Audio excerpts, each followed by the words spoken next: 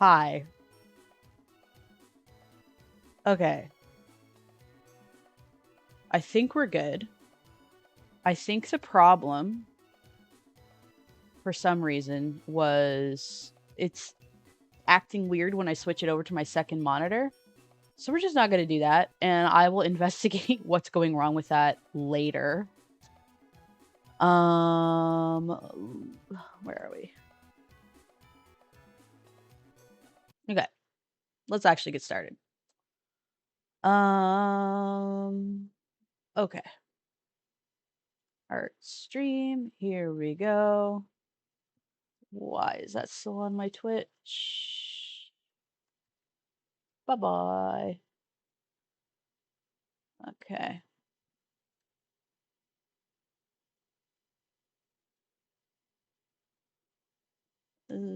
See, my other monitors got like a really high, really low resolution. Which is why I don't usually play it on stream. That's okay.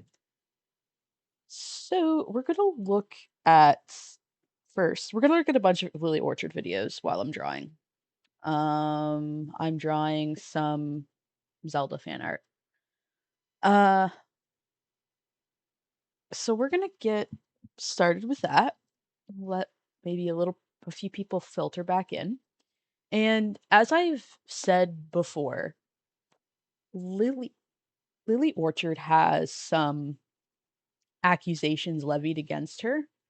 And while I do take those seriously, I am in no position to comment on them. Like, I'm not an expert. I don't know these people. I'm like, I'm not a therapist per se in my day job, even though I like work in that field. I think also working in that field kind of gives me the mindset of like, I'm not equipped to handle that whole situation.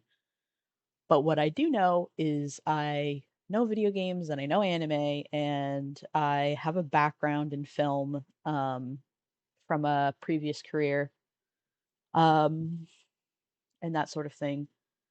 So I can roast Lily's awful takes on her favorite and most hated shows. Um, so I'll stick in my lane and I will let the people involved uh figure out figure that out. And I will focus on this video about Baldur's Gate, and I kind of know that she thinks it's like a porn simulator already, so okay.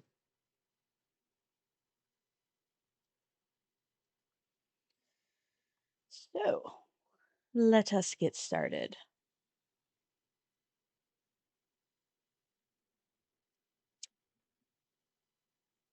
So, Baldur's Gate, a messy origin of RPG romance. And I know that, okay, for people that don't know, Lily loves Baldur's Gate 1 and 2. She hates Baldur's Gate 3. As anyone who's been adore the Baldur's Gate series. When I first made my channel when I was 16, I called myself Ballspawn for crying out loud. I've had these games since I was little. Hell, I got the second one for my birthday in a big box set, which I still have somewhere. I've adored it and So, right off the bat, I'm just gonna say that Lily's nostalgia goggles are pretty thick. I kind of noticed that when I was looking at her Pokemon videos as well, is that she likes the older games, but she doesn't like the newer games. She likes Kingdom Hearts, but she doesn't like Steven Universe. Not that they're a one-to-one, but um she likes Baldur's Gate 1 and 2, but she doesn't like Baldur's Gate 3. Now, to be fair, Baldur's Gate 1 and 2 are like very different. So maybe she just likes that style of RPG. I am also going to be upfront and tell you what my experience with Baldur's Gate is. I have not played Baldur's Gate 1 and 2. Um, I have played Baldur's Gate 3. Admittedly, I haven't quite beaten it yet. I've gotten almost to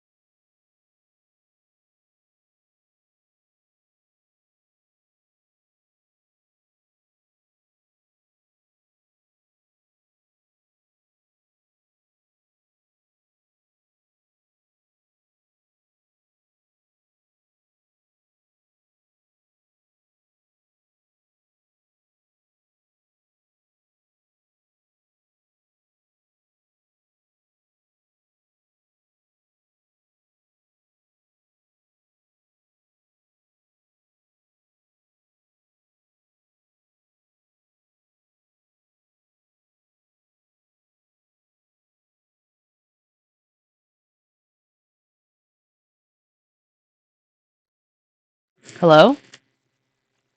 Alright. We're gonna have to use the Bluetooth connection in my headphones.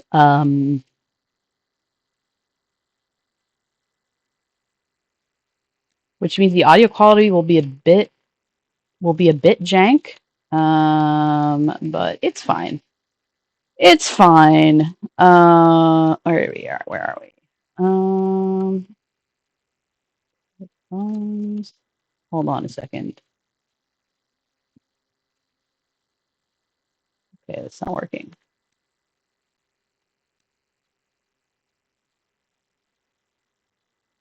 It's default.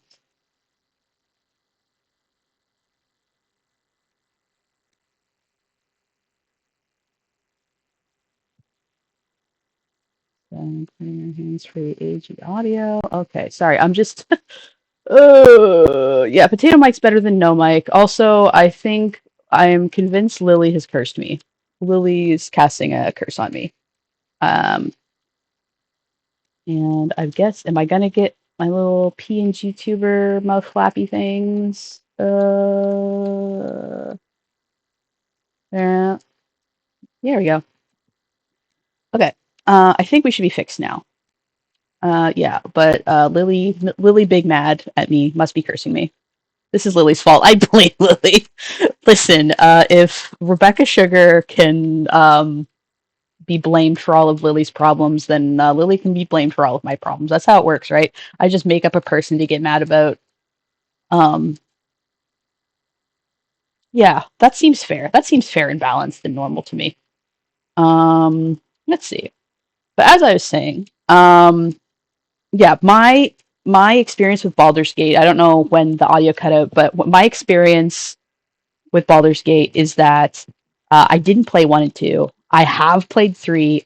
I haven't quite gotten to the end. I know, like, I'm kind of being a bit of a hypocrite there because I tell. Okay, we're gonna ignore the content warning that she puts up there for now. If that's triggers you, then you're free to leave. But yeah, I know that Lily likes Baldur's Gate 1 and 2. She doesn't like 3.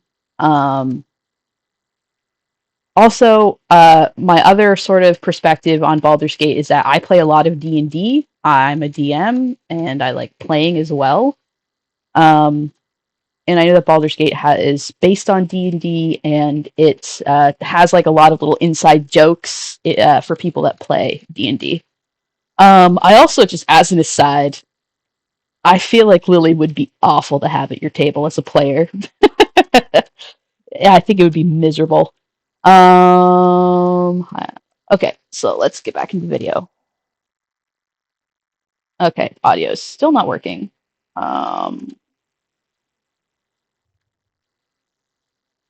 Bald gay 2, bald gay 3. You could be a bald gay if you want to. Okay. Okay, let's try that. One for my birthday and a big There we go. Yeah, so Lily's nostalgia goggles are thick. That's my other take right now. set, which I still have somewhere. I've adored it and replayed it many times. I was excited when the enhanced editions came out because, while the Beamdog characters weren't very good, a few of them were fun, and I could at least just use my usual band of friends anyway. While there had been rumblings from BioWare, Black Isle, and Beamdog about doing a Baldur's Gate 3 at different points, it always felt like a bad move. Okay, what's Beamdog? What's Beamdog? Beam Dog. Okay, so it's like a game studio. Sorry. I guess they did Baldur's Gate before Larian got a hold of it. Story-wise, the Ward and Imoen's journey was over. What else could they do? I mean, they both wanted a quiet life anyway. That didn't stop multiple devs wanting to make it, though. The license to make Baldur's Gate 3 was like the... Sorry, that seemed very homophobic, but I just know... I just know... I just know the vibes of Lily's pairings and the ships that she likes, and I know where they come from, so seeing... it's not innocuous, you know. It's never innocent when it's Lily. She likes to act like it is, but it is not. And so I'm disturbed. aged about 20 years today.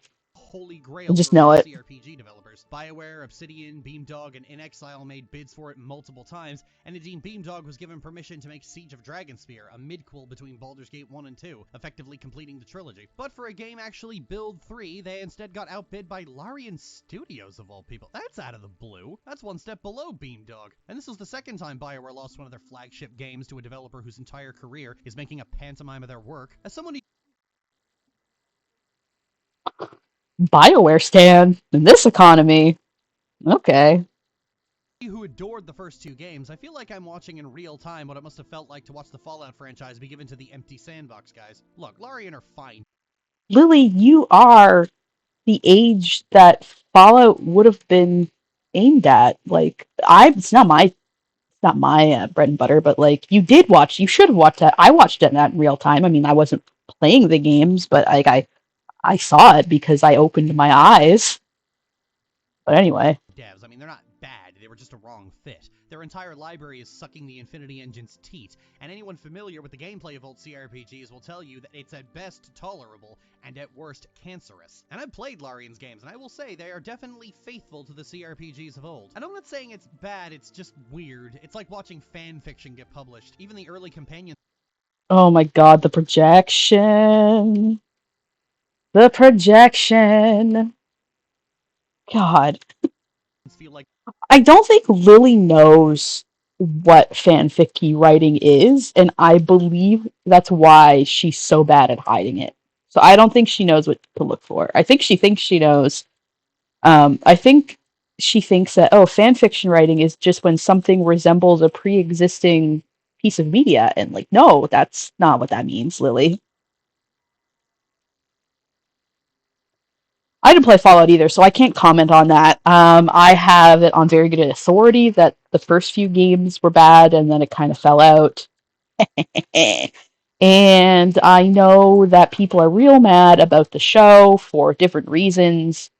The only valid reason that I can think of is to dislike the where the show is coming from in terms of the politics, because yeah, Fallout, a game named Fallout, a very political game.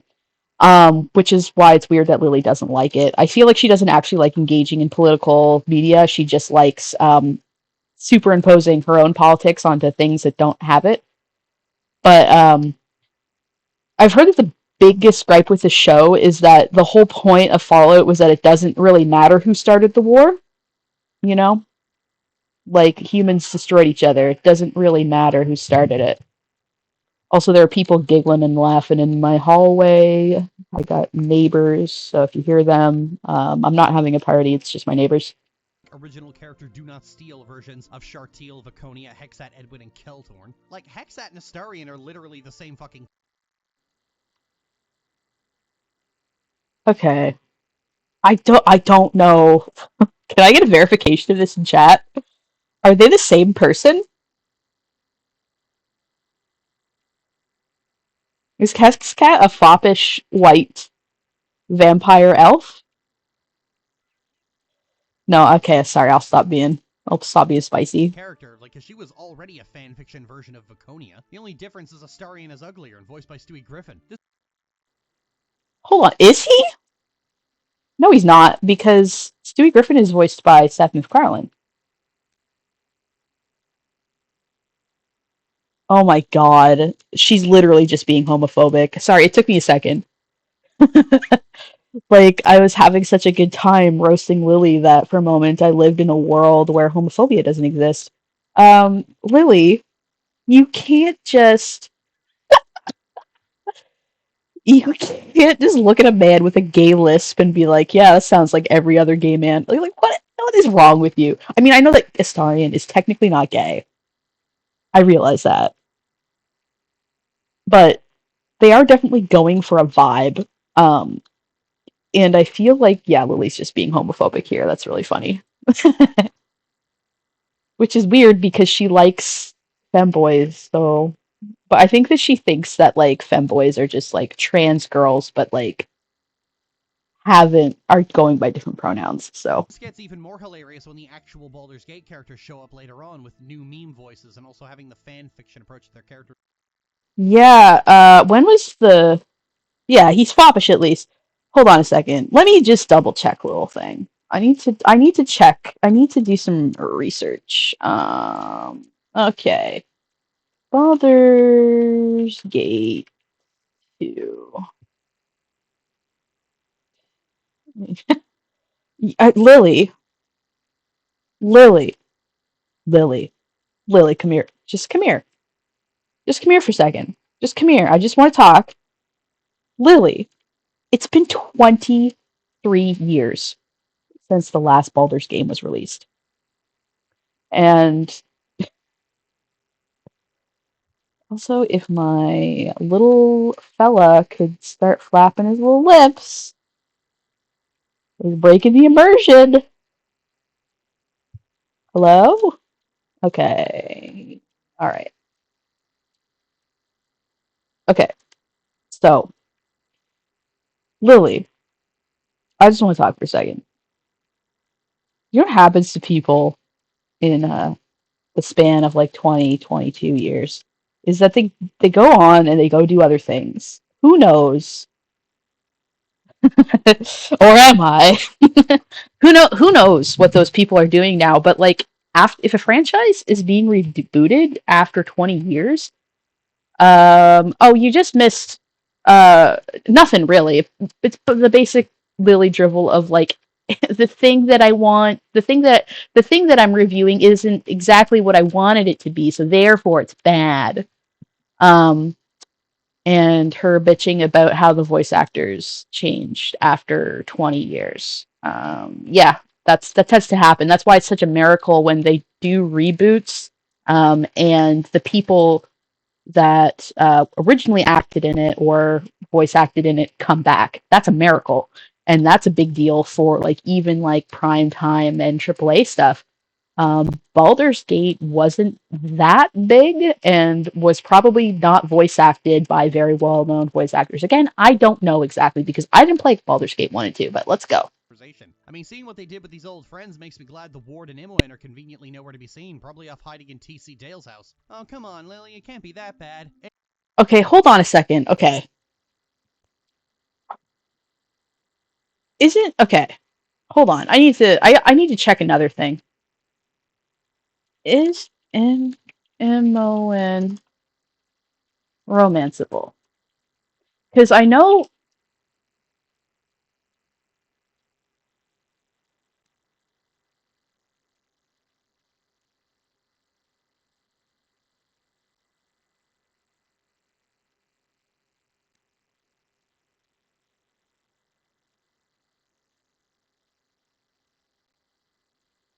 yeah. So you can't actually, from what I understand, it's a mod. Like the MON romance is a mod. Yeah, thanks. I love the trans on trans violence graphic as well. I made it in a crappy text generator. Um, but Lily is doing the same thing as she always does. She's making up a scenario in her head, and getting really upset about it. So like she was like, "Oh, Emmeline and the warden are off doing whatever together." It's like, no, they're not. Baldur's Gate 3 especially is very vague on which of the endings in Baldur's Gate 1 and 2 are canon, but like I'm sorry, Lily, but your modded ending to the game is not canon. Did you forget? Did she forget? Um did she forget that like her mod wasn't real? It's not bad, it's just not Baldur's Gate. It's a D&D game with Baldur's Gate's name and some of its characters awkwardly bolted on. If you've played any other RPG since, like, I don't know, Fallout 3, you've played this one, it's just bigger and hornier. Okay, I'm gonna like ignore that comment for now. It's like, okay, so I think that this we could get really philosophical. All this. Also, if you come for Shadowheart, if you come for Shadowheart, ma'am, I'm gonna be mad. Um, so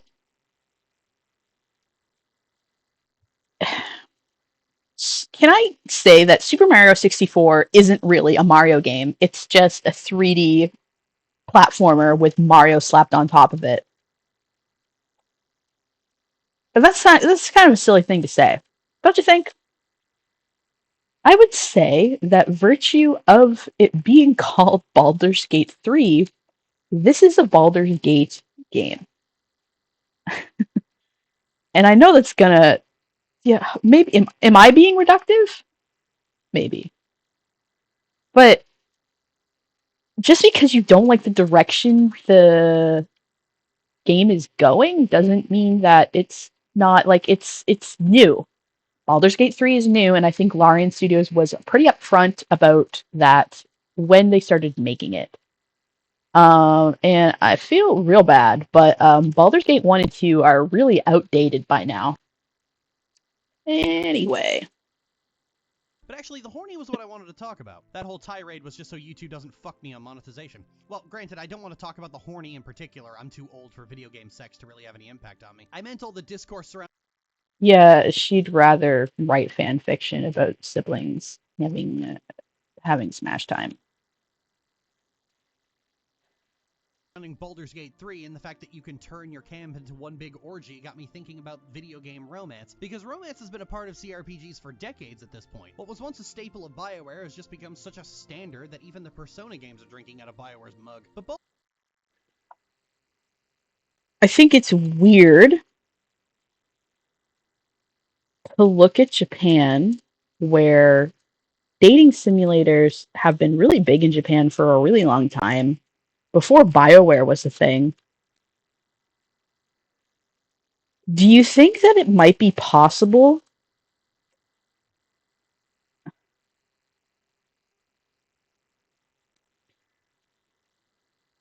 So, okay. I think what's more likely is that BioWare kind of looked at a lot of the dating sims homework and incorporated that into their games. First of all, and then like maybe they influence one another. But come on, like it's like dating sims have been a thing in Japan forever. And the fact that they've been incorporated into more games isn't all that surprising. Um, Also, Harvest Moon, Rune Factory, those things have existed before before BioWare, and they are RPGs. They're farming RPGs, but um, yeah, no, like I think looking at Persona and being like, you guys stole this from BioWare. Um, when like dating sims and games like Harvest Moon that had romance options like in the RPG, and then like there's Fire Emblem. Fire Emblem wasn't really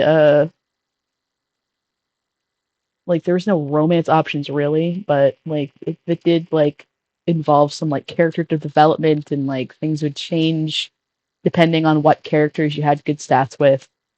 Um, Lastly, the whole point of Baldur's Gate 3, I use the whole point of, I say that very often, but like one of the key aspects of Baldur's Gate 3 is that it lets you do pretty much whatever you want. So if you're playing Baldur's Gate 3 and your camp turns into an orgy, that's your choice. You did that. And for some people, they really like that. But if you don't like that, Lily, don't do it. Just don't do it. It's so easy. We don't talk about Fire Emblem Awakening. Path of Radiance and Radiant Dawn were the last Fire Emblem games to me. Yeah, exactly. It's your choice. You don't have, nobody's holding a gun to your head and forcing you to fuck all of the Baldur's Gate characters. I got through the game being pretty monogamous with Gale, low key regretting that I didn't go for Shadowheart. Why is my chat all the way over there? That's strange and weird. Hold on a second. Edit screen. Come here. There we go. I was wondering where that was. I thought it was glitching out again. Okay, it's fine. So, Western RPGs and Jape. Yeah, exactly. Like there's like interbreeding, and like they like had like separate branches and separate begin. You know, it's yeah. Anyway, Back to the video. Baldur's Gate 2 was actually the first. Well, not the first. Games had dynamic romance for a while before it. But the modern style of romance as a verb that games use, where your companions have special little quests and variables to track, and it becomes part of their personal character story, first hatched in Baldur's Gate 2. And BG. No, it didn't. Again, Harvest Moon did this first, and hold on a second.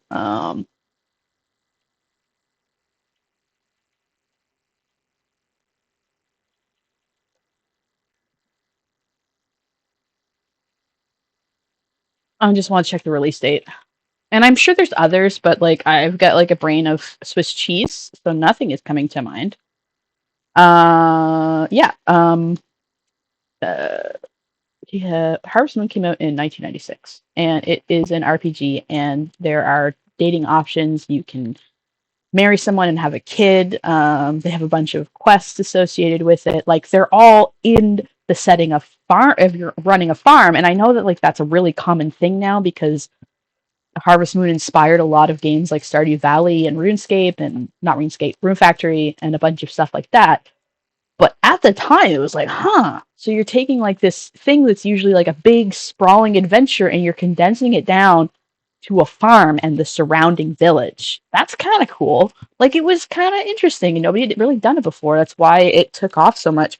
But again, it also involved romance. So like, it isn't the first, and do not use games from Japan to be like, no, you copied BioWare. Also, I feel like it was an inevitability, just because of the way that human beings are, that we would eventually want to include romance in our video games.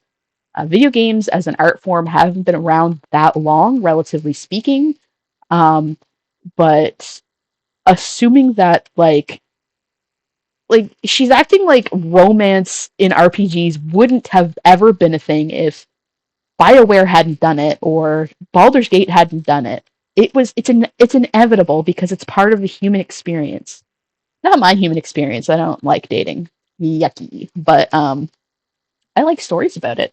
Anyway. G2 being the first foray into what would become a standard is actually interesting, because it's before the tropes and cliches of video game romance were codified. Hell, it's before video game romance became a glorified dating sim. The thing about Baldur's Gate 2 is that it had to work within the confines of the Infinity Engine's approach to gameplay. This is simultaneously a curse and a blessing, as the game doesn't have a separation between adventuring and character moments. A conversation about your relationship can start at any time as long as you aren't currently in combat. So you could be crawling through the depths of the Underdark and suddenly Jaheira goes, "So hey, about last night," and you're just like, "What do you mean about last night, Jaheira? You mean last night when I turned into a slavering beast and attacked everyone?" In all honesty, I have mixed feelings about the modern style of talking to characters in the camp. Only time I found it worked was in BioWare's 2 space games, where at least there's the internal justification of the fact that space travel takes a while, leading to obvious downtime between missions. That Mass Effect has so far had the best romance storylines in an RPG certainly doesn't hurt either.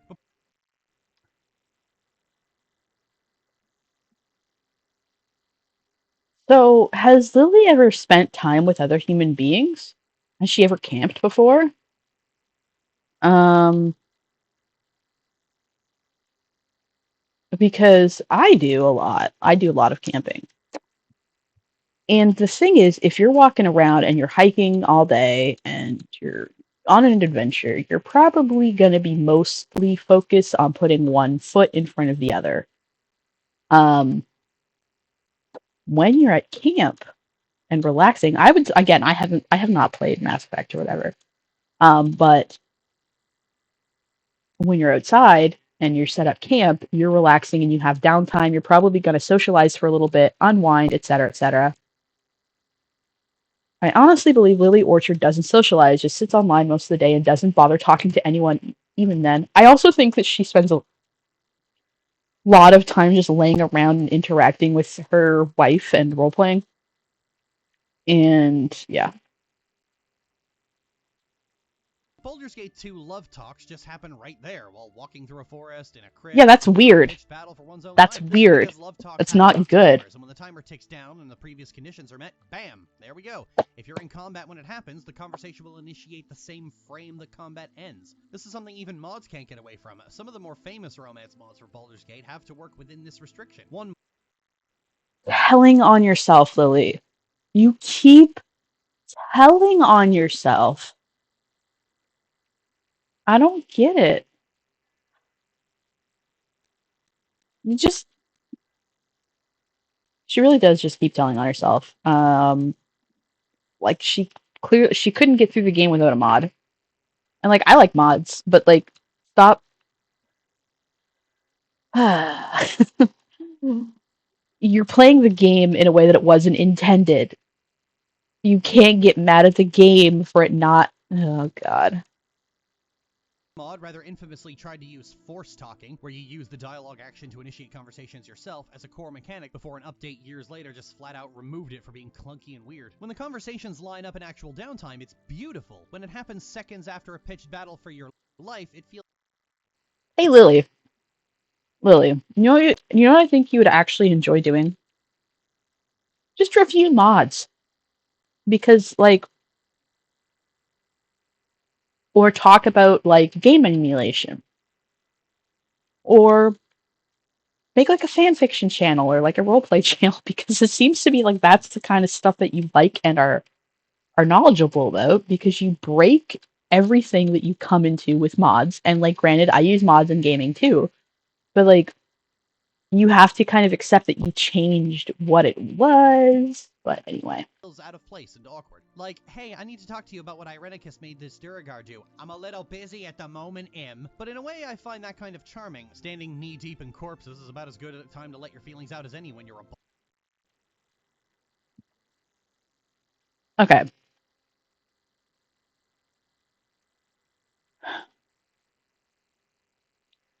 So see, I think that's a valid criticism is that kind of breaks immersion. Um, it breaks immersion for this character to start trying to romance me when on a battlefield. That's kind of weird. Agreed. That's a valid criticism. But I notice this with Kingdom Hearts too, is that whenever she comes up with a valid criticism for something that she loves, she's like, but it's charming. But it's okay. But I love it. It's good, stupid bullshit. Like, you're very biased, Lily. I don't think it's possible for you to look at anything. I have not ever seen you make an unbiased review of anything. You are heavily biased, and you're not able to step back from that and look at and engage with things honestly. And it makes you really bad at your job. spawn. It reinforces something that's always present among the recurring characters in Baldur's Gate is that their psyche is damaged. They're not okay, and their adventures only throw more pressure onto them. And that's reflected in most of the romance paths available in the game, and even through modding, because they're all traumatized. The actual romance options themselves, however, are nothing short of strange. Stop bringing up mods as if they're a part of the game. I'm not saying that mods aren't valid, but you can't use that as a critique of a game because they're a separate entity. It's like, BioWare RPGs are rather infamous for having many romance options available, but having only really done any work on about 2 or 3. Knights of the Old Republic had one option for each available gender, with a little Juhani on the side if you're feeling gal pally. The Mass Effect series had a plethora of romance options available, but only Liara, Garrus, and Tali were given any real consideration. The Old Republic returns to having only 1 or 2 options per gender, depending on the class, but halfway through the game, the real romance options in Theron, Shan, and Lana Beniko show themselves to be the ones most intent. so isn't it interesting that in Baldur's Gate 3, um, the origin characters, and there's a bunch of them, like all of their romance quests are really fleshed out. I think that's an improvement. I would say that the fact that the romance options are so heavily detailed and there's like so many, and you can also like engage with those romances differently depending on your playstyle and your character's personality and like what you do and the morality of your characters. I think it's really interesting that it's so fleshed out, and that's such a cool improvement. Like Larian put in a lot of work to that, and like I don't think it's insignificant of an accomplishment. Like that's amazing how much work they put into it and how immersive it is. But anyway, yeah. Mods fundamentally change the way a game is played slash balanced. Some can be harmless or inconsequential, but the mods Lily uses change gameplay vastly. Yes. Yes, they do. So I play a lot of Minecraft. Um, And one of the mods, I use a couple mods that fundamentally change the game, and I think Minecraft would be a better game with them.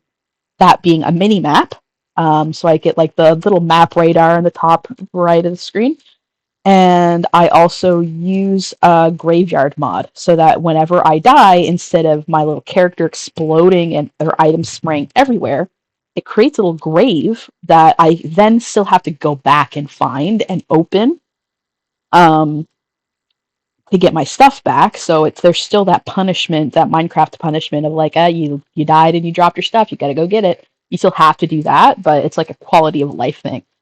And as like somebody that's been playing that game for oh god since 2012, so like 20 like 12 years, um like yeah, I play a lot of Minecraft games that or Minecraft mods that like fundamentally change the game.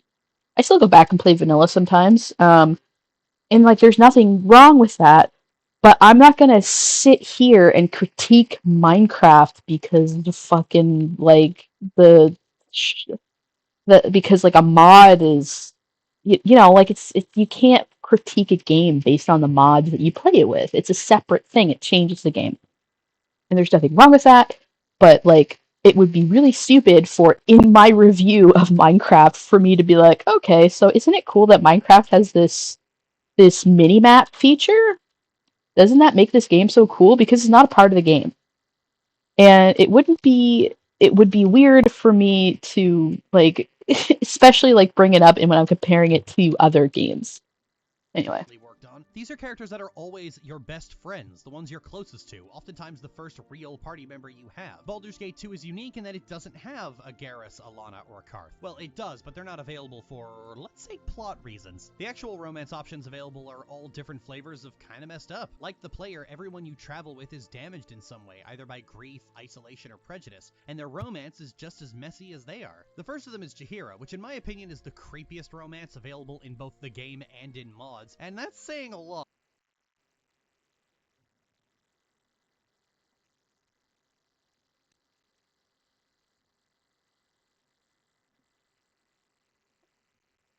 I think Lily hates older women.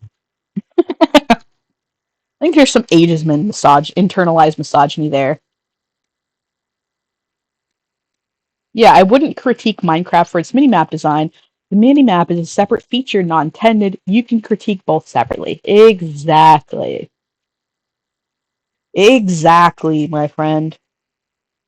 So I here's my I'm gonna go out on a limb and guess there's gonna be like a pedophile allegation here with Jaheira. When you think about it. Jaheira is Gorian's friend. She knew your father since before you were born. Her and her husband Fucking called it. Hi, Jer.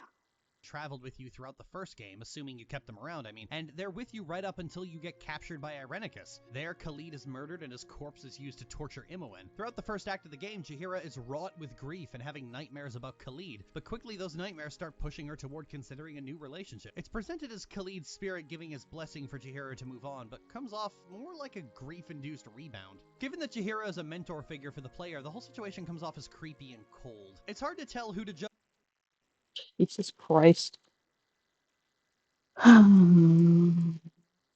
Okay. Yeah, Lily does not like older women. I think Jaheira is hotter in Baldur's Gate 3, but anyway. More honestly, the player for taking advantage of a grieving widow, or Jaheira for rebounding onto her friend's child. But almost every romance is like this, and in a way it's almost charming compared to modern RPGs, practically lining up a selection of waifus. Oh my god. Okay, list of Lily, waifu collector of my nightmares. Toxic sludge, waifu collector. Stop saying, here's a criticism, but it's charming. Stop doing that. Stop it. Stop it. wooden spoons to bite down on. The romance with Chihira is messy and strange and borderline creepy at times, but these are not people living a typical life. This is a child of a murder god who is forced to fight for their life at every moment, and who passively inflicts their own trauma onto their friends. During this time, you have just broken out of a madman's torture chamber and are traveling the land trying to find enough gold to rescue your friend who is still in his clutches. These aren't ordinary situations to be in, and most of them are just making the best of a bad situation. Like, just imagine being Imoen getting rescued after months spent in Spellhold and finding out your buddy's shacked up with the team mom. While it's certainly a situation I would advise anyone against indulging in, it certainly makes for an interesting...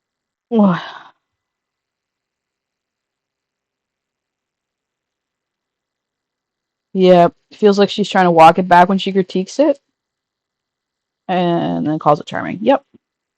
Story. Romance as a genre has become synonymous with titillation, offering either a cheap plot for porn or indulging in some weird fetish. But romance as an exploration of characters, particularly...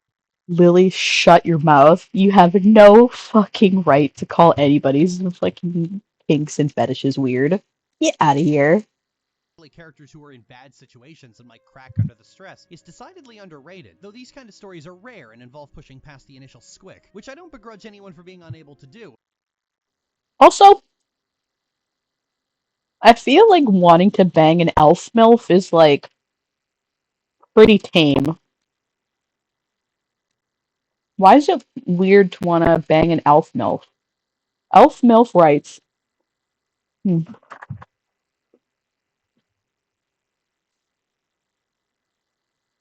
Hold on. I need to add something.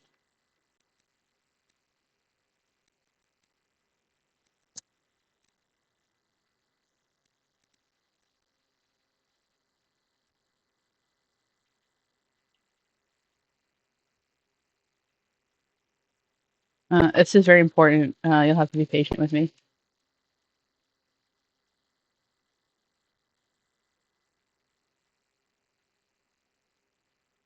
Okay. This is what the phrase dark romance used to mean, and I used to adore it, but for different reasons than I enjoy real romance. Chihira's romance is certainly the one with the most time and effort put into it, eclipsed in content only by a single mod, and is the one the player is subtly nudged toward given that Chihira is the only romanceable party member that starts the game in the party. And the game ignores your previous party from an imported save to put Imoen, Chihira, and Minsk into the party. Chihira's baggage isn't even a dark past. Her husband was a party member in the first game, then you find him dead on a table in a second. As she's grieving and looking for consolation, she rather unexpectedly ends up falling for the ward. And if you think that's weird, she does too. She spends most of the arc being extremely hesitant about it. She's not the only Baldur's Gate 1 character to be romanceable, however. Viconia can be recruited later in the game and is available as a romance option, and in my opinion, she's actually the most well-written simply by virtue of not having the baggage that the other characters have. She's mean and harsh and sexually aggressive, but she's also just an adult who knows what she likes. Being a drow, she comes from a militantly matriarchal society, so she only has any real respect for the player if they're difficult. If you sleep with her right away, she loses interest because you weren't a challenge. She's after someone she can fight with, and fight with well. You have to really think about her character, and lucky enough, her character is interesting and complex enough to require thinking about. Viconia is almost like a trap for people who are just after a harsh, angry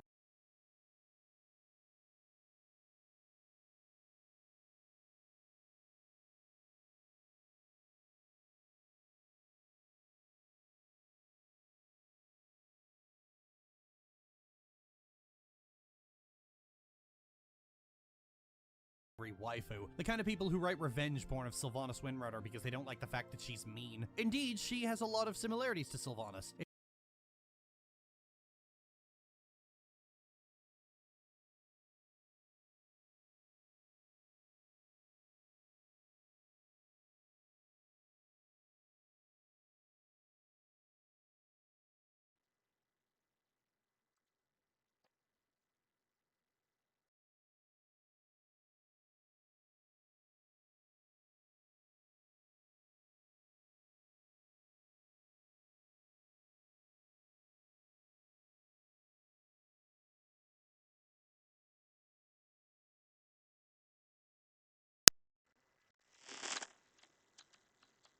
Okay.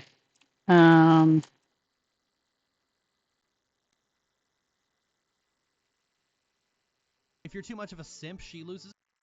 Yeah, we're just gonna go back with the old audio. Yeah, basically what I was, yeah, the Twitch doesn't like me enjoying elf milfs, I guess. Back on Potato Mike. I hope it's not too bad. Anyway, my point is, what was I saying? Yeah, like it's really predictable that Lily likes the militant purple, the hot purple militant lady. Interest. If you try to She's so play the "I can predictable. fix her" line, she loses interest. You have to be the kind of person that a drow woman would find attractive, which is made even more difficult because Viconia is a chaotic neutral character who was nonetheless given the alignment of neutral evil entirely because drow lore in the 2000s was really stupid and racist. RPG romance usually works by playing Racist against who? Racist against who, Lily? Lily, who is Christ? Ugh. I can't think of any culture that would be a one-to-one with Drow.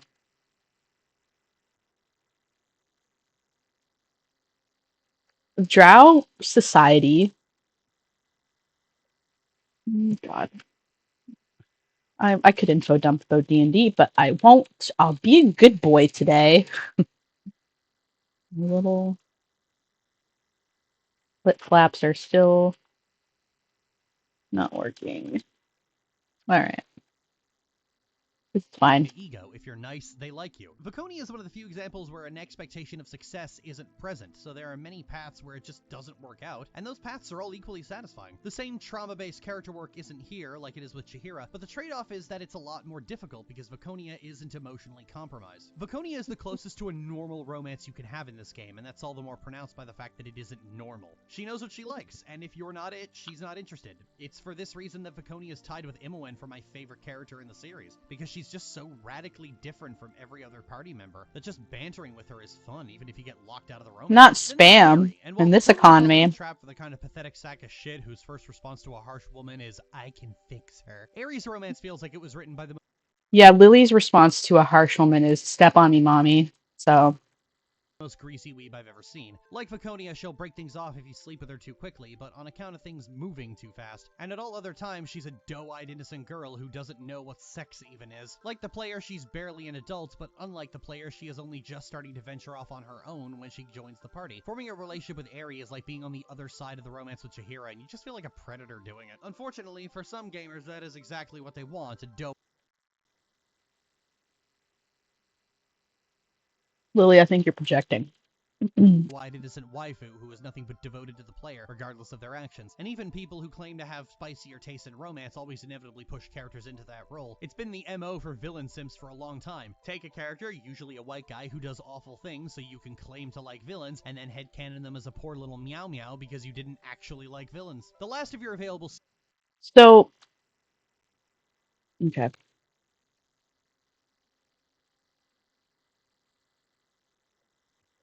So we're simultaneously looking at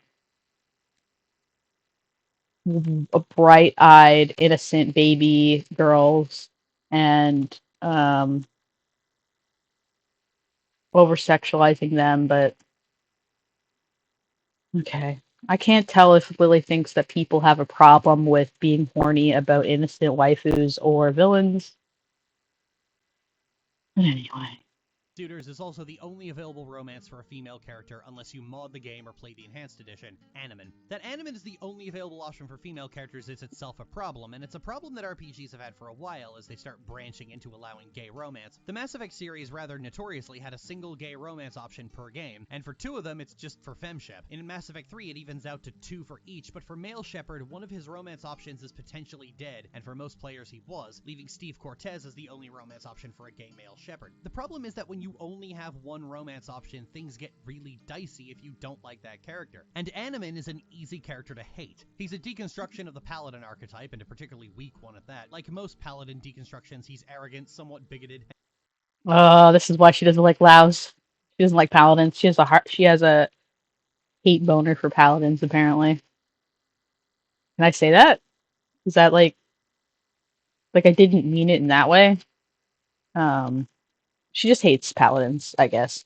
And talks to you like an overenthusiastic incel. He calls you milady and goes on big speeches about righteousness. Actually, having a romance with this guy is just signing you up to The BJ. reason that a character like this would say "milady" is because at the okay.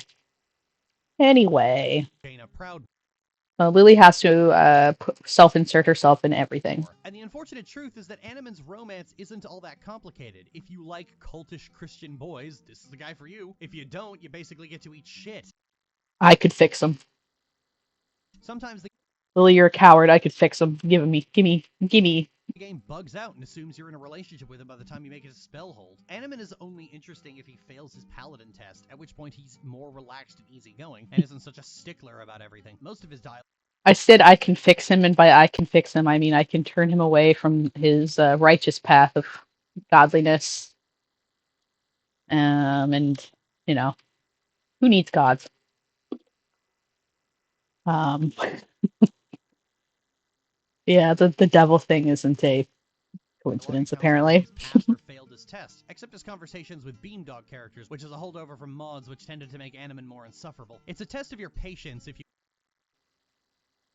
Why are we talking about mods again? Why is it a hold? Okay, whatever. Hexat in the party because he is just fucking disgusting. You know, a lot of characters are disgusting toward Hexat, actually. Oh, why, Lily? Because she's a vampire?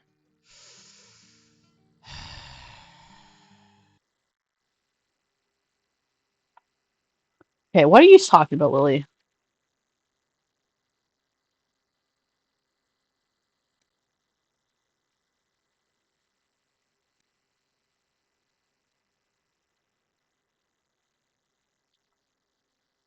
Just so, yeah.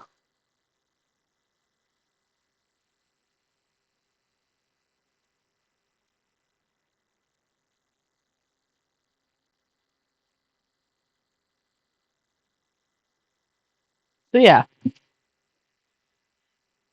Ritz. Yeah, there's a little bit of colorism going on. Um, but Lily doesn't have a problem with that because it's charming. Lord, do I wish. Unlike Chihira, there's no hook to get past the squig. It's just, here's your knight in shining armor, hope you enjoy being talked down to the entire game, don't have other women in the party or shit's gonna get real gross real fast. It reeks of 2000s BioWare and of the all-male staff writers. In the Enhanced Edition, Beamdog added several new characters to the game, and while some of them had a romance enabled in Baldur's Gate 1, they don't really come into their own until Baldur's Gate 2. However, unlike the main game, their romances are decidedly thin on content. It seems Dorn and Nira were the main focus for Beamdog. Dorn is the only real orc character you can add to your party, and Dorn himself is such a one-dimensional trope. He's a blackguard, Baldur's Gate's version of a Death Knight, and he's just an evil guy who does evil things evilly. He's there just to fill out the roster of evil romance previously held by Viconia, and only Viconia. But in stark contrast to the rest of Baldur's Gate characters, he's deceptively simple. Viconia is a character who, if you weren't told she was neutral evil, you wouldn't have pegged her as it. I'm gonna go with an option and guess that she didn't explore the full breadth of that character because that's very typical for her to not actually investigate and like fully dive into something even if she loves it. And I think she's probably just biased because she's attracted to women. You'd probably assume she's chaotic neutral. Dorn is just after power and a fight and orc. If you wanted to fuck Garrosh Hellscream, this is the guy for you. In contrast, Nira is your manic pixie dream girl, and that's it. She's every teenager's first quirky OC. And when a teenager makes that character, it's cute, but when grown men and women do it, it's just plain creepy. And fucking hell, Nira's voice acting is You know what's funny? Do you want to see one of the other videos that I have lined up for us to look?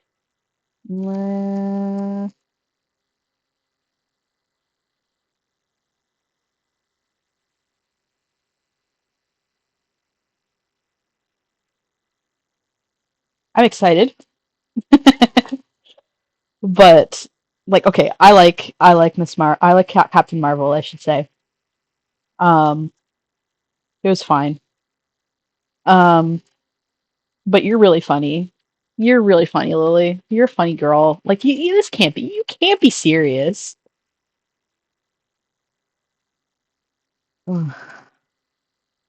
worse than mine. She's obnoxiously earnest and babbles a lot about Wait, what? work, and What hell, is she? Mira's voice acting is worse than mine. She's Okay. obnoxiously earnest and babbles a lot about nothing. Everything about her is just one big trope. Of the four, Hexat is the most bearable, but her romance is simultaneously the simplest and the shortest, which is a shame given that I honestly feel like it had the potential to be really interesting. Given that Hexat is a vampire, she has a shame given that I honestly feel like it had the potential to be really interesting. Only Given that one mod is available to remedy that.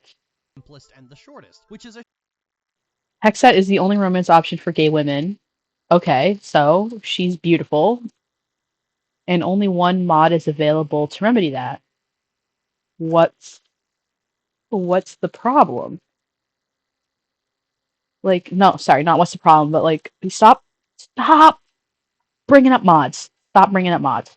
They're not part of the game. shame given that I honestly feel like it had the potential to be really interesting. Given that Hexat is a vampire, she has a hard time just existing in the world without drawing conflict. But the ward is a ball spawn who practically attracts violence wherever they go. She's a kindred spirit in this regard. I honestly think given the ward's legacy Yeah. that either a vampire or another ball spawn are the only people who could really relate to her on such an intimate level. So a romance with Hexat finding solace in each other as creatures that can't feasibly exist is a good idea, especially as Hexat seems to lament the fact that she was turned in the first place. But in practice, it's just, hey, do you like me? Yes. Nice. The Beamdog characters feel at times like modern D&D fandom where party members are one-dimensional and obnoxiously typecast. It feels like Beamdog thought the idea of a bard who has 19 charisma and who bangs anything that Lily, I would bet dollars to dimes that you do not play D&D. How dare a video game diversify its cast by giving them unique romance options? Though I do like just letting a player decide by default, I do acknowledge it helps flesh out characters by limiting romance options.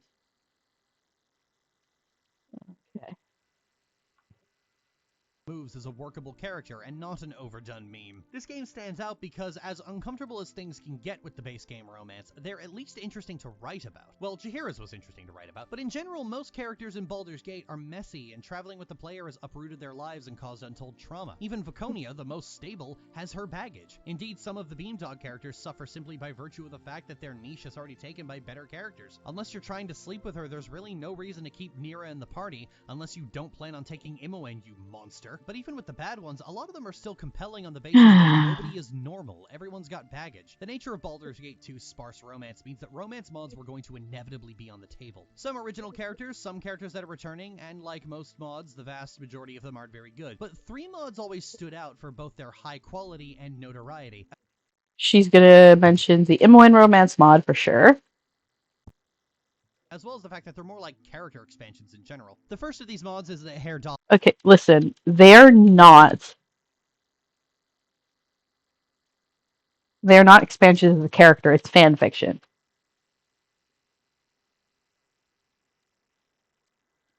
I prefer characters with set sexual orientations. It's more realistic and encourages me to make a new character just to romance a particular character and then play different to keep it interesting.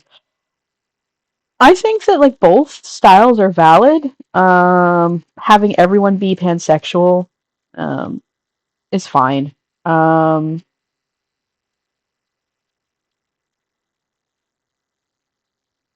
don't think it's a problem. Um, but it's kind of like a personal preference. But like no, like this is not like romance mods are not. It's fan content, and it's okay. I like fan content too. I like I like romance mods. I like shipping. Like sue me. Um, but like this is fan fiction, and like a lot of fan fiction does delve into like, hey, it's character introspection, but like this is fan fiction with some code attached. Dallas Romance by Anarin and Rahalia, which comes with a romance and friendship path for Hair Dallas, a popular bard character, and gives about 2.5 hours worth of content. It's quite good if you like Hair Dallas. I mean, I don't, but a lot of people do. The second is the Dearnese Romance by Jay Compton and Kulyok, which offers a romance and friendship path, and also provides 4 hours of content with Nalia Dearnese, a noblewoman who, as a character, was always on the back foot because she was meant to be a replacement for a much more popular character who was supposed to die. And the third is Imoen Romance by T.C. Dale, Israel Blar, and Told ya, I knew it. I knew it. Vanatos that fully expands Imoen's character, gives her fully fledged party dialogue, contains both romance and friendship paths that stretch out through the entire campaign of Shadows of Amn Throne of Bhaal. But like, this should not be part of your retrospective on Baldur's Gate, because this is not Baldur's Gate. This is a Baldur's Gate fan fiction with some code in it. And more fluff moments than you can shake a stick at, and totals at about 9 hours of content. You hadn't handed yours in, and I felt so pleased. I've done it. So I had mine. The next day, Emma comes in with all 16 pages of hers. The Hairdalis and Daernese romance mods are quite good if you like those characters. They offer an expansion into those characters that the game was sorely lacking, and offer an experience that fits in with the rest of the base game romance. The Imoen romance mod comes with 6 different trigger warnings and has a squick factor that rivals Jaheira, the person I always... Alright, look at the runtime. Hold on a second. Babes? Did we just get clickbaited? Babes, we got clickbaited. She's not talking about Baldur's Gate 3. She used a picture of Karlach on the front, and she's not talking about Baldur's Gate 3. We just got clickbaited! Jaheira to be the creepier of the two. Frankly, this last one is enough to talk about that it warrants its own video, because like Jaheira, it carries an interesting character study if you can push past the bits that weird you out. And like Viconia, it's one that carries a lot of ways to fail simply because the nature of the campaign... Baited! In all honesty, when you look at how romance in games has evolved over the years, mostly because of Mass Effect, Baldur's Gate 2 feels like such a vastly different beast. Even at their worst, the characters are all different. Stop! With the freaking... Anyway. And unique in ways that just doesn't happen in modern games, and some come with such baggage to them that as romance they creep me out, but as a story about characters making the best of a terrible situation, it compels me. I like stories about characters, especially characters in messy... If you're traumatized, you're not allowed to date. It's kind of creepy, actually. Cringe. situations. I've loved them ever since I first played Baldur's Gate, and it's why I still hold affection for BioWare's style of storytelling. Getting to see characters in messy situations, processing their feelings, and making the best of it honestly makes some of the base game romance in Baldur's Gate, and a few of the mods available, some of the best times I've ever had with a game. And it's unique in that it never really happened again. The closest we got was maybe Garrus, but Garrus was a lot... Bro, we have seen more footage of Mass Effect than Baldur's Gate 3. And this is supposed to be a video of Baldur's Gate with a picture of Karlach on the front.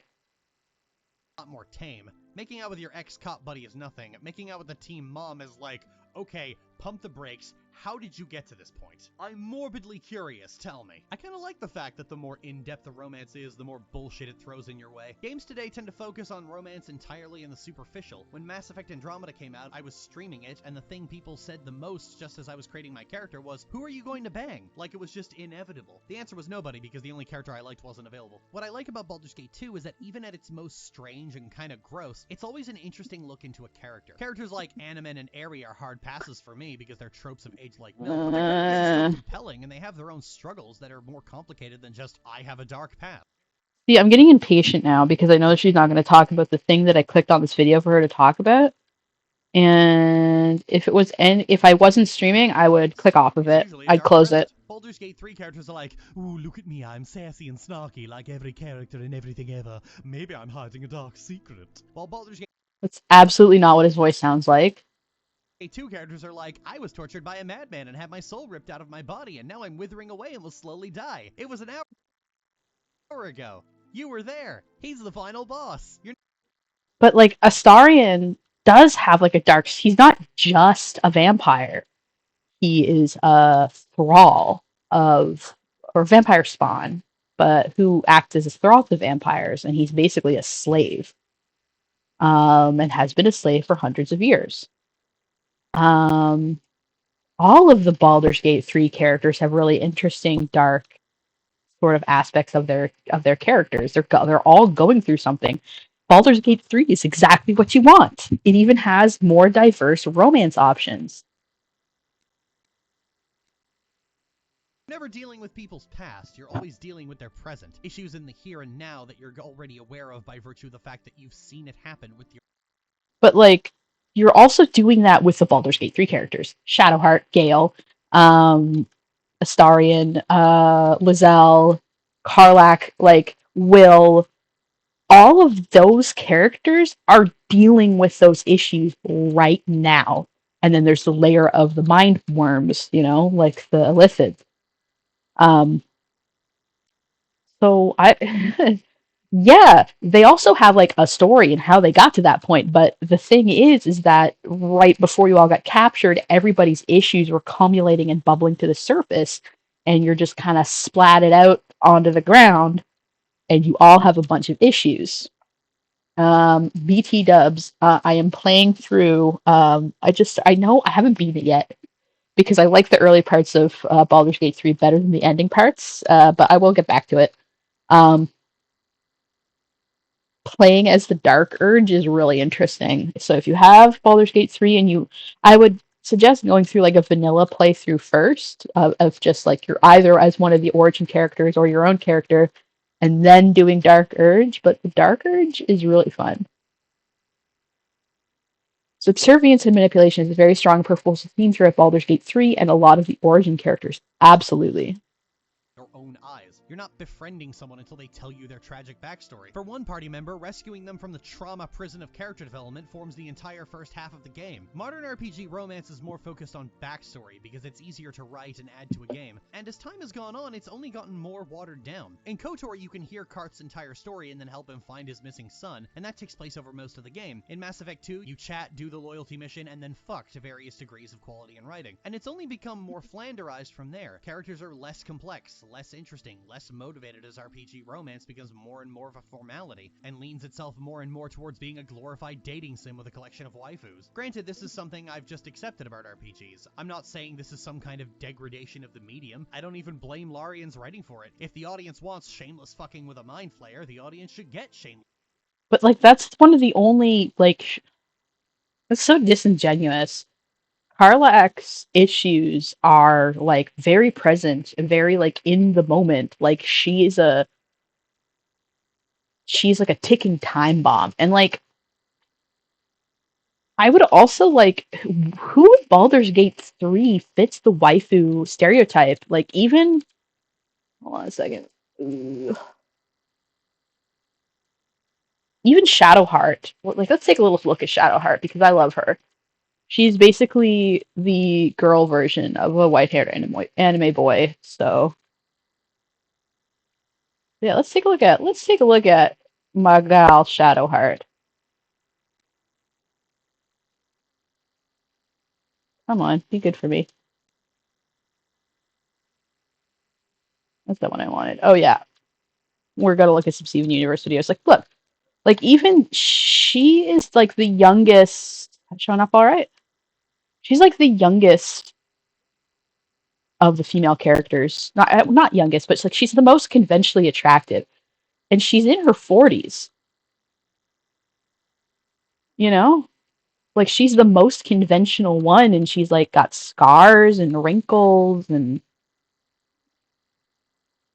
like she's the easiest to romance, I would say, especially early on.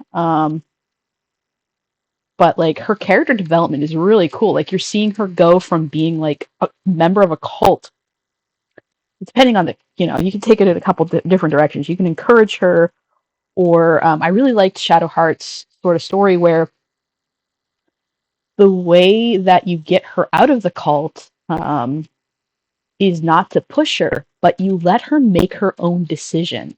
You just stand there as a friend and support her and trust her, and she will come to the right conclusion. Um, I love this character.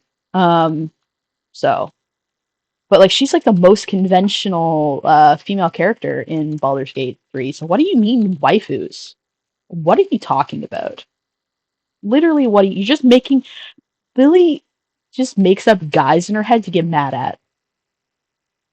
Fucking with a mind flayer. I just kind of wish we could also have the messy character stuff that I like, and it's just not really a thing anymore, because that's just not why RPGs include romance in the current day. Yahtzee Croshaw suggested in a video specifically about Baldur's Gate 3 that the romance seems to be included for tradition, and indeed a lot of games have come across that way. Dragon Age and Mass Effect Andromeda certainly do, because you never get to have a real connection with someone, and it never really felt like they have any real ideas. Indeed, I mean, like I would argue against that. Like that's kind of subjective, I guess, but like I don't know. I felt really connected to the characters. Get this vibe from any game where almost every party member is bisexual by default because it's the purest form of formality. Having characters with gender preferences is understandably frustrating if you like a character and they're only straight, but on the other hand, it tells me that they actually thought about how this character thinks and feels about things. There's a crewmate in Mass Effect 3, Samantha Trainer, who is explicitly gay and hooks up with Shepard during a chess game, but if Shepard is male, this happens. And the other is interested in playing another game. Such as? Oh. Hey, I'm sorry. You seemed interested. Oh, no, I apologize. I try to be friendly, but you're not really my type. Remember how I liked Edie's voice? Oh. Sorry. I didn't realize. Not at all. I can't wait to tell my friends that I broke Commander Shepard's heart and crushed him at chess. Oh, really? Unless you'd like to try to reclaim your honor. Hell yes. This is cute, especially given that Shepard just takes rejection on the chin. This feels far more like a character with her own wants and desires. As much as it might be frustrating that I can't romance Viconia as a woman, her sexuality is built into her character. I would also point out that Tav / the Dark Urge are also bisexual by default. You know?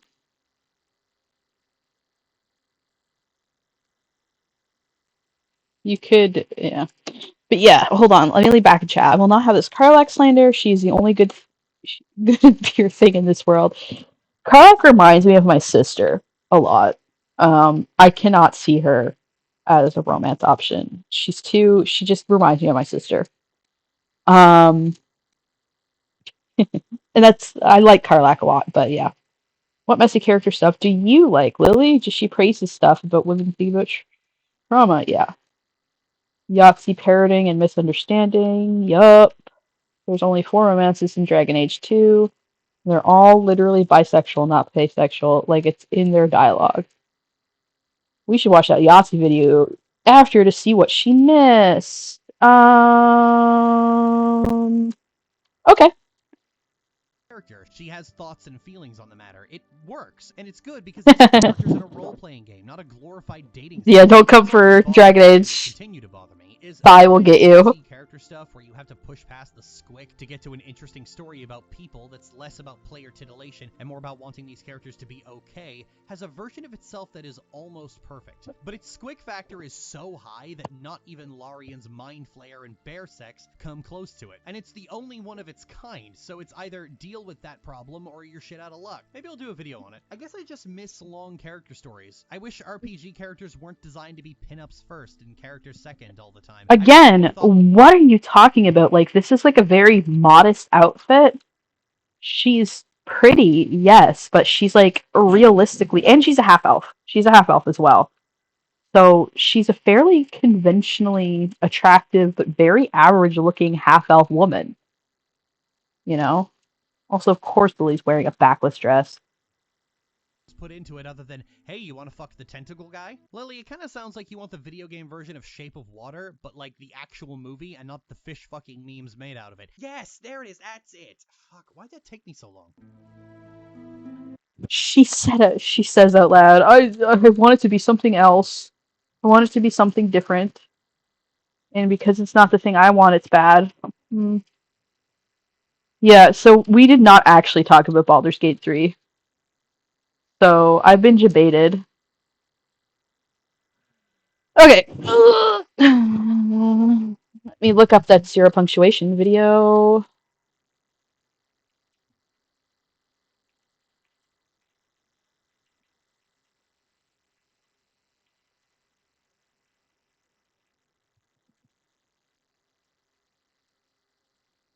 Okay, he has 2. I found the one he was referring to.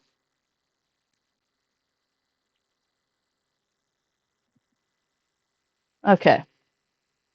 So he made like a regular Baldur's Gate 3 video, but this is the one that she was referring to.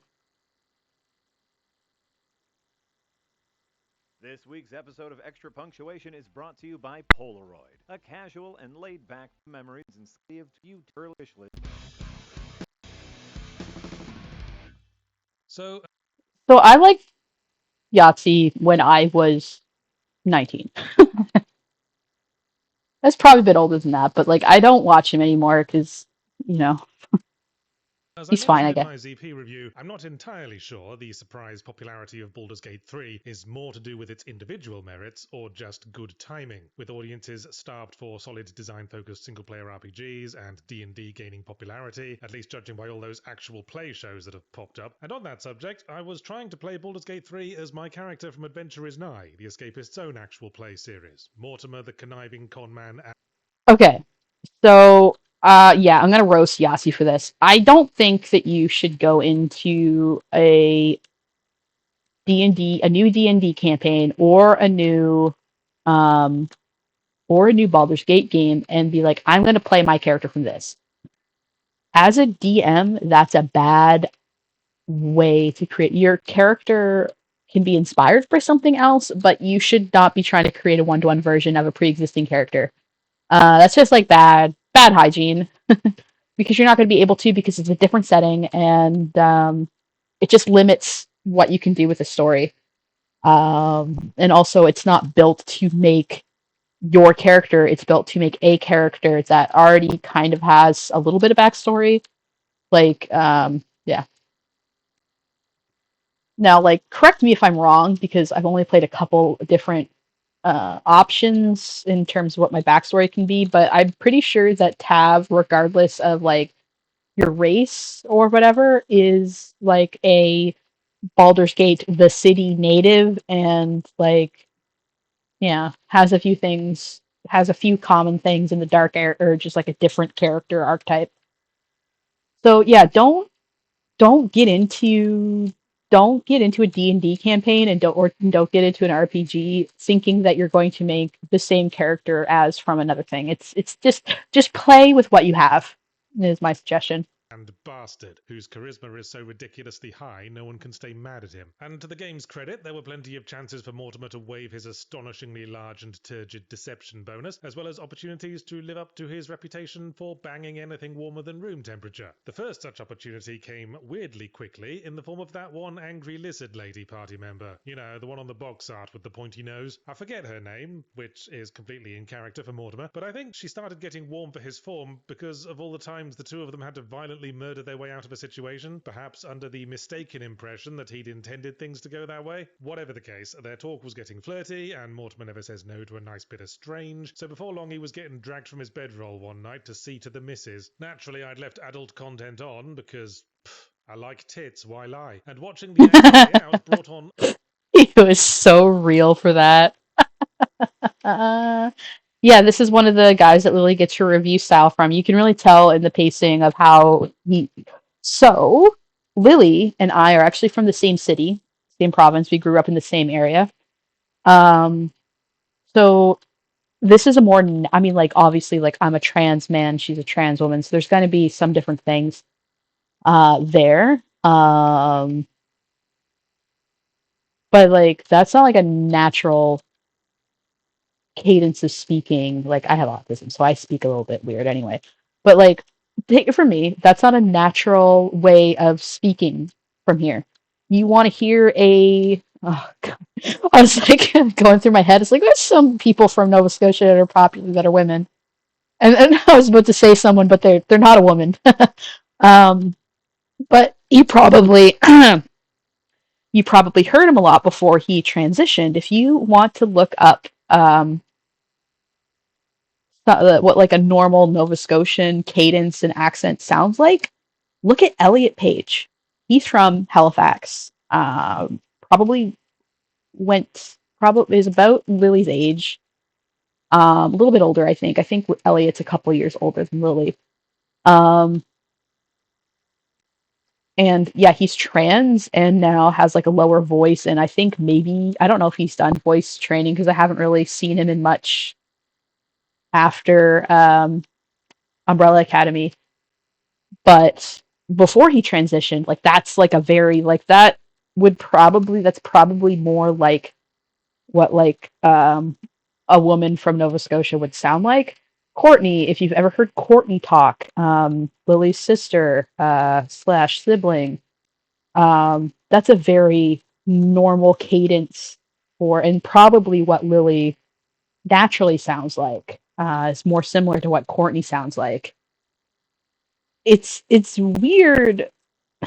I don't want to like dig too into the trans stuff, but like it's weird because like if you got voice training, your voice wouldn't sound like that, but that's also clearly not what your voice naturally sounds like. So I'm confused. Like I guess that it must come from review videos because I just don't get it. I don't understand like why she puts that voice on. Anyway, sorry. It's just not a very pleasant voice. So I don't know. It's like very outdated. I don't like it. A bit of a game critic moment as I watched my protagonist semi-explicitly perform cunnilingus on a muscular lady with skin like a slightly underripe banana. I asked myself, what is actually the point of this? Now, rest assured, this isn't coming from a place of prudishness. If anything, the sex scene wasn't titillating enough. Video game graphics still struggle with getting two in-engine models to physically interact in a way that doesn't come across off-putting. There's not enough give and squishiness to the Okay. Now, oh, the customer service voice, not the customer service voice. I've banished that to the shadow realm. So I'm gonna put my 3D modeling hat on for a second. It's been a while, but I know the basics. You can't really get good sex animations unless a 3D model has been designed for it. Um, some models are really good. Like also like like I also like things. Like some models have gotten very very good, but like it has to be purpose built for that. Like 3D models to be good at the thing they're trying to do have to be purpose built for the thing that you're doing with them. So like taking like a character that like is just like a good human character model that, and putting them in a sexual situation where where like the focus is on the intimacy and how the bodies press together when like the models weren't made to, and the engine definitely wasn't made to do that. It gets a little, it gets a little dicey. And that's why it's possible, and there are some really impressive things on there, but um, yeah, that's why the Baldur's Gate 3 sex scenes kind of look weird. physicality. Even kissing and shaking hands looks a bit off, so a full-on sex scene looks like two mannequins jostling around next to each other in the back Yeah, of a speeding truck. I think it's only The it's because that's essentially what they are. Witcher 3 I've seen manage to bring it off. Pull it off. I'll forget it, move on. I assume some amount of titillation was intended because when the pointy lady first got her kit off, the camera does a slightly pervy track up her body. Yeah, sorry, Matt, you're probably going to have to pixelate a lot of this. But there was no use framing it like it was a big reveal. I'd already seen all my party members naked by unequipping their gear out of impish curiosity. Not that that was very titillating either, because it was a completely non-sexual context. It'd be like getting turned on seeing a vagina in a gynecologist's office. Recent high-level Western RPGs like Baldur's Gate 3 and Cyberpunk have taken a rather unflinching approach to nudity. Yes, the character creation page seems to say, here's your character's giggle zone. We're all grown-ups here. Everyone's got one. It's nothing silly. It's part of the human condition. Now, I think it's a good idea. I think, as long as, yeah. I think for adult games, that's absolutely fine.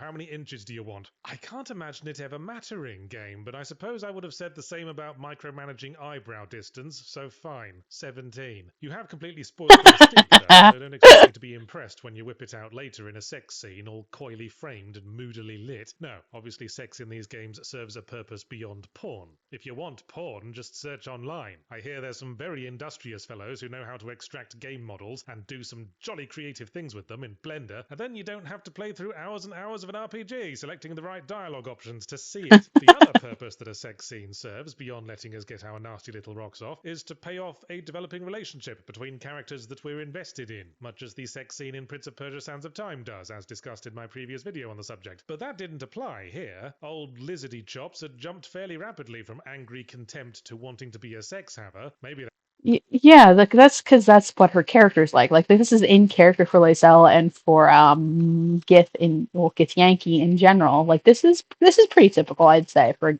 this, like it wasn't surprising. I let her down gently.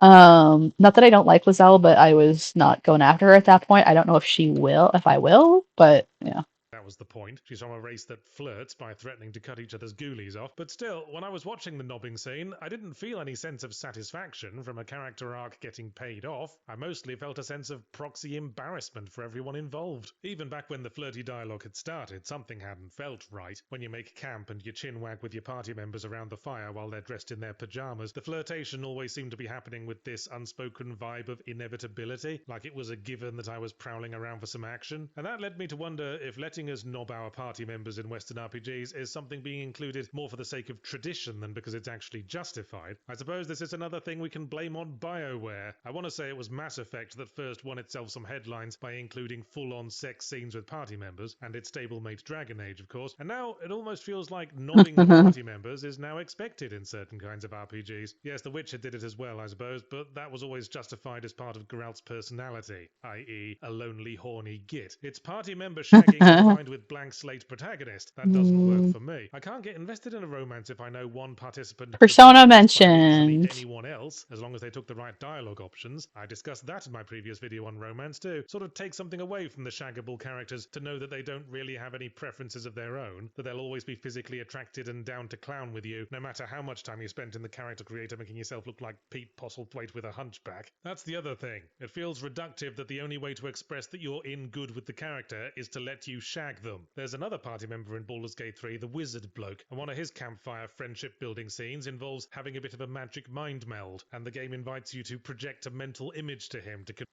Okay, so I would like to comment on that. Karlach, I'm gonna bring it back to Karlach. In my playthrough, I have pretty like friendly platonic, but like an intimate platonic relationship with Karlach. You can get really close to Karlach and she won't make a move on you. My character was her first hug because like she had just gotten her like infernal engine cooled down enough that she could touch people again.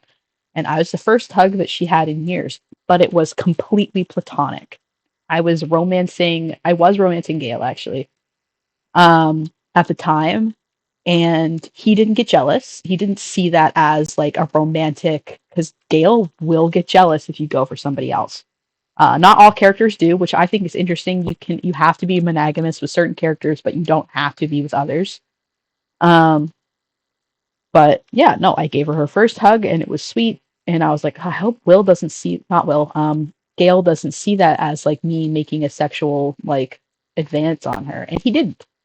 You can get, it depends on the characters because the characters do have preferences and ways that they change a little bit.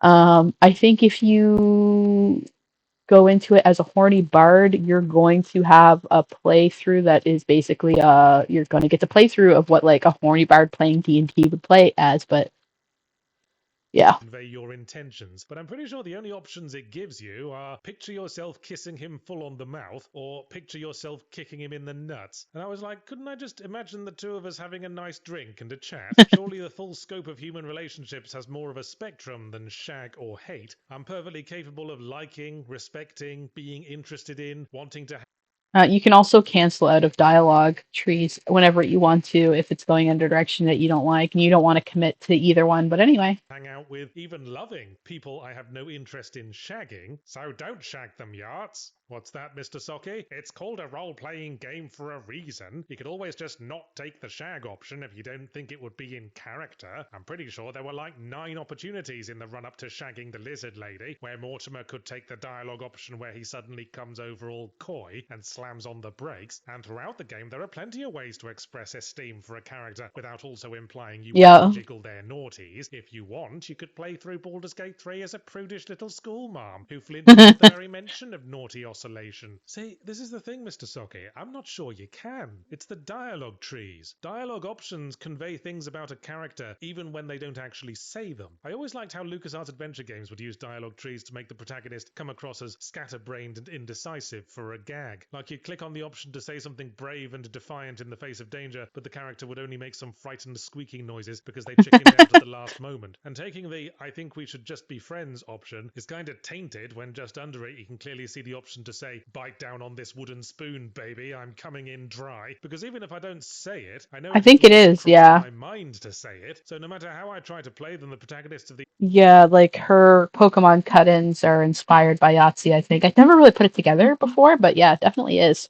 these games always come across like massive horn dogs. I suppose that gets to the bottom of why the romance in games like Baldur's Gate 3 just isn't clicking the pilot light for me anymore. Maybe it works for some people, and I shouldn't grouse about something that is, after all, just a bit of non-essential fun on the side, but I generally take the stance that it's valid to criticize optional content because work had to go into it that could have been spent on something else. There's a sequence in Mass Effect Andromeda where, through an exhaustively circuitous series of fetch quests, you can organize a team-building movie night with your party members. And you know what? That scene, with the lot of them just bullshitting on a couch, did a hell of a lot Okay, that's adorable, actually. more to make me engage with them as characters than any of their individual nobbing sessions. Goes to show there's a lot more interesting things you can do with characters when you're not just treating them like sex fruit machines that eventually dispense a nobbing scene if you keep pulling the right levers. Use your imagination. Maybe the relationship track could culminate with a scene where the two of us go to the bank to take out a joint business loan, or to the housewares shop to buy more wooden spoons.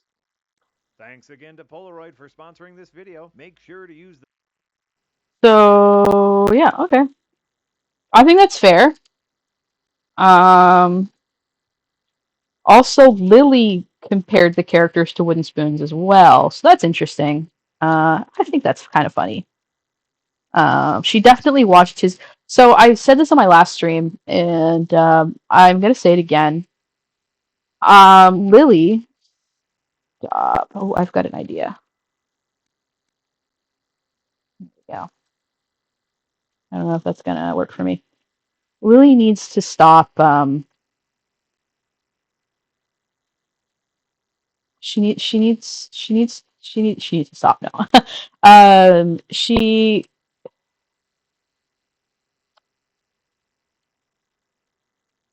I'm not gonna get this to work. That's fine. She needs to stop watching videos about things that she's gonna cover before she covers the video. You know what I mean? Like, you know that you're gonna make a Baldur's Gate video. Don't watch Yahtzee's.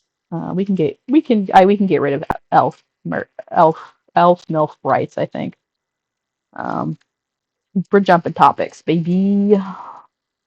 Um, but like, just stop watching other people's videos before you make yours. I think Lily missed the part where the video was actually about the tonal dissonance in RPG romance. Yeah, well, she always misses what things are about. Okay. Okay. Fandom has a white favoritism problem. I feel like Lily's going to handle this with all of the delicacy as a bull in a china shop. Oh, yeah. Yeah. To say that fandom goes gaga over bland, boring white men is like saying that Hypnodisc was a bit destructive. Historically, white male characters do not have to have much effort put into their character to get a huge fan base and think pieces about how deep and complex their character is. When I think about this, my thoughts usually go to Bucky Barnes, who became extremely popular and got an army of fangirls within his first appearance, and think pieces and video essays about how deep his character was. Sebastian Stan's also, like, hot, so take a chill In pill. spite of the fact that it wasn't until The Falcon and the Winter Soldier that he actually had anything close to a character arc or even a personality 10 years after his debut. Okay, Lily, did you know that this is gonna blow your fucking mind? Did you know that the Marvel movies were based on comic books? Did you know that? Oh my god. And that this happened in the comic books before. Like, that's people were anticipating this.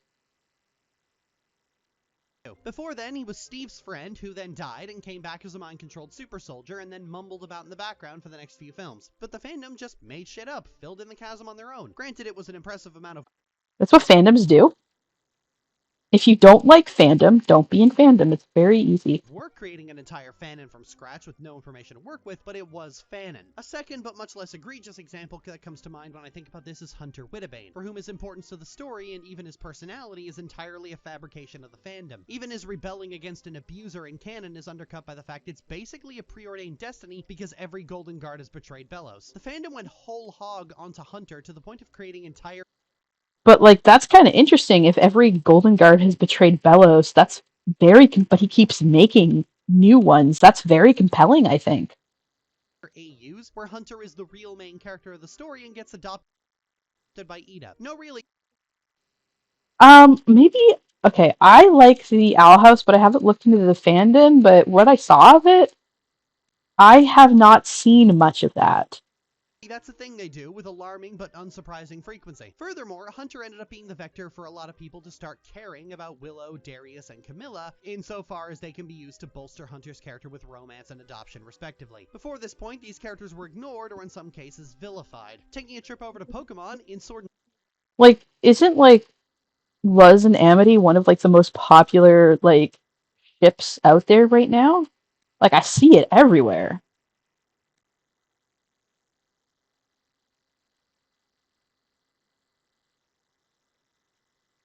Yeah, it's definitely I know it's her making a straw man. Shield, Bede was Okay. Bead? I need to check something. I need to check something that's really important.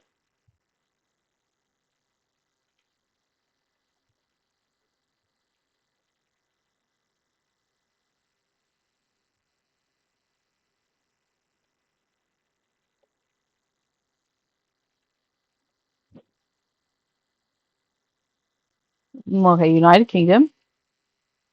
So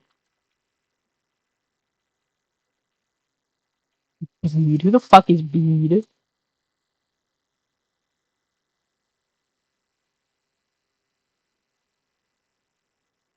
If you're blow But it's bidet, isn't it? It's like bidet. It's not like you don't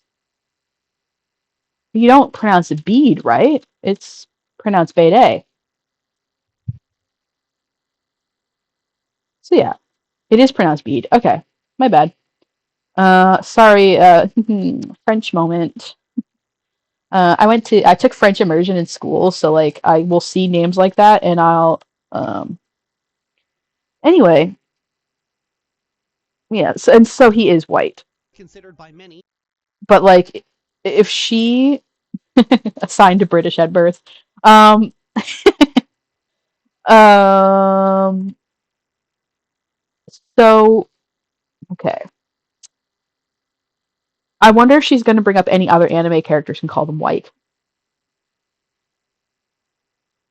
Anybody want to take bets on her calling a Japanese character white? to be one of the best rivals ever created, while Hop is routinely derided for being annoying. However, both their characters are complete nothing burgers. One I thought people liked Hop. of them just happens to be a pasty kid with white hair, and the other isn't. Furthermore, plenty of In my experience, I've seen a lot of people actually ship Hop and Bead together. rivals in Pokemon have a nasty I knew it! Oh yeah, I love it when white ladies call Japanese people white. It's so funny to me. habit of coming off like creepy stalkers toward the player. In fact, N is so creepy toward the player, he qualifies for some kind of sex offender registration. However,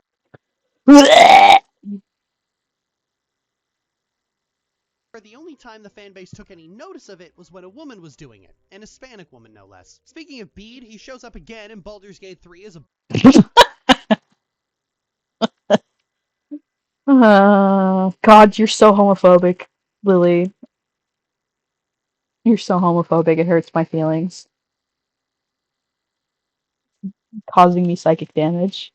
bog standard snotty British guy vampire love interest that probably takes the award for most generic D&D character ever made. All he's missing is high charisma and a tendency to bang anything that moves to officially be called a clone trooper. He's also the character the fanbase goes the most gaga over. Not gonna lie, if you asked me to rank Baldur's Gate You're wrong. That would be Karlak. Characters by romantic tension with the main character, I would put Astarion below Imoen. Conversely, Will also looks pretty generic, dreadlocks and a blind eye. Pfft, calm thy trousers, Don Juan. But when you actually meet him, his defining moment is teaching tiefling babies how to fight. Aww. And he has genuinely far more charisma in his pinky finger than Andy Dick here has in his entire body. This is Yeah, is because Astarion is a vampire slave that has been like living in the dark for 300 years, and Will is a folk hero. I don't like that archetype personally. I don't really like Will. The reason I don't like Will is because if you don't kill Karlak, he becomes a like I play as a tiefling. Um, so the fact that he was like, oh, I'm so ugly, I'm a devil. Like, look at my ugly horns and my ugly skin and my ugly tail, and it's like you literally just look like me, sir. What are you trying to? Fuck you. Like he says that in front of Karlak, and even if you're playing as a tiefling, and even though even with this like tiefling moment, he's racist against tieflings, and I didn't like that, so I don't like him. He is really the only one that had like yes, he's nice to these tieflings, but he has such like a strong like I guess Shadowheart has a strong response to Githyanki. Um, and kind of has that tension with Lizelle. But like, I think that like the fact that he like wallows in how hideous he is as a devil, despite you having like a Tiefling character on your team and like having just saved that Tiefling character and like him like it makes him feel kind of his it makes him being kind to the Tieflings at the camp seem really disingenuous. You know what I mean?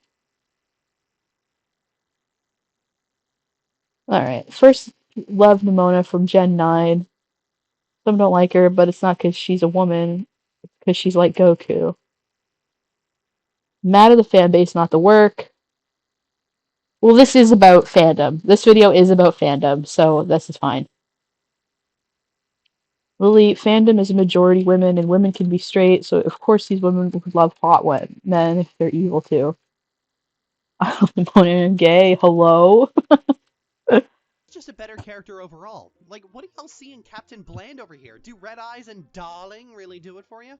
Yes. Yes, it does. It does. Didn't do it for me. I don't like Astarion very much, but like, yes, it does a lot for a lot of people. But the one that always sticks out to me is Arthas Menethil, who I've done an entire video on in the past, and who sticks out precisely because the writers have done everything in their power to make you hate this guy. In canon, Arthas is a character doomed by his own hubris, a man who is given every opportunity to do good and actively chooses evil every single time. Arthas is an interesting villain insofar as he is utterly detestable, and every moment you spend with him makes you want to stove his head in with a pipe even more. Okay, so we're gonna have a return to Krim being yeah, male dominated fandoms. No shit, they have a lot of horny running through them.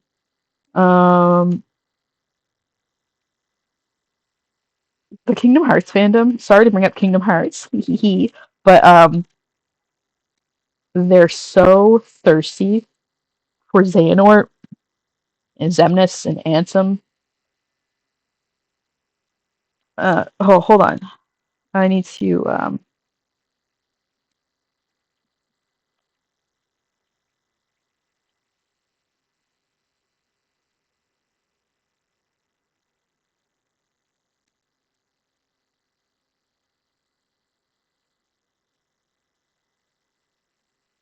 okay, I need to find a picture that doesn't.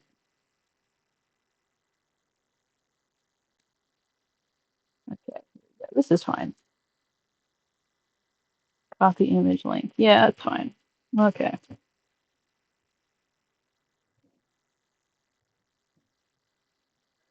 So, is this character white?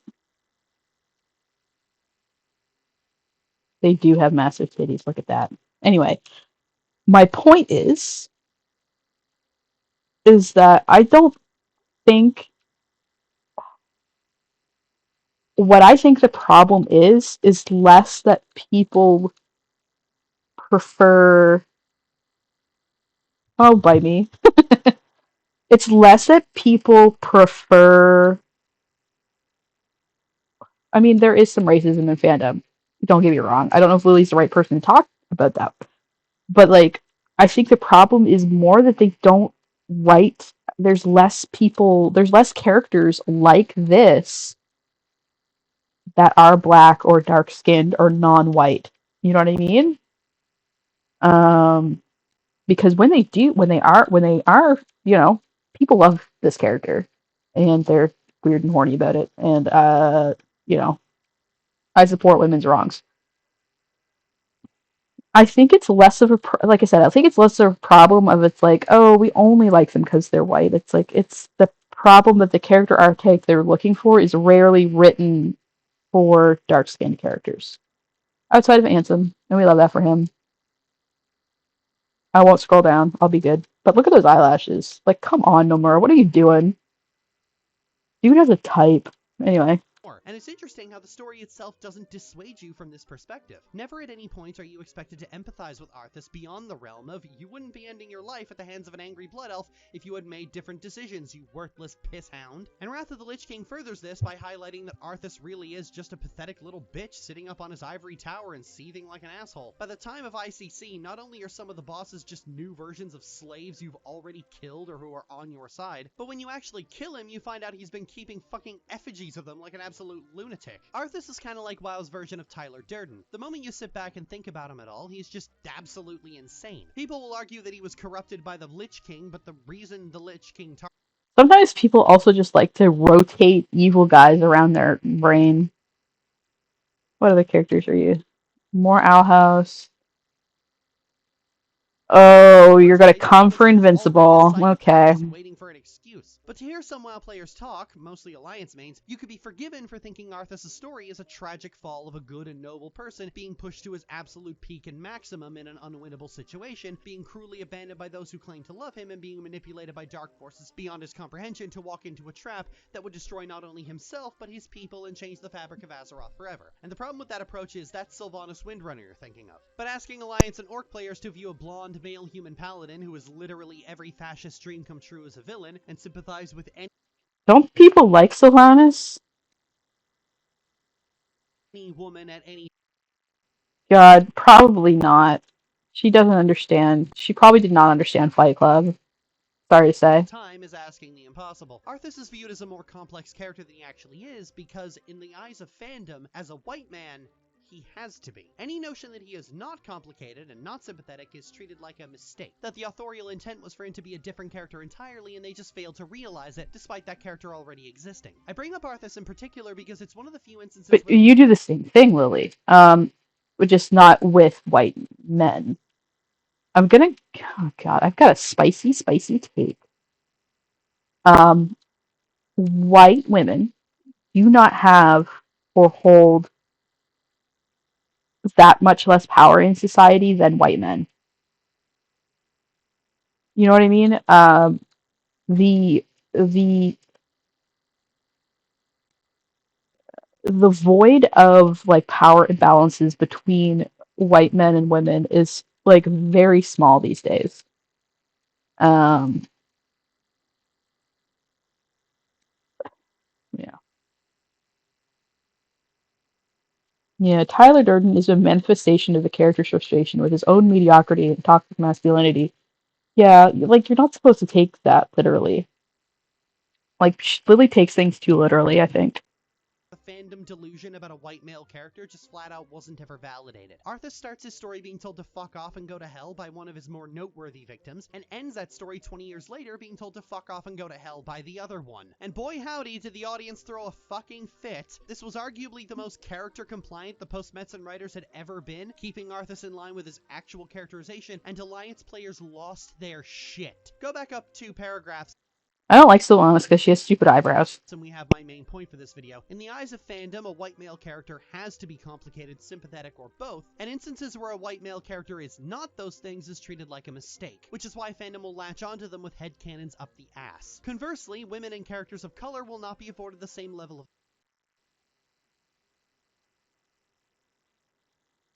again, people will do this to, well, Lily, Lily, come here. Sit down. Sit down.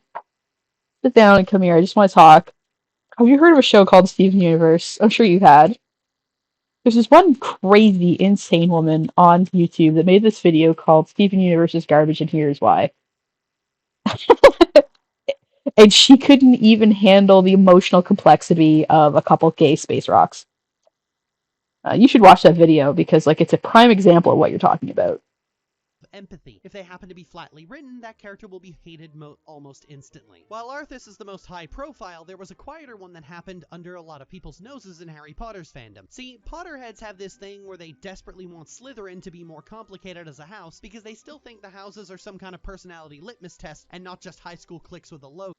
It's because it doesn't make sense for there to be a house of evil people that are evil white supremacists, and they're just not white supremacists. Sorry, wizard supremacists. Um,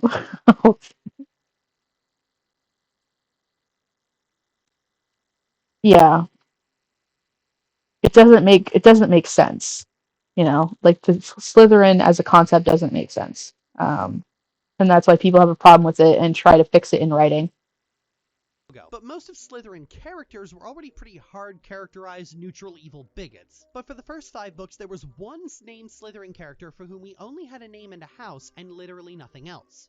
Blaze. So Blaze was the target of tens of thousands of headcanons and fanfics about them being the secret noble Slytherin by a fanbase of screaming girls. They were arguably more popular among the Slytherin characters than Malfoy just because of their Bruh, isn't Blaze literally black?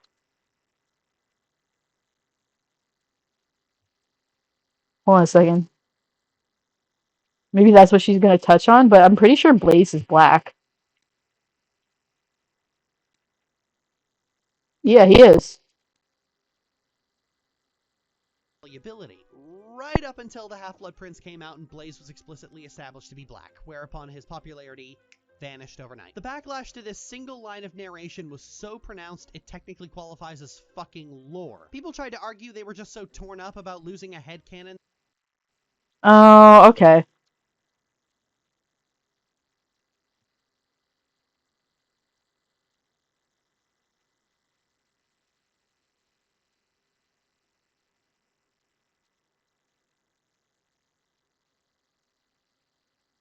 I mean, yeah, that's definitely a problem, and I think like it's not surprising that there's like a problem with racism in the Harry Potter franchise, and I think that the author cultivated that because, you know, J.K. Rowling, Patooey, is racist. That was just so important to them, but nobody with 2 brain cells to rub together was buying that line of absolute horse shit. When I first started criticizing Hunter, it came around the time I became a lot more vocally invested in non-white characters, and some people, in a prime example of desperately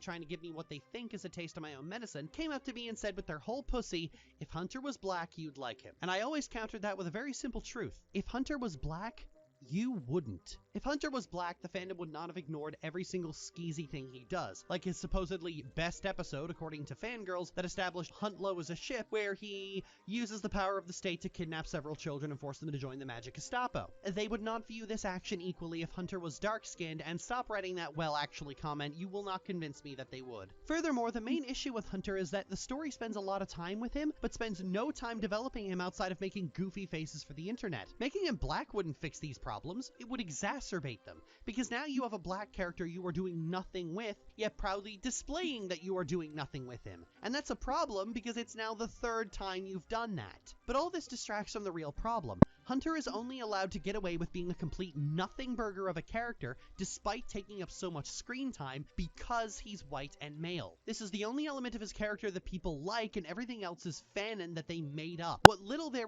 Again, why? Yes, people like Hunter, but also like Luz and Amity are such popular characters, and Luz is Luz is a brown girl, so is to his character is just ideas that were stolen from Luce and Amity, and yet Hunter eclipsed what? them both in popularity. Ironically, the Owl No, he does not. House goes to even further lengths to make Hunter a useless non-character because all of his acts of rebellion end up being underwritten by the fact that every Golden Guard has turned on Belos in the same way. So Hunter isn't even operating on his own accord, it's just gut instinct. Meanwhile, if you like a character who isn't a white guy just because you vibe with them, you're expected to answer for it. Hunter stands can freely fawn over a character just because he's pasty and blonde as long as they invent pages upon pages of cope. But if I like a character just because their VA is cool and I vibe with their energy, I'm expected to justify that like I'm in fucking court. I quite like Skara because her design is cool, Kimberly Brooks is one of my favorite VAs, and I like this little quasi-recovery arc she's got going on in the background. And butthurt Hunter stands, angry about my criticism of the character, always throw that back in my face because those shallow surface-level traits of the character are the things I call them out for focusing. But like, Lily,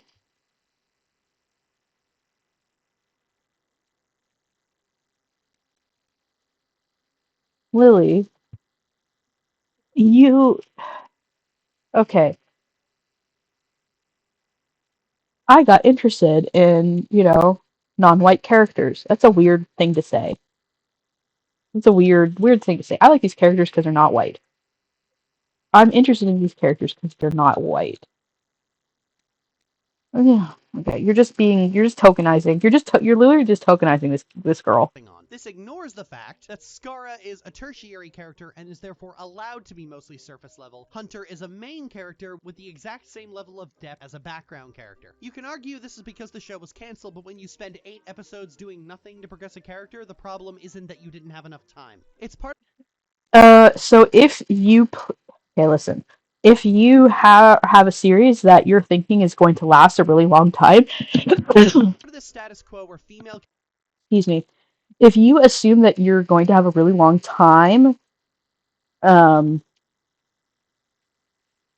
it isn't racism on the other end of the spectrum. It's just racism. It's tokenization. It's just another form of it. Um, Now, oh, that sneeze made me forget what I was going to say.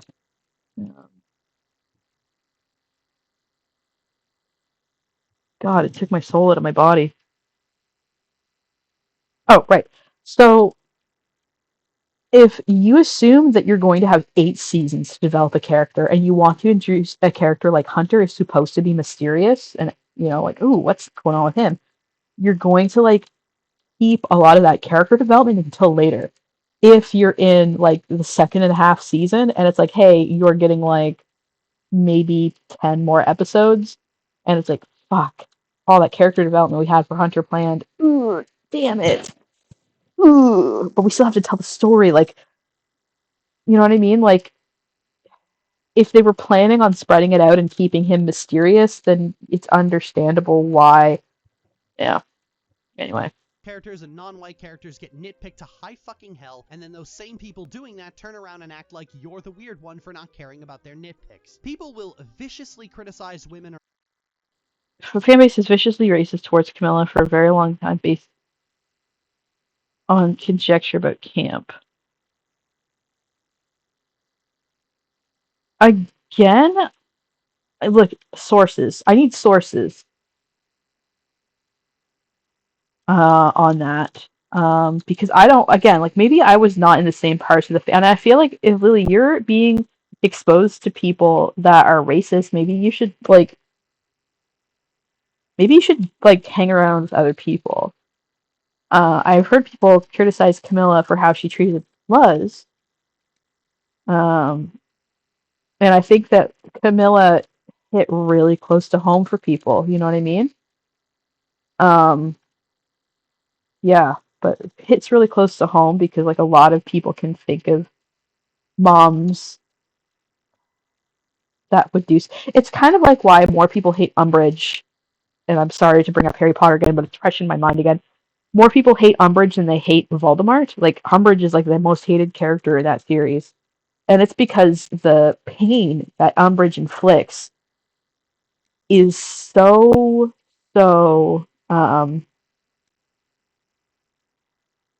it's so much more real than, like, Hunter sure did some bad things, but, like, there's not a lot of people that have been kidnapped and taken to work for Fantasy Gestapo or whatever she called it. So it's easier to forgive Hunter for what he's done because his slights are so like far beyond the reach. Yeah. Somebody criticized one of Lily's Blorbos, and that's why this video exists. Yeah. Non-white characters for things that, if the character was white and male, would have made them the new Blorbo baby boy. And other people pointing this out, or even worse, flipping the script and putting white characters under proportionate scrutiny, is seen as some kind of cardinal sin. Kylo Ren can genocide an entire star system and act What? In the circles that I was running in, people did not like Kylo, and they did not like what he did. Everybody thought Kylo was dumb, and wished that Finn and Poe got more attention. Like, that was the general consensus of the fandom that I was in.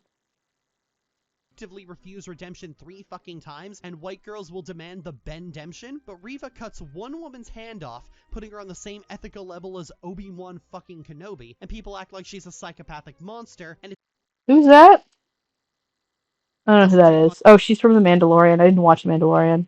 I bounced from Star Wars, honestly, after the second of the new series or the new movies. Standard. You're not clever or subtle, and people see what you're doing. There's a similar iteration of this in the way fandom will often pit black women unfavorably against white women for the same sins, or in some cases, less unreasonable iterations of Camilla's not black, I think. I'm pretty sure. sin. There's a notorious example in Invincible when Amber, on and off girlfriend to the titular character, is pissed when she finds out that Mark has been lying to her about being a superhero. Fandom is quick to demonize Amber for being angry, despite the fact that Amber showed Mark way more patience than she should have, ultimately breaking things off after being ghosted one too many times. Now, if this behavior sounds familiar to you, that's because it's been the standard operating procedure for one particular DC Comics character for about 85 years. You might recognize her. Her name is Lois Lane.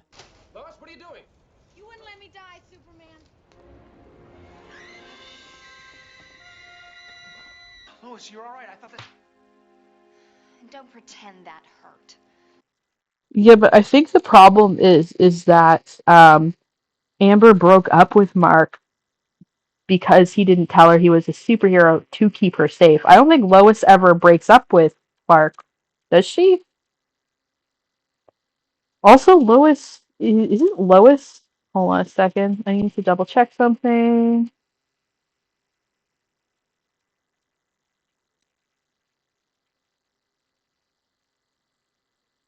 Yeah, isn't like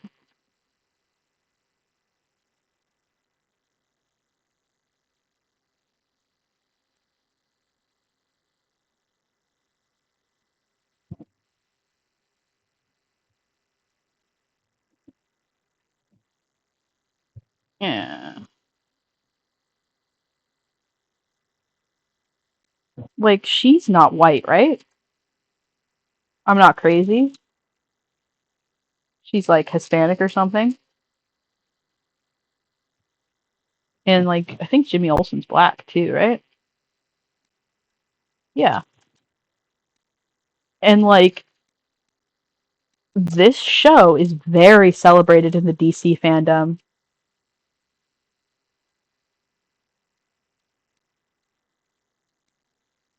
Um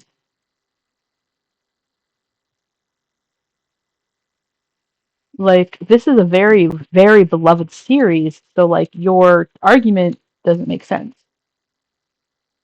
Amber is a much more complicated character than Lily because Amber is a examination of characters like Lois Lane, and it's like, hey, maybe it is kind of shitty to do that to lie to somebody like that. Like she's interrogating the character archetype of like the Lois Lanes, the Mary Janes, and the Gwen's. No, not Gwen Stacy's. I hope not Gwen Stacy. Please don't be an examination of Gwen Stacy. Do not kill Amber, please. I love her. Superman. We'll do this the hard way. This lady is crazy. When it comes to emotion, Yeah, she did bring up like That hurt. Superman. We'll do. she's trying to make her point that it's because of the white. She's literally not white in this series. She is not white in this series. Do this the hard way. This lady is crazy. When it comes to emotional blackmail as a spectator sport, Lois Lane has been allowed to get away with everything from suicide baiting to threatening people with a gun. If anything, that's not suicide baiting. Being Queen of the People's Republic of Overreactistan is just a character trait of hers at this point. You are the lowest form of life imaginable. And the only time Lois's actions have ever been questioned by people at large is the one time she's depicted as not being a white woman. And even then people jump to, well, it's Lois Lane, she's always been like this, while in the same breath continuing to demonize a black woman for being far more reasonable with her grievances. Gonna be honest, I got tired of Lois's shit after the 10 millionth time they pulled this same story. Fandom puts in a ton of effort to prop up white male characters and even just white characters in general, even if that character had no effort put into them by the creators. Fandom does not put in this much effort for characters who are women or people of color. In most cases, they will often act as if the character was shallower than they actually were, often villainizing them, especially if they were... Again, you do the exact same thing. Lois is South Asian in that show. Oh, cool. Lily's just talking about the fucking TV show. The comics haven't been like this in years. She's mad that the new adaptation started at the beginning. That's really cool. I didn't know she's South Asian. mean to their white blorbos. Female characters and characters of color have to have entirely detailed, nuanced backstories in order for there to be a slim chance, a fucking chance, that fandom will acknowledge it. White male characters just have to stand there and try not to drool, and fandom will fawn over them for years. And this is a problem mostly because being a racist is a shit awful thing to be, but also because it just leads to stories getting worse. As much as some people want to ignore this, the industry does pay attention to useless Twitter garbage. They shouldn't, but they do. The multi-camera sitcom, a genre that has been around for decades, briefly died in the 2010s, solely because an army of dumb shit nerds got way too furious at Chuck Lorre for making fun I would like to hunt Willies for sport, actually. Let's do that in my next stream. of them, and spent the next decade sincerely arguing that the elements of the multi-camera sitcom that But we do still have sitcoms. We've just moved beyond multi-camera look because it looks aged. practically defined the genre were passé and the death of modern culture. This was a genre that had managed to produce some of the most poignant topical material that television had to offer, and in some cases, used the fact that it was largely silly fun to really emphasize the moments where things got dramatic. There are actors out there whose best performances were in these shows, and then in the span of 10 years, it almost completely vanished off the face of the earth for sterile dramedies. Ooh, hold on a second. Hold on a second.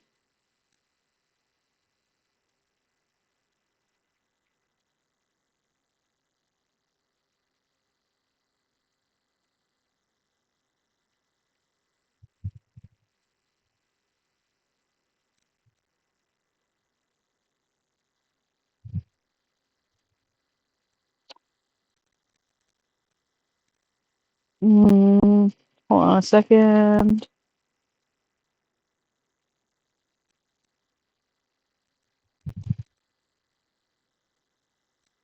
There we go. So, chat, what do you think is one of the more... Yeah, Big Bang for Theory is for normies and doesn't actually understand geek culture. Yeah, you sure are right. Okay. So what do you think is one of the more popular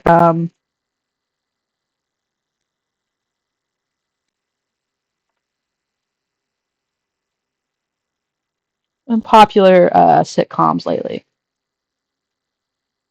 And I know this does a little bit, like it has like a plot and stuff.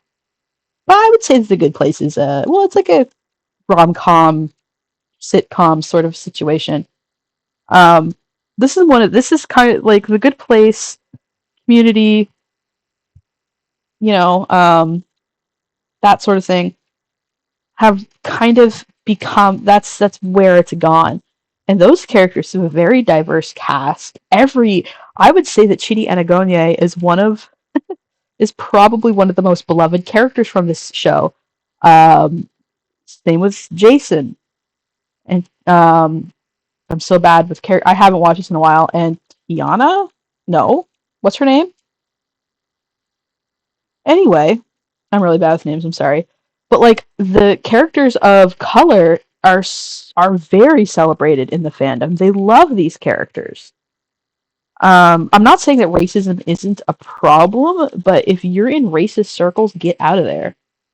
Tahani, that's her name. I love Tahani. She's so funny. I love the actress too.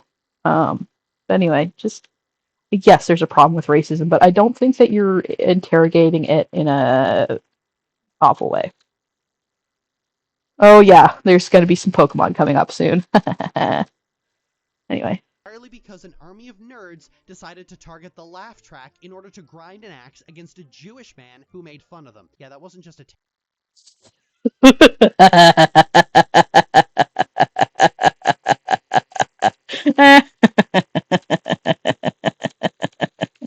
The call is coming from inside the house, Lily. You fucking anti-Semitic piece of shit. See, the thing is that Lily has actually said anti-Semitic things about Rebecca Sugar by calling her by like inferring that she. Yeah, I'm gonna be a woke scold myself right now.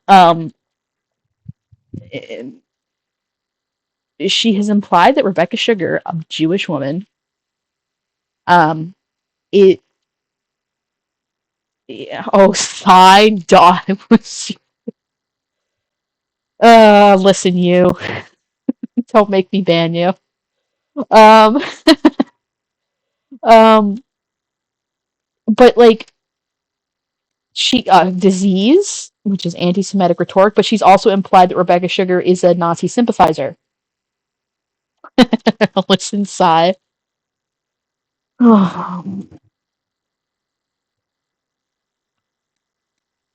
I'm sure that there's like a anthropological reason why there's a lot of Jewish folks in TV, but I don't know the reason why. And it's probably nothing um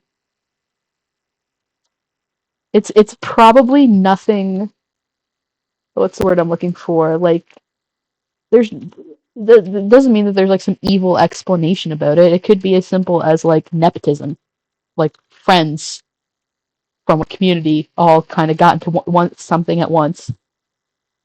Yeah, it could be that like it's just like confirmation bias, you know. Um, there could be any number of reasons why we keep on noticing that there's like a lot of Jewish people in television.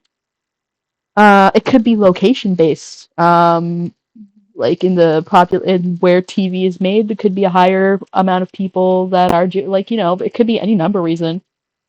Um, but the fact of the matter is that like, yeah, it's anti-Semitic when it's a Jewish man being criticized. No, it's anti-Semitic when it's one of Lily's shows being criticized. It's because Jews were forced into niche roles with society as the majority European culture made a stigma. Yes, absolutely. I did know that, but I admittedly am not educated on how that's related to TV. I'd have to do some research. I don't know right off the bat. The more oppressed you are, the funny you are. Yeah, that's why Lily's not very funny. Ooh, sorry. I'm sorry. I just think that, like, no, I'm not allowed to call Lily a white trans woman because she identifies as indigenous. I guess you can identify as whatever you want these days. Okay, I'm gonna stop being mean. And the knock-on effect of nothing burger white characters being uplifted while other much more well-written characters get written off completely is not something you should ignore. And if the industry can be convinced to throw Stop being mad about people Unga Bunga Astarion. Like, I don't like them either, but like, it's harmless. away its most popular moneymaker genre that everyone fucking adored and produced more classics than every other genre combined. It's funny that she's like sitting a white male character in front of you. Now, I like Archie, but like,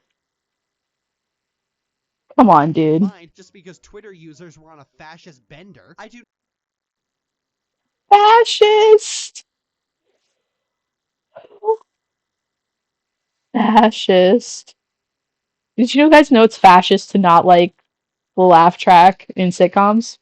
not want to think about the kind of effect that fandom can have on characters that are already struggling to get attention paid to them. I've spoken about this issue in bits and pieces in the past, but never really did an entire video on the matter, largely because anytime I do talk about this issue, the freaks of nature who stalk me will jump out of the woodwork and scream accusations of xenophobia for, ironically, talking about xenophobia. I mean, I got accused of fetishizing black women for writing Yeah, it's because you do fetishize black women, or, like, you tokenize them. the same soft, goofy Isn't that stage? Did you just misgender your own character? romance that I always write, but with a black girl this time. And it used to work because that was a narrative I didn't want. Lily, nobody likes any of your writing. That I always write, but with a black girl. Nobody likes, like, it's not because it's with a black girl. Nobody likes any of your writing. Also, is the one on the right literally just Lily? This time. And it used to work because that was a narrative I didn't want people following. But honestly, I just don't give a shit anymore. The fact is, fandom will consistently fall over itself in a desperate bid to uplift whatever random white guy they can, and daring to commit the mortal sin of acknowledging that will get you swarmed in harassment. I mean, the shit these creatures have put me through is ghoulish, but it's practically fucking kind compared to the shit they've put Stitch through. Stitch's body of work is where I got most of this thesis. They spent years talking about all of this shit. Ah, great. So she's admitting to ripping off. I was wondering, it's like, Snake, because that's why I've been silent for large swaths of it. It's like, a little bit of a good point. But yeah, again, so did you steal? Did you steal content from a woman of, sorry, I don't know if they're a woman. They are a she, they. Did you steal content from a person of color to make money? You think I was paying attention to Blaze Zabini discourse when I was 13? Of course not. Stitch had a fucking article about it. Stitch has been covering this fucking garbage for longer than some of you have been alive, and has been subjected to fucking Anthony Legato levels of obsessive lunatic stalking that just follows them everywhere they fucking go, running them off multiple websites, forcing them to go private, and telling the kind of lies. She said that she got the majority of this thesis from this one. You can absolutely cite sources, but if you get all of it from one source, you are plagiarizing. That would make the lies about me seem like a fucking compliment. And if any of the shit I've summarized today wasn't entirely racism, you would not be doing this. You would not be so desperately trying to terrorize someone off the internet this fucking badly if what they were saying wasn't completely 100% true and you just felt attacked. Stitch hits the nail on the head every single fucking time, and y'all have been coping and seething about it for years because your actions are so transparent you have no other recourse than violence. Those kind of tactics are not used by the innocent. If Stitch was wrong, they wouldn't need 20,000 people trying to destroy their life trying to prove them wrong. One would have been enough. Well, time to make more aggressive filtering rules for the comment section. Go support Stitch. Financially. Their links are in the description instead of mine. She says that she then puts up her brown face avatar. Alright, I'm gonna check out Stitch's page.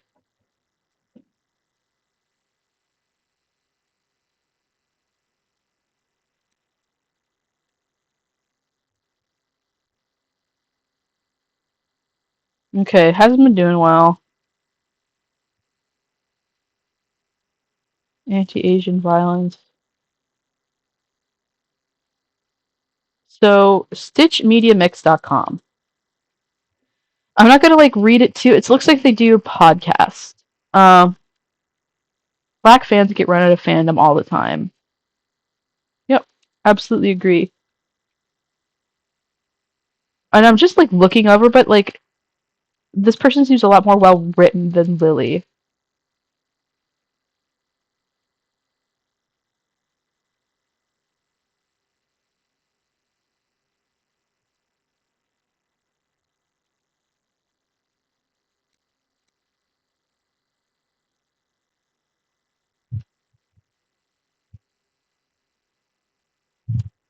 Okay. So I don't know much about Stitch, but perhaps I will look at them later.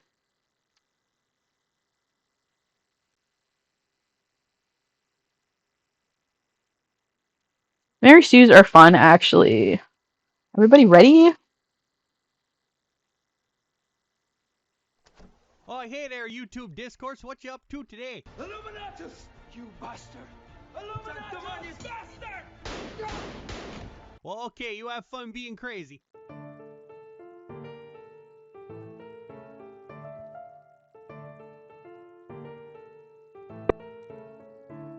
Part of having been active in fandom since I was 14 is that you kind of Okay, I just want to say that I do like Captain Marvel, but realize let's that go. every conversation in fandom discourse has been had, and the only thing that changes is that some dickhead pops up thinking he's got a new idea when it's just a rehashed old idea from 10 years ago. You see, back in the 2000s, boring men in fandom were constantly obsessed with what they called a plague of Mary Sues, and 23 years later, they're still mad. Only now they call them girl bosses. The hardest part of making some of these videos is trying to take something that's Oh, not Guardian High Spice. somewhat serious. See, crafting an argument for why a character isn't a Mary Sue or a girl boss takes a long time, and in that time, that yokel has moved on to another target to just be wrong about. So, too much of discourse is spent trying to prove why the obvious idiot is an obvious idiot. Mary Sue discourse is older than the internet, and unlike a lot of stupid things the internet has latched onto in recent years, it took a lot longer for people to realize it was a stupid argument for cranky little bitches who can't have fun. It got to run rampant, ruining people. Yeah, Mary Sue. 20 fucking years. Coined by woman. People are catching wise to the notion that Mary Sue is jargon, and so dickheads need a new word for woman bad, and they saw a few online left YouTubers making vague gargle sounds about girl boss and said, That'll work. and there it went. Girl boss became the new word for Mary Sue's because of misogynistic little bitches stealing bad rhetoric from political YouTubers. Now the thing You're just looking at reactionary YouTubers. This is not... So are you talking about fandom? Like, I'm not sure what the thesis is here.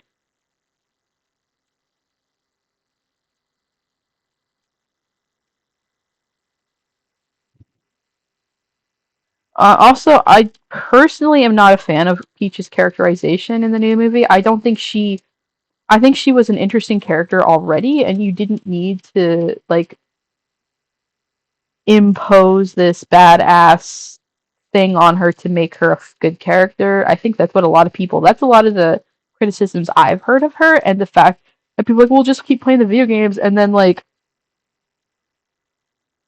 people were really worried when Peach Showtime, yeah, she has to find, like, middle of the road female characters. Yeah. These writers suck at their jobs, so why should we care? Barbie the feminist. Yeah, you're looking at reactionaries. Most of these, I don't know what the one at the top right's about, but the other three are loved movies. Also, the Spider-Man stuff is mostly racism. But anyway. Mary Sue's is that its origins have always been bad faith. It originates from fanfiction communities, and while it has different definitions and criteria based on the year, fandom, and how much of an irrational dickweed the litmus test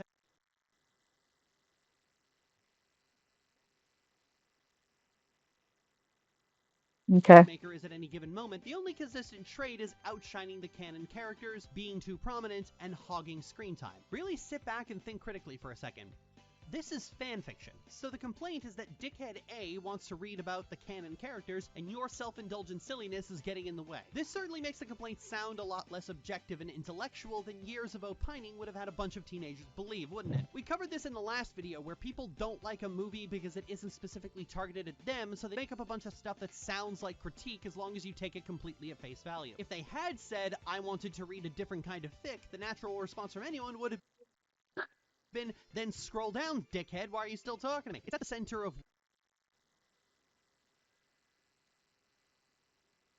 Okay, I don't know what's going on in this. This is Sussy Wussy, this screen cap, but Lily, you do that!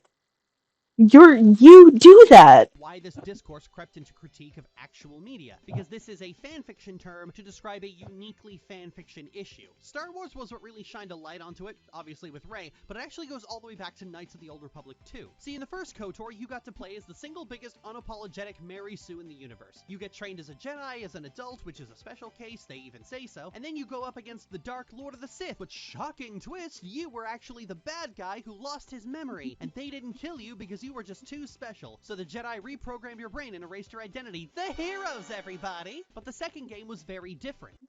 Yeah, that's not a Jedi or not. In the God. second game, you played a social pariah in the galaxy who can't meaningfully affect positive change because you're one single person in a galaxy of corruption that cares nothing for silly things like Jedi and Sith conflicts. And all of this is reinforced by a walking deconstructor who has been secretly manipulating everything that goes on into lengthy lectures about why the Jedi and the Force are bad at every possible opportunity, and who lectures you for being good and evil in equal measure. Did I mention this game was made by Obsidian? It's made very clear that you are not the main character. She is. Whether or not you like this game will depend on whether or not you like this character. She has brought truth, and you condemn it.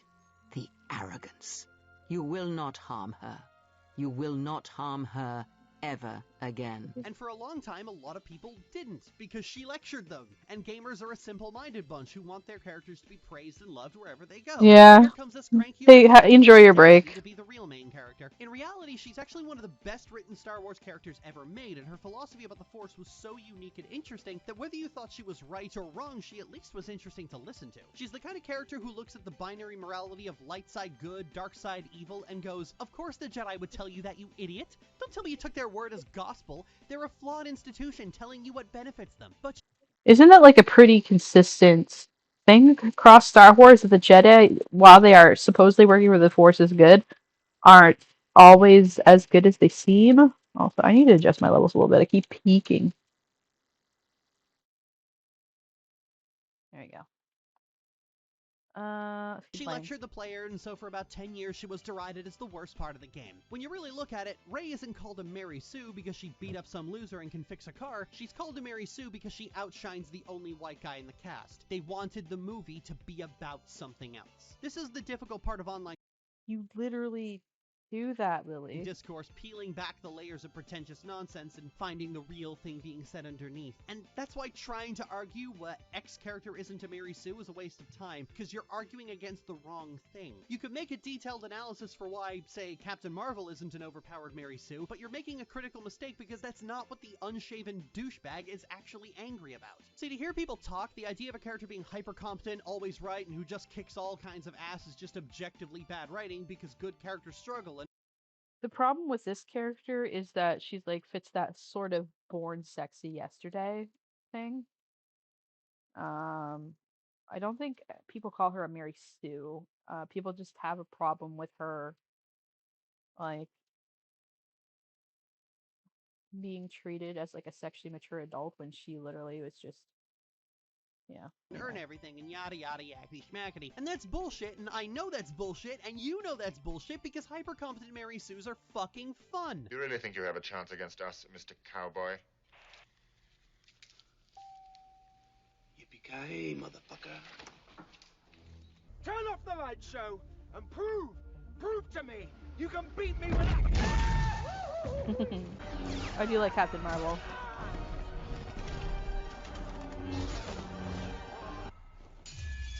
Oh, is Anakin a Mary Sue?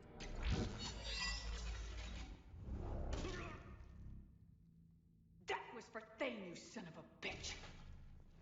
But if you don't, I will look. Lily loves violence and she loves people getting killed. But she likes to act like a ooh small bean. For you. I will find you. And I will kill you.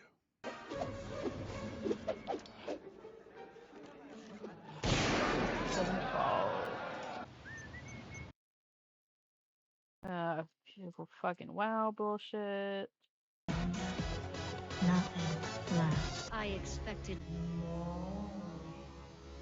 Sure, these Of course, stories aren't she's just a particularly honest horn deep or dog. meaningful, but most stories aren't. Most stories are told to entertain and have fun. Watching someone cathartically destroy someone will never not be fun. This is something we've been enjoying for decades as escapism, but now I we live don't in Darkest personally Timeline enjoy it. 2023, where not only are you going to have a greasy, bearded fuck yelling about how this is somehow an infection of society, you'll also get an equally greasy, bearded fuck yelling about how this is capitalism polluting feminism. And I don't begrudge the first guy, he's just a fucking content mill.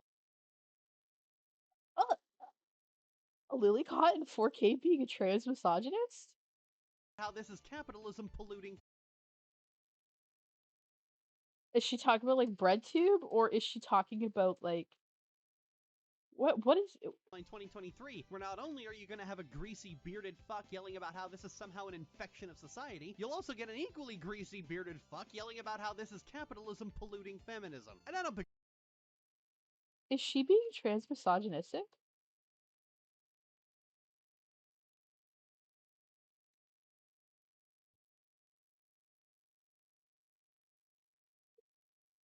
Like, am I reading that right?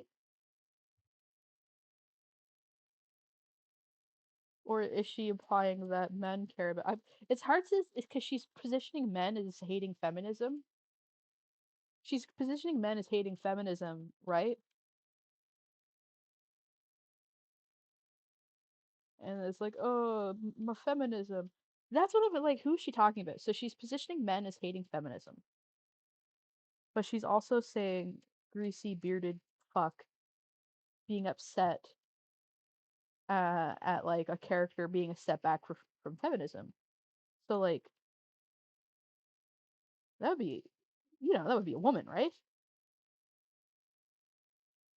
I don't know if she's trying to say that like neckbeards are now leftists, or if she's being a trans misogynist.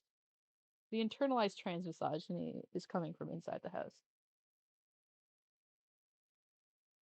Grudge the first guy. He's just a fucking content mill churning out outrage for the sake of easy clicks. He's an idiot and he's evil, but he's obviously so. It's a mill churning Oh, capitalism okay. pollution of society. You'll also get an equally greasy bearded fuck yelling about how this is capitalism polluting feminism. And I don't begrudge the first guy. He's just a fucking content mill churning out outrage for the sake of easy clicks. He's an idiot and he's evil, but he's obviously so. It takes a lot longer and takes a lot more energy to explain why the second guy, or girl in some cases, despite Yeah!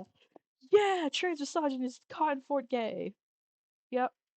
Stump guy or girl in. So it takes a lot longer and takes a lot more energy to explain why the second guy, or girl in some cases, Yeah, trans misogynist in 4K. despite cloaking his anger about female characters in anti-capitalist Like language, is just saying male, saying guy at first, but also like females can be gross, greasy bearded fucks too. So yeah, that's sweaty funny. douchebag. The thing is, this can't. I know I'm reading that in bad faith, but I can read Lily in a bit of bad faith as a treat. She does it all the time. Pollute feminism because it was never connected to feminism in the first place. The closest thing it gets to feminists is just letting women be fun, take no prisoners, badasses because those movies are fun to watch. Okay, so I know like I'm not like Brie Larson. She's fine. She's like whatever, quirky white lady. Um, but like she also like made a lot of comments about feminism, and like Marvel's been like really pushing the feminism angle. So yeah, people are going to be talking about feminism in response to Captain Marvel. Women should get to have fun too. It's not as if in a post-capitalist society there would be less girl boss movies. There would probably be more without big studios getting cranky about making movies for and by women. People often forget this, but it's the big studios that keep pushing white men as the default majority. Without the studios keeping their hands on the scales, you'd see more of that thing you hate, not less, you joyless little. Which is funny because like she's one of those people that like, and I'm really familiar with this as somebody that kind of had their fingers on the pulse of religious fundamentalists. Now stay with me. I know that's a bit of a jump, but stay with me. Where what religious fundamentalists will do um, is they're not worried about creating a consistent narrative about what they believe. What they're concerned with is shooting down your arguments and being pedantic and poking holes, even when they're bad at it. So you know what I mean?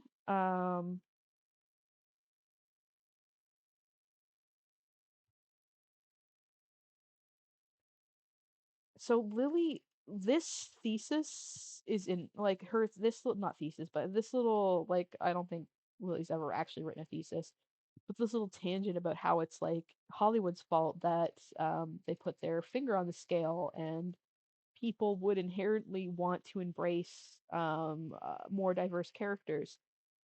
It goes antithetical to it's antithetical to what she said about how fandom loves white male characters.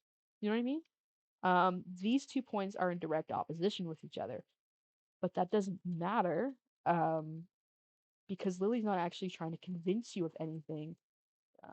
Not really. She's not going by a single narrative. She doesn't actually believe in anything. She's just being a contrarian. Anyway. Bitch. And this is the main crux of this week's terrible thesis. We need to marry Sue harder. See, one problem with this discourse is that, like most trees of bullshit, it sprouts from a seed of truth, and that's the fact that you can easily point out a few hyper-competent female characters that ended up being underwhelming, and duplicitous fucks like to blame that on the strong female character writing. But in reality, it's a lot easier to diagnose and a lot less convenient for them. As fun as Captain Marvel is, one significant problem with her character is that 90% of the time she shows up, she's a cold, emotionless robot. So here's the thing is that like we need more Mary Sues, but like then she hates all she calls oh boy. Then she calls like a bunch of like Baldur's Gate 3 characters, oh they're all waifus. And it's like, no they're not.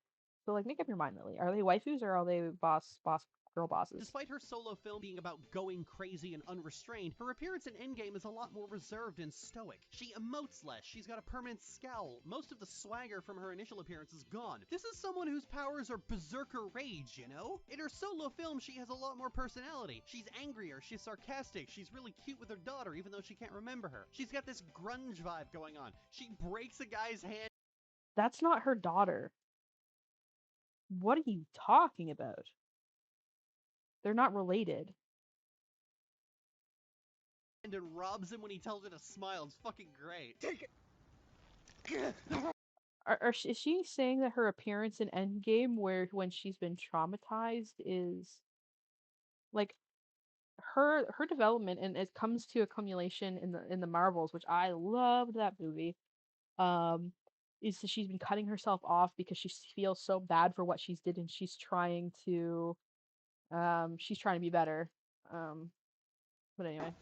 What, no smile? Now, the reason for this disparity is easily explained. Endgame was filmed first, and because she had a very small role in it, Carol's actual character wasn't worked out very much. Her solo movie still got angry detractors, but far fewer phony socialists and far more open neo-Nazis. Then you have Rey, who suffers the same issue as Carol in that her character starts at a point of baffled disinterest and stays there for the entire franchise. This is in spite of the fact that by the end of The Force Awakens, Rey has accepted her parents weren't coming and had gotten involved in the action herself. She's gone full Force fury and ruthless. What, you mean a film where she's the main focus?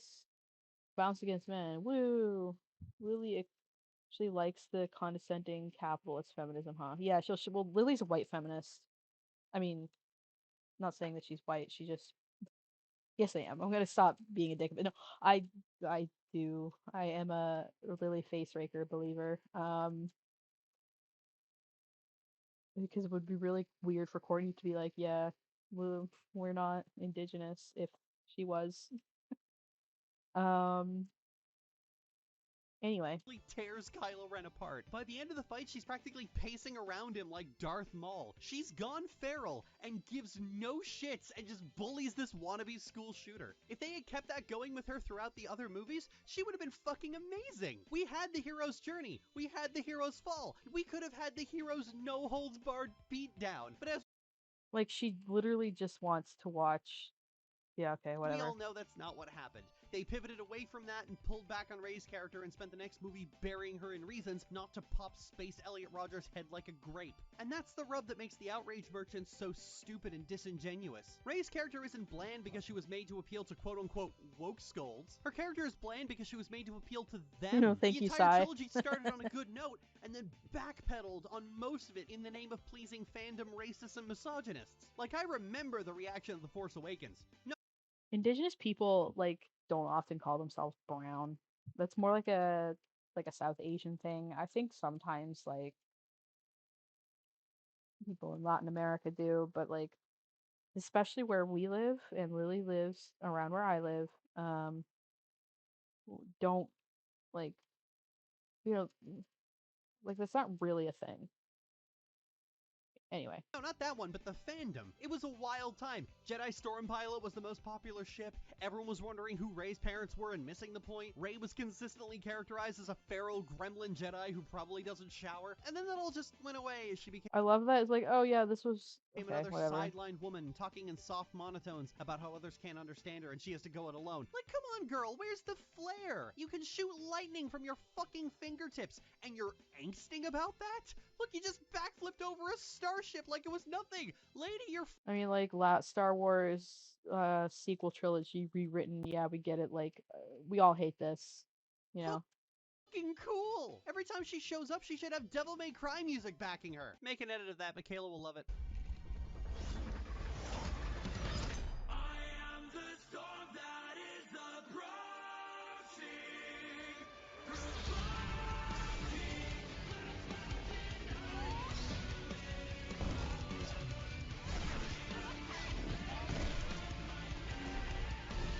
The other protagonist didn't have this problem. Luke shows up in Return of the Jedi in full goth, uses the dark side to choke a guy, threatens Jabba, kills his pet, threatens him again, and then for good measure does this!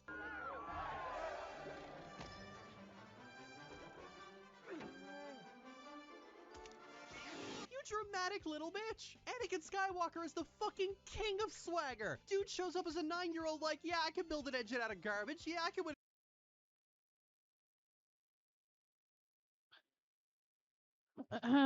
Lily just parrots American woke nonsense. It's embarrassing. The sillies are badly. The sequels, the sillies. The sillies are badly written. They are kind of silly. Rey wasn't a character. The plot just happened around her while she never struggled once. That's the end of the character arc, Lily. We don't hate badasses. We hate when a character doesn't struggle. I never really figure out what their Rey's personality was because they didn't plan anything thoroughly. Lily, people hated the prequels at the time. Yeah. A deadly race that kills even adults? Yeah, I can take like Anakin gets made fun of for being cringe all the time. a droid control ship, and he just keeps doing shit like that for the rest of his day. I think that like back in the day, Anakin was one of the characters that was most popularly called like a boy Mary Sue. So. Damn life. Pull up, Anakin. Pull up. Once again, you've proved. If you'll excuse me. You know, what's funny is the thing is that the prequels came out when Lily was at the age where she absorbed and has the worst nostalgia goggles for, along with like Kingdom Hearts and Baldur's Gate 1 and 2. So yeah, the Luke Skywalker thing. Yeah, no, I see that. Way more hate for the prequels at the time they came out than the sequels now. Yeah, definitely. Absolutely. I hate it when he does that. Brave of you, boy. What I liked about Star Wars, like the original trilogy, and I'm more of a Trekkie than a Star Wars fan. And when I tell you what I liked about them, you're gonna see why. I liked Han, Luke, and Leia's friendship. I thought it was really sweet. I thought like the fact that they went through so much shit and still had each other, and they were so, I don't know, I just really like the feeling of them. So it's probably no surprise why I like Star Trek more than Star Wars. But yeah, if you want like a woke sci-fi, just watch Star Trek. Jeez. But I would have thought you had learned your lesson. I am a slow learner. This is where the fun begins. I'm pretty sure that Beep is down. Drop your weapon. I said drop them.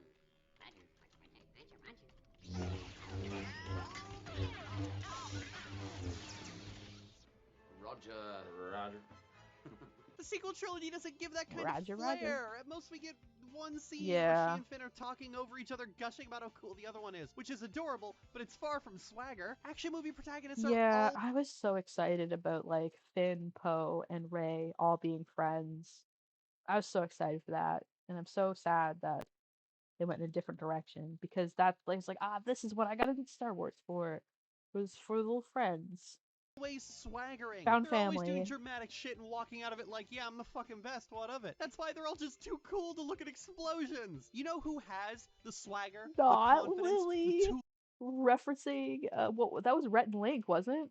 Too Cool to Look at Explosions was Rhett and Link, wasn't it?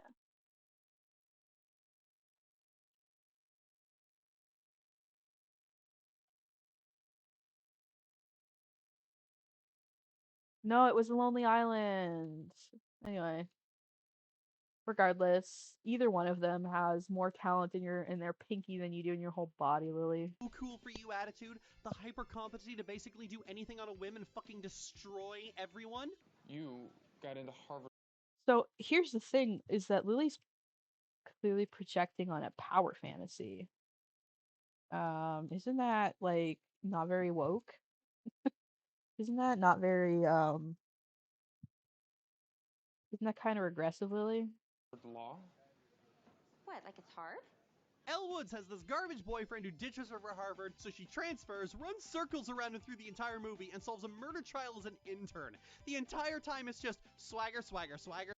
Yeah, people love Elle Woods. Swagger, swagger, swagger, swagger.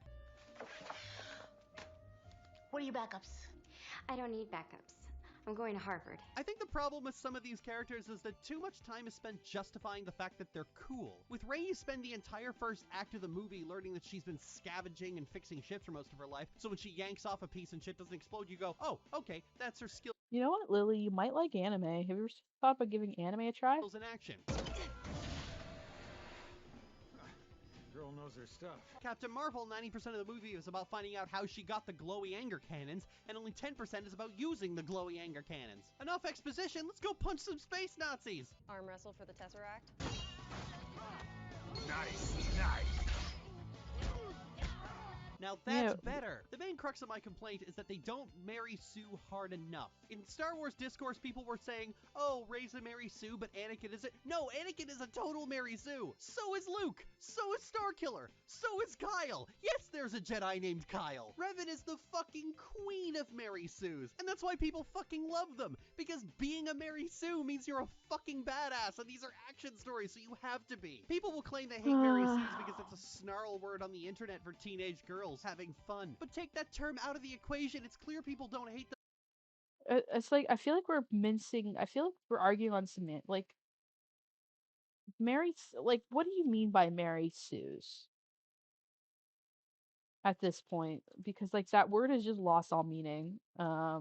Them as much as they claim they do. If anything, they love them. Look at all those people calling Darth Vader a force of nature. They're just unnecessarily nitpicky when the characters are women. Yeah, Lily, that's not a new observation. I know that, but the preceding argument is always about how the character's powers are justified, so that makes them not a Mary Sue. When the response to this character is a Mary Sue should be, yeah, I know, it's fucking great. Mary Sue is a term only exists because fanfiction circles only wanted to read about the canon characters because fanfiction, duh. But they can't just say that. They had to try and make it sound deeper than it actually was.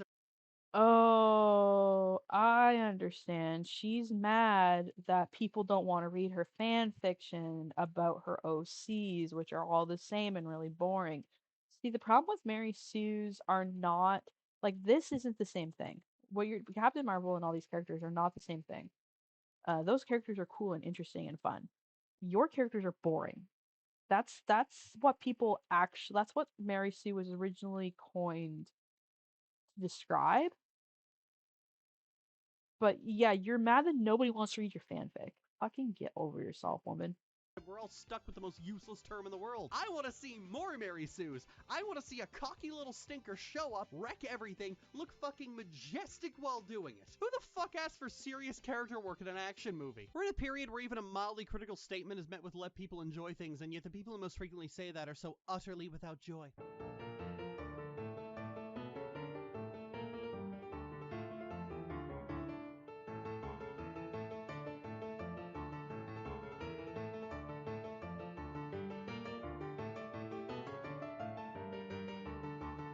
Can I just say that I freaking hate their icon? It's weird. It's weird to make your icon two people kissing. You know what I mean? Like even on like Tumblr or something, it's cringe, dude. When you look at content, it looks so unprofessional. Anyway. Let's talk about why your story-driven show is going to suck. You guys, two people kiss. It is so weird. It's so cringe. Okay, time for another terrible thesis with Lily. At least you admit it. It's also not a thesis. You don't actually like. All right. So what's your thesis, Lily? Tell me what your thesis is. What's your abstract? Give me your abstract. Let's talk about why your story. So that's the title. Okay, so today we're talking about the cartoon non-debate. You know, the whole serious and serialized thing, the conversation that never ends. I know you're probably sick of it, but this is All right. like with redemption arcs where I keep bringing it up Yeah, in other videos. this is and not I a need to just do a thesis. video entirely about it on its own for once and stop playing just the tip with my own opinions. Part of why this conversation is so cyclical and Oh, difficult to drill into. I'm sorry. I don't. Well, here's the thing, Sai, is that I don't think she's actually going to talk about Amphibia. People's heads is that fandom likes to think in absolutes. Fandom can't say something like, I like following a long-term story more than I like getting a dozen Yeah, she little doesn't really stories. talk about They Amphibia. have to say some kind of garbage like, serialized shows are inherently better than episodic shows, which is a phrase that is as frequently repeated as it is laughably stupid. I need to get this part out right now. If you have ever said this sentence out loud or in a social media post, you are a dumb fucking sad sack. So when someone comes out criticizing the glut of bad serialized cartoons that bungle their plots in the name of chasing a trend, that gets filtered. So the reason that people don't like the episodic stuff is because often at the end of the episode the characters will not have learned anything and go back to being exactly the same as they were in the previous episode. All right, yeah, let's crank Lily's audio. Into the fandom brain as saying serialization is inherently bad and nobody should do it. I know that doesn't make sense to those of you with working brains, but remember, some people are sending death threats over do it. I filtered into the fandom brain as saying serialization is inherently bad and nobody should do it. I know that doesn't make sense to those of you with working brains, but remember, some people are sending death threats over review scores for Zelda. We're not really dealing with a sane, stable group of people here. Whenever you're trying to sort out the reasons behind completely irrational behavior, they're irrational is usually the quickest and most correct answer. And if you're wondering if this fandom brain mentality means there's a vicious cycle of quibbling over subjectivity, yeah, episodic shows are like a product of capitalism and consumerism.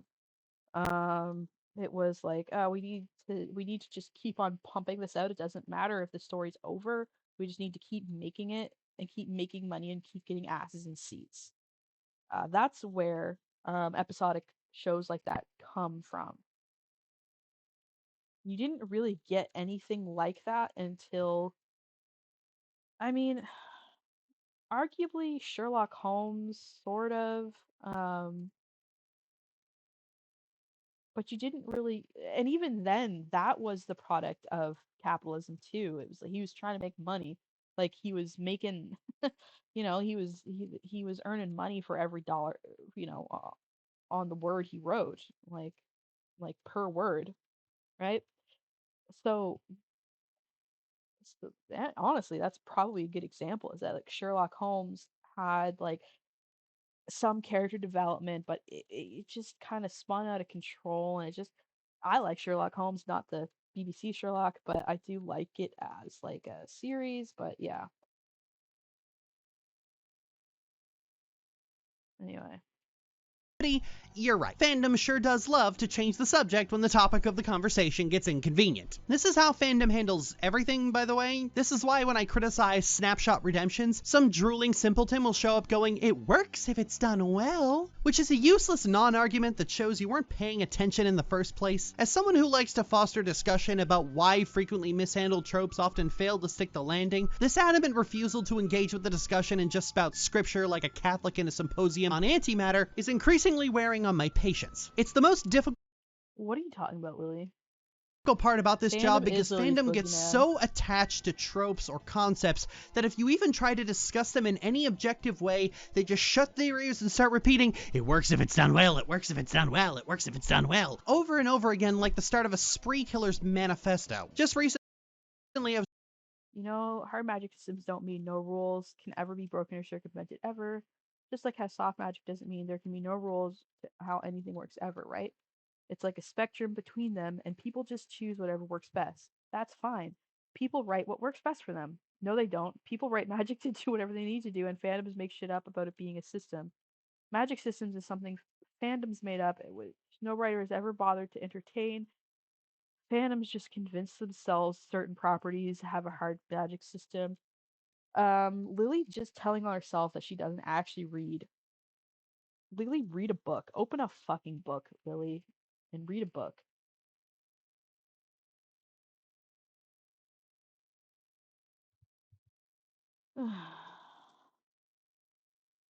Discussing magic systems, a fake storytelling concept invented by fandom over on my Tumblr, and the discussion was routinely being ground to a halt by people who kept repeating, "It works if it's done well, it works if it's done well, it works if it's done well," to the point I just dropped any pretense of Since the one us brought up hard machismo again, there's been plenty of cases where it's been used to increase tension in a fight or advance the plot, since the protagonist doesn't have all the conditions met to use the magic they need to use to get out of a situation, or the protagonist must make a harrowing decision on what to sacrifice for themselves to make the magic work when it needs to. If magic becomes do whatever with no restrictions, then those tense and climatic plot situations would not be able to happen anymore. What is your solution to this? I mean, hard magic tends to resemble sci-fi. You know what I mean? But yeah, it is a real literary discussion. I don't think Lily reads, because most of the fantasy stuff where this comes from is from books, and I don't think Lily reads books. Um, I think she just watches children's cartoons. She's such a bad writer, that I don't think. And here's the thing: if you read a lot, you tend to be a bit better at writing, um, because you tend to like you see what good writing is like, so you tend to because most of Lily's writing comes across as fanficky. Um, yeah, I'm pretty sure all of the writing that she sees comes from roleplay. That's what it reads like anyway. professionalism and started asking them if they were diagnosed with fetal alcohol syndrome. All of this is to say, She likes using the fetal alcohol syndrome a lot, doesn't she? And I feel like it's because there's no ism attached to that. I mean, it is ableist, but right up front that I expect you to pay close attention to what I'm saying in this video, especially close attention. If at any point you feel compelled to say "it works if it's done well" or any similar phrase, that's a sign you're not paying attention. Your comments will be deleted and you will be permanently hidden. I'm not kidding. fucking cope and see, Lily. But every trope works if it's done well. Tropes don't exist. Like, it's not a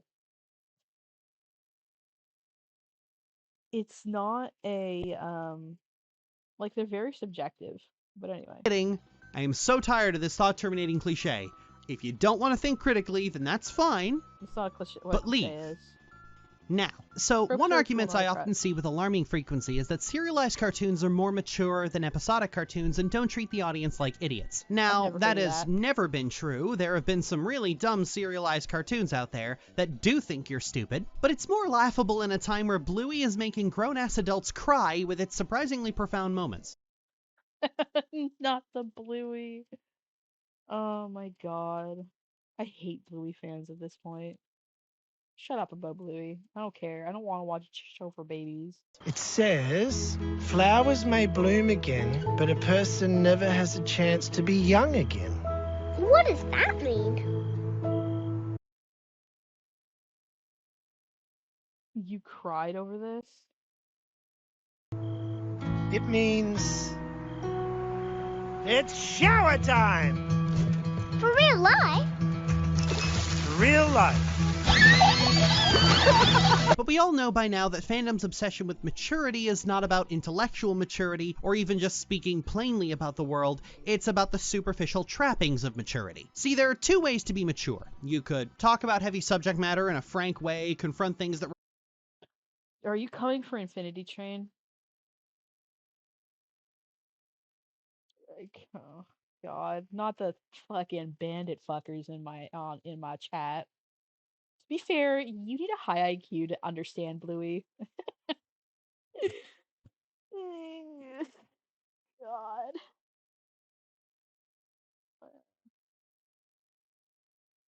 deep throat shotgun right now. Represent collective fears or even address political subject matter. Cartoons do this all the time. They're always confronting heavy subjects. Hell, Pixar did an entire film about depression and even suddenly confronted the uncomfortable truth that many don't like to accept, that depression often happens because of things beyond your control. Riley's mind starts to quite literally shut down, and it takes the emotions themselves to fix things. And it does it by confronting the fact that sadness and negativity are not things to be feared. This is something many adults don't like to accept. Or for those of you who sneer and stamp your feet when Pixar is mentioned positively post-Lightyear, how about the works of Isao Takahata, who has never really been afraid to cover subjects like the deadly consequences of pride, the deadly consequences of urbanism.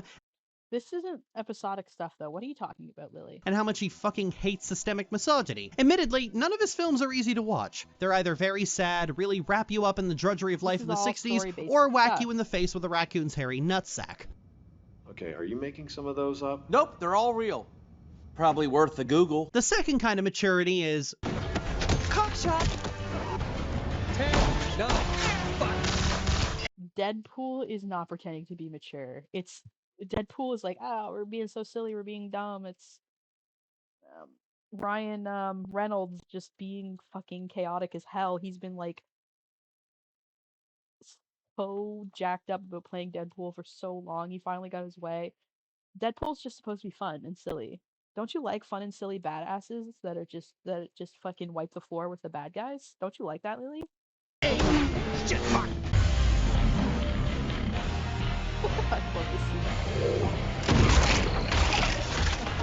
So now, stupid. both of these things are fine. There have been stories that incorporate both of those things. Most science fiction pre-Star Wars was like this, often deeply political. Hell, RoboCop is...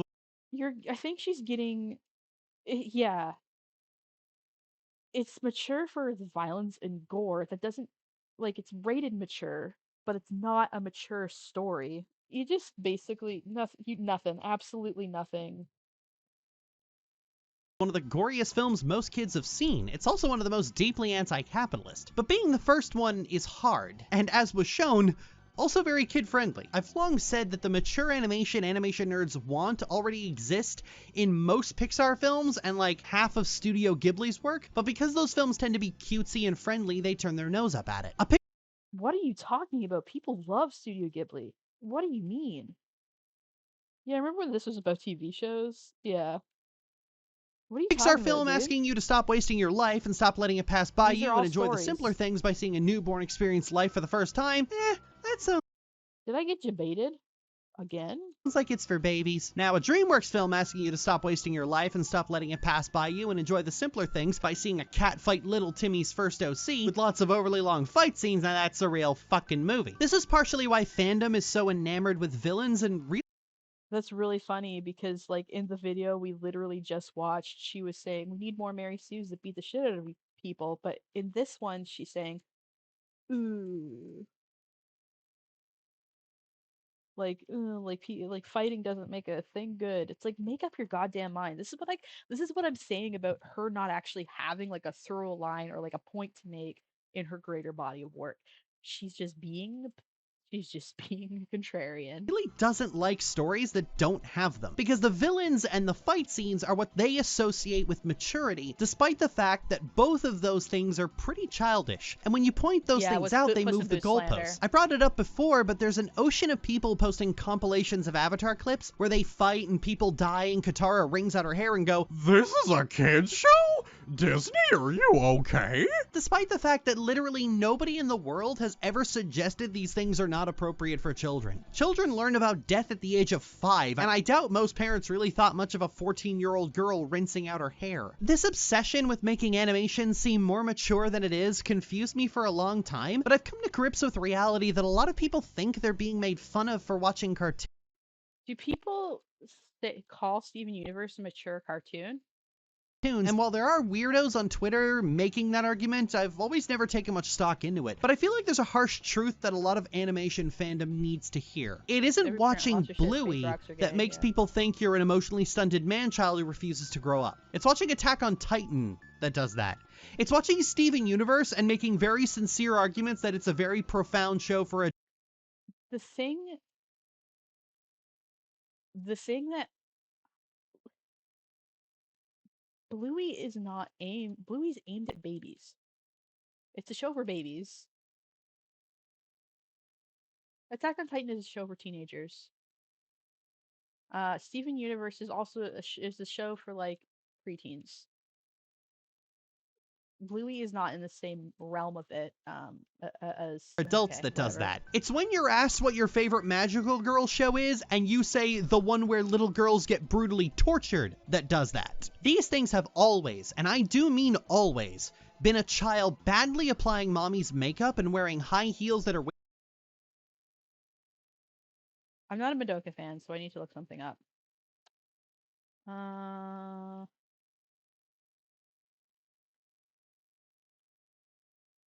She's 14. The same age as the Evangelion characters. I wouldn't call that a little girl.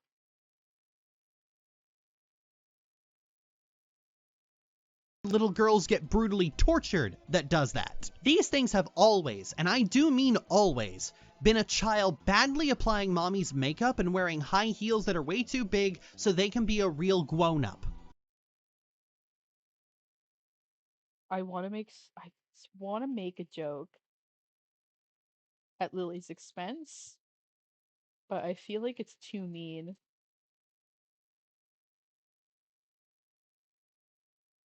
Yeah, it's definitely too mean. I'm not gonna make that joke, but like, is projection much? It's like Manhunt, you know that Rockstar game from 20 years ago about being in a snuff film? It's rated M, which means 12-year-olds aren't supposed to be playing it, but nobody outside of 12-year-olds was actually going to want to play it. This is what aren't supposed to be playing from 20 years ago, so they can be a real grown-up. It's like Manhunt, you know that Rockstar game from 20 years ago about being in a snuff film? It's rated M, which means 12-year-olds aren't supposed to be playing it, but nobody outside of 12-year-olds was actually going to want to play it. This is why every 13-year-old boy when I was a kid was all over the Grand Theft Auto games, and why it was equally fucking cringeworthy when as adults they tried to claim Grand Theft Auto 5 as one of the greatest games of all time. Billy, you were supposed to have grown out of Grand Theft Auto 7 years ago. The perception of childishness isn't watching Little Bear. Says Lily, whose favorite anime is Hamtaro. Shut up. Because everyone likes Little Bear. Grown-ass adults will sit down and watch an episode of Little Bear. When my nephew was very little, he was really into Paw Patrol, and my mother would watch it with him all the time. And now it's Pokemon. Most of this stuff is keyed as all ages for a reason. Everyone can enjoy it. But the superficially mature is something that only young teenagers... Are you coming for Prince of Persia? ...enjoy. And that's fine. Most people grow out of their... You were supposed to grow out of Grand Theft Auto, watch Bluey like an adult. Get out of here. That's for babies phase, but even when they do, they probably still find a certain childish glee in splatter movies. Most people have a diverse media diet. Most people can watch soap operas. Yeah, okay, listen. Here's what we're gonna do. More adults should watch Bluey, and more children should watch Texas Chainsaw Massacre. That's my hot take. And Bluey, but animation nerds will only watch one kind of show because they're that action bad video, but her previous video that we just watched, which I guess like to her is the next video she'll make, is like action bad, action good. Actually, stop complaining about it. Trying to prove a point that nobody but them cares about. I mentioned before there's an issue of dogma, where a lot of people believe that serialized story-driven shows are inherently better in every way. Now, the general public doesn't believe this. They watch both and don't have an identity crisis about it, and good writers generally view these methods of storytelling as tools to use when they need them. Jon Favreau once said that The Mandalorian had no ending planned and there wasn't a finale they were building to because it is a television show. And that's especially apparent when you compare it to the other Star Wars series that are serialized, because they're much shorter. And this is why serialized cartoons are so terrible, because this kind of mindset is held only by idiots who don't know what they're doing or what they're... Also, like, episodic shows tend to treat their writing staff and their animators the worst. Just as a little fun detail. Lily and Bluey. Don't forget Bluey. Lily's media diet is Kingdom Hearts, WoW, Star Wars, and Bluey. Same brain cell. Talking about, so shitty writers gravitate towards serialization like a galaxy around a black hole. Good writers go, well, the show I make... I don't think anybody what? Hold on. idiots who don't know what they're doing or what they're talking about, so shitty writers gravitate towards serialization like a galaxy around a black hole. Good writers go, well, the show I'm making now would be better if it was episodic, maybe next time I'll make a serialized show. While bad writers go, it has to be serialized to be taken seriously, just like my favorite adventure fantasy that nobody but me likes. In animation, it was always unpopular because no studio could ever guarantee the audience will see all of them, because the likelihood that dad will change the channel over to the hockey game and ignore your cries of, hey, I was watching that, was always statistically high. While streaming is often perceived to be very friendly to serialized shows, the business model of streaming is even more hostile to it than ever before, because there's more money in making 20 single-season shows than there is in making 5 3-season shows, and so far nobody other than Disney has thought to revive the concept of a miniseries. Despite animation fandom loving story-driven shows, the Owl House's story ended, and yet people still want it to come back, do spin-offs, comics, other shit. There's a ton of people who desperately want a story about Caleb. Yeah, it's because the Owl House wasn't able to finish. And Evelyn, and acting as if they have some kind of unseen potential, despite the fact that they don't actually matter. They say story-driven shows are better because it's what they think other people want to hear, but they still want to wring every last ounce of content out of it because they just want more and more and more and more and more. I could sit here and point out that the Owl House's slip into serialization is exactly the reason they didn't cover whatever pointless diversion you wanted them to, and how a more The reason they didn't cover it is because it was canceled early. Open and episodic approach to storytelling would have left room for those fun divergences. But I already know you're not listening. You're probably in the comments writing 7 paragraphs about how one obscure anime from 2009 proves me completely wrong, or about how that remark proves I'm secretly a white supremacist somehow. See,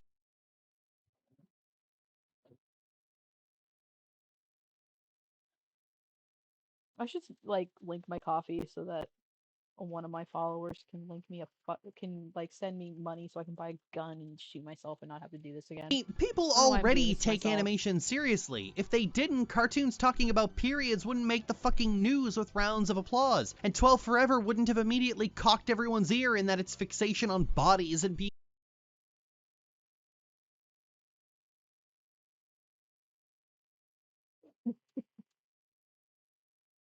Lily, when was this video made?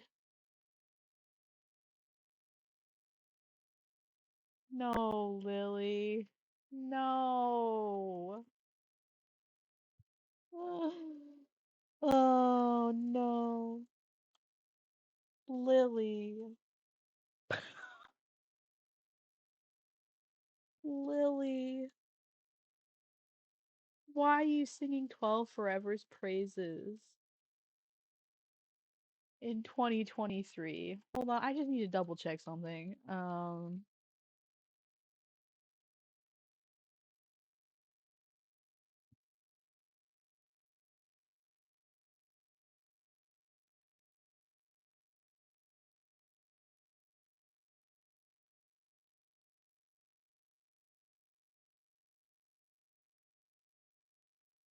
Yeah, we've known this for years. Yeah, I thought it was a while ago, but my Lily, no.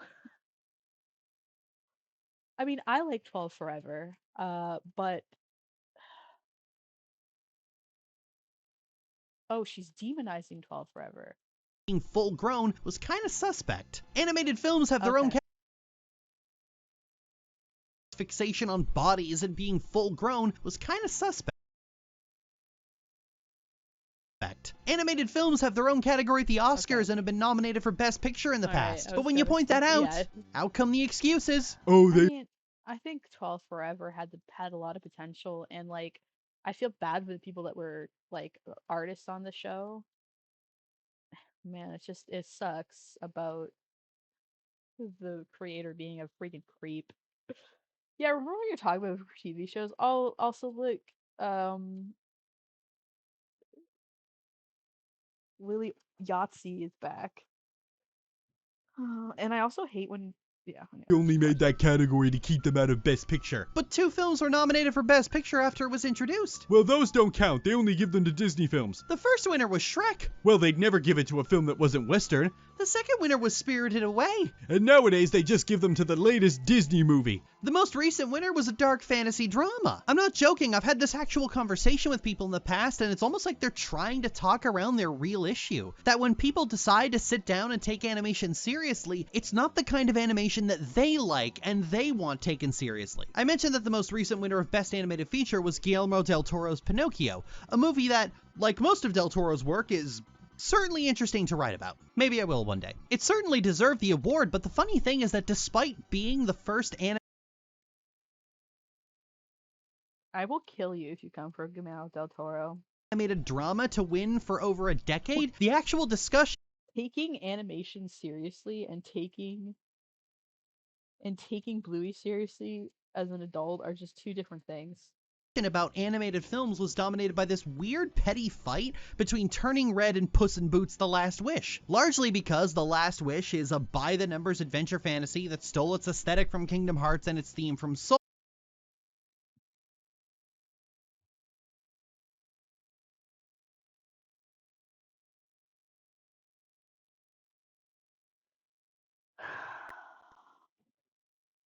But it had a red-eyed edgelord Kingdom furry Hearts as the bad guy, so mention. clearly it's the savior of animation forever from those evil chick flicks. And that's the real central issue, because what they're actually mad about is that an animation studio made a few girl movies. This might sound weird coming from the mature story-based animation.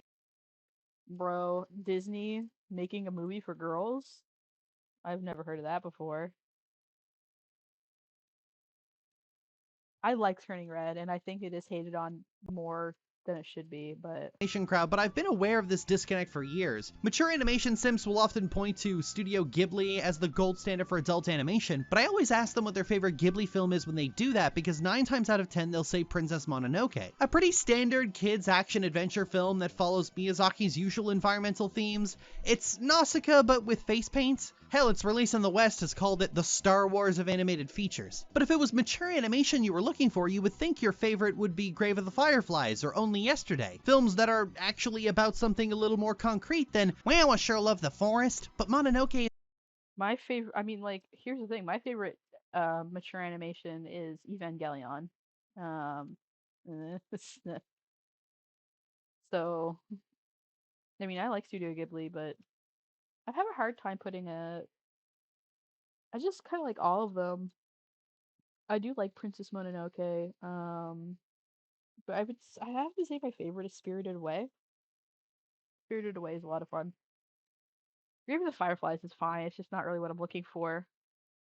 Is an action-adventure epic, while the others are a lot slower and quieter, and in the case of Grave of the Fireflies, the adventure out something a little more concrete than, well, I sure love the forest, but Mononoke is Kids an action show. adventure epic, while the others is a are a lot kids slower and show. quieter, and in the case of Grave of the Fireflies, heart-rendingly sad.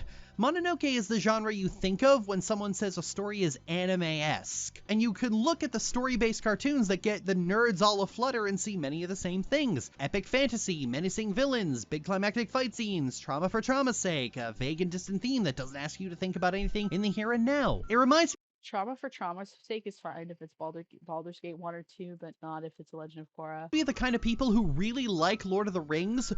I'm going to fucking kill you, Lily. I love Lord of the Rings. Lord of the Rings is awesome. It's a great piece of work. Yeah, why are we talking about movies? But only during the big fantasy battles, and don't like the quieter parts where people are talking and sharing. That's the part. Okay. Lily, have you ever read Lord of the Rings? Or have you just watched? Thanks for the follow. This.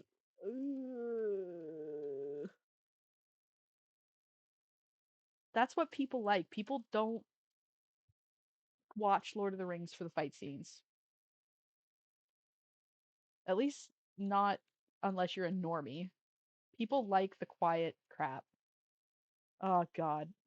Tolkien would shit down her throat. Sentiments about home and family and peace and getting really melancholy about war. I mentioned in a previous video that a lot of these shows with aspirations of being these big serious epics don't actually have any ideas to work with beyond being serious. And so their stories are actually extremely shallow. Most of them are just coming of age stories, which as a genre is deliberately vague, but the first requirement of being serious is being about something. Most of those Ghibli films everybody likes are about something. Princess Mononoke is an environmentalist film. Nausicaa, the older and better version of Mononoke, is an environmentalist film. And they're both rather honest environmentalist films, as their main central themes are mistreat nature at your own peril, puny mortal. They're about how if you don't take care of the planet, it will kill you. Your death is inevitable. The giant warrior died. That's the way it should be.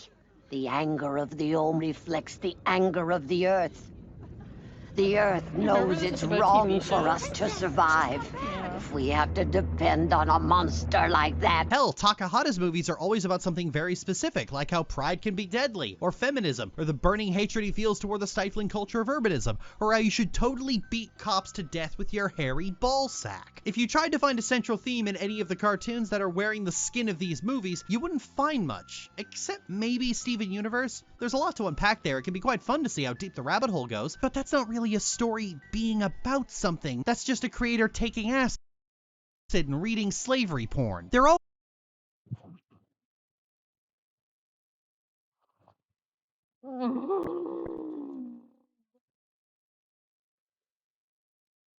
Steven Universe mentioned. Oh, God. I wish I was drinking too.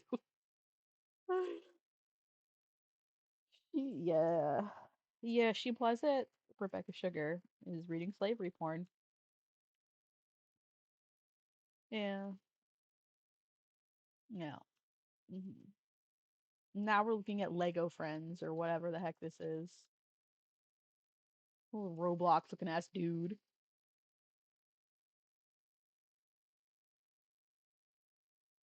I think Psy Scribbles, who is in chat right now, put it best. Steven Universe is about communication. There's some coming of age story there, and I would also say that like Steven Universe is also like changing perspectives and everything. So again, I also love that I haven't actually drawn anything. I just have my crappy Zelda fan art sketch sitting there. Okay, let's see. trying to be like other shows, except for the fact where they had something interesting to talk about. And that's why they're never going to succeed in their aspirations to be taken seriously, because they don't have anything to take seriously. They're doing this strange pantomime where they don't really know what they want to be. This is why we call a lot of them waname, because they want to be like an anime, but their ideas I've never heard waname before. Stopped there. Ironically, this point is emphasized by a work that actually succeeds at this, Turning Red. She's a pokey fucker, and that's got some serious master slave shit to unpack. She has no right to throw stones. I actually, it's not on this. I don't have it on this computer, but I came across a page from Pokey Madhouse when I was looking for pictures for my big old Lily Orchard video about Kingdom Hearts. And there's literally a panel where Gardevoir gets angry and says, "Don't you get it? Gardevoir don't fall in love with their trainers, they get groomed by them." So, regardless of like, the ethics of pokey fucking, um, that's part of the canon of her series is that Gardevoirs don't fall in love, they get groomed by their trainers, and like she's putting a romantic spin on it. But anyway, remember this was about TV shows? Turning Red, the Pixar film that broke the minds of cartoon fandom, often claimed Studio Ghibli as an inspiration. No, I think she meant romantic, like the way that G, like Lily's sister wife, Gardevoir, feels about Lily's self-insert character. They don't fall in love, they Yeah, they get groomed. And indeed, when you look at that, you probably thought of the art direction of Miyazaki's films, but the story carries a lot of elements of Takahata's work, largely. Also, here's the thing about Turning Red is that it's very intentionally cringy, and you're either gonna love that or you're going to really hate that. I loved it, but I could see why somebody else would not like that, and I wouldn't expect them to watch it. I thought it was cute. I loved May. I loved the panda. I loved all the little characters. But it looked beautiful. Also, Toronto's just like that. Because it's about more grounded issues and it honestly feels like Only Yesterday, but set in the 2000s against the backdrop of the boy band craze. It's not one-to-one because the themes of the story are personal to the director, but that's kind of the point. It may take inspiration, but it's still something unique to that director, Domi Shi. And that's the kicker here. Unique to that director.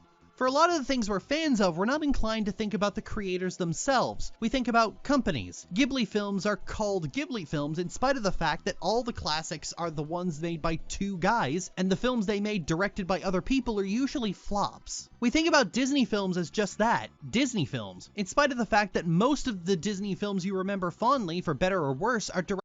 Where are we going with this? Was it set in 1999? I thought it was set in like 2003 or something. 2002. Yeah, Digimon Adventure 02. Where are we going with this? Directed by two guys, John Musker and Ron Clements. The Disney films that were more notorious for being rather messy narrative-wise, like Frozen, Frozen 2, the Wreck-It Ralph films, and Raya and the Last Dragon, are all either directed or executively produced by Jennifer Lee. And that's why those groups of films carry very similar ideas and tropes between them. And those things are not always well understood by the audience. I'm gonna reach out of animation a little bit to bring up Last Man Standing, a conservative sitcom made by Tim Allen. Allen once compared his character on the show to Archie Bunker, claiming that Archie Bunker was a primary inspiration. Now, Archie Bunker of All in the Family is a rather bigoted meathead. He's old-fashioned conservative even by 1970s standards. But where this comparison falls flat is that Allen's work on Last Man Standing was meant to be agreed with. It was a conservative show for conservative viewers. Hey, Lily, what are we fucking talking about right now? This is so stream of consciousness. What? This isn't. I don't understand what you're trying to argue. I don't understand what you're trying to say. I don't know. Like, this is. Oh, okay. All in the Family was a liberal show for liberal viewers. Archie's bigotry was meant to be laughed at. It's very serious. You know what I'm saying to you. But also, like, the son-in-law also had, like, despite being very liberal, would also like tokenize his friend or like say things that are insensitive or like he'd like tolerate things up until a point. Um, Also, liberal is not the opposite of conservative. Just because we have two main parties in Canada that call themselves the liberals and the conservatives doesn't mean they're on opposite sides of the political spectrums. The progressive and conservatives in Canada are basically the same. I'm saying that you guys ought to stick with yourselves. You mean guys ought to stay with guys? So it was simultaneously rather aggressive at times, but not so extreme that you'd honestly think Archie was a full-on white supremacist. And that divide is shown many times in the show, especially after Mike and Gloria leave, and Archie no longer has someone to dress him down, and so he cools off and grows as a person because without the contrasting characters, that central gimmick just doesn't work. It made Archie into a character a lot of people loved because the writers, can't remember what the actor's name is, but the writers have said that like the actor for Archie's character just kept pushing and pushing and pushing long after they felt they were finished with the show. And they basically ran out of things for Archie to do. So that's why it ended up getting canceled. She's only being this generous because she watched reruns growing up. Absolutely. Canadian television, especially in Nova Scotia, was pretty fucking garbage. So basically, like, you had YTV, Teletoon, and you had like the little Play Schools channel, but for the most part during the day, um, you would be watching reruns. at his core is someone who means well, but was just taught a lot of garbage. Ironically, rewatching this show helped me sort out some very complicated feelings about my own father, because I see a lot of parallels between them. So to compare Tim Allen's conservative mouthpiece to a character who goes through a lot of personal growth is, quite frankly, fucking nonsense. A similar thing happened when Trey Parker and Matt Stone claimed Archie Bunker as an inspiration for Eric Cartman of all people. Cartman, a kid who once tried to lead a Nazi uprising, compared to Archie Bunker, who looked the Klan right in the eye and threatened to beat the shit out of them if they ever showed up in his neighborhood. But the problem, what that was about, is that like Archie would say things that would make people like the KKK think that he was a sympathizer. He didn't realize how racist he was being. And if we catch you guys burning any crosses, we're gonna come up here and we're gonna bust your honky hindies.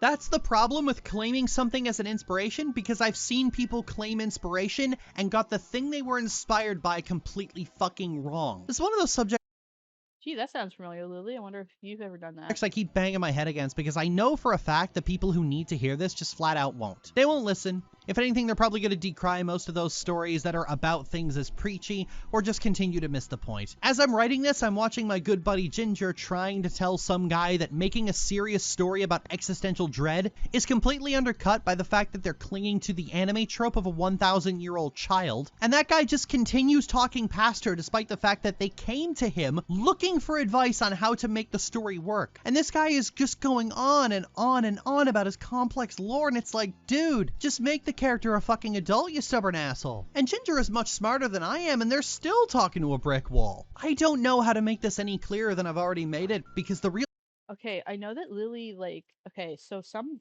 guy writing a fan fiction online that won't even come off of Anon is not the same as, like, people that are working on, like, mainstream television.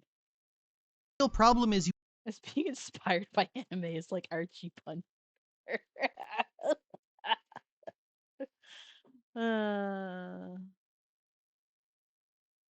Okay. You have 30-somethings who want to keep watching Toonami, and they don't want the normies to roll their eyes at them for it, and screaming xenophobe hasn't worked, so they're officially out of ideas. That's what all this is. That's what it's always been. Fuck, I'm tired. I hope that Pokemon video does well, and I can pivot my contact to something else.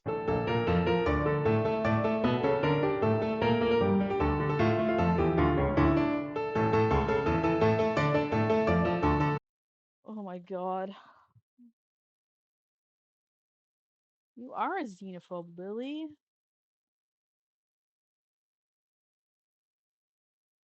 So, what was the point here?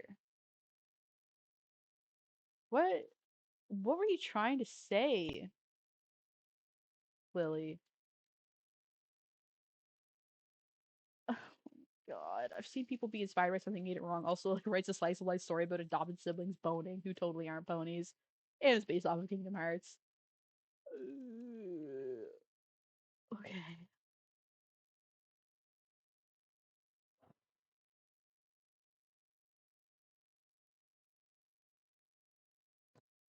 Okay.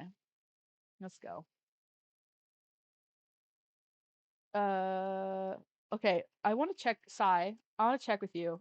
So, I don't want to, like, watch any more videos that you were planning on. I wasn't sure.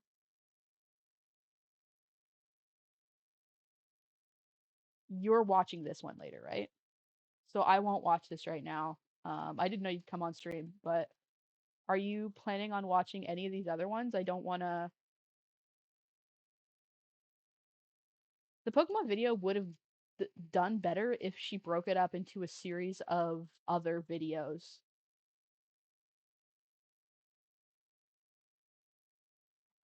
Let's watch this one. It's nice and short, and I feel like it's gonna get me really mad.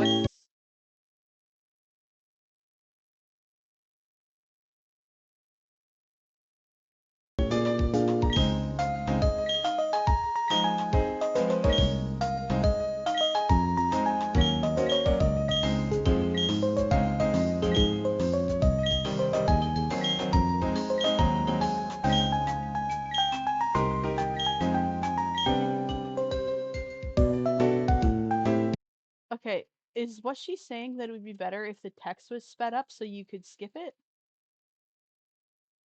I don't understand. What is she trying to say? Also, where's the comments?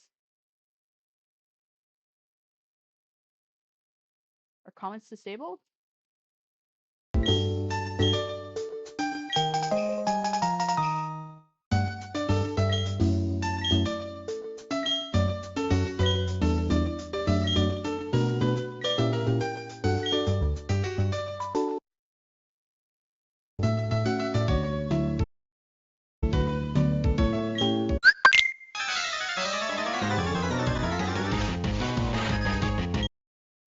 Oh no, there's cutscenes in my RPG. There's cutscenes in my RPG. There's a story. You got a story in my RPG. There's a story in my RPG. How dare you?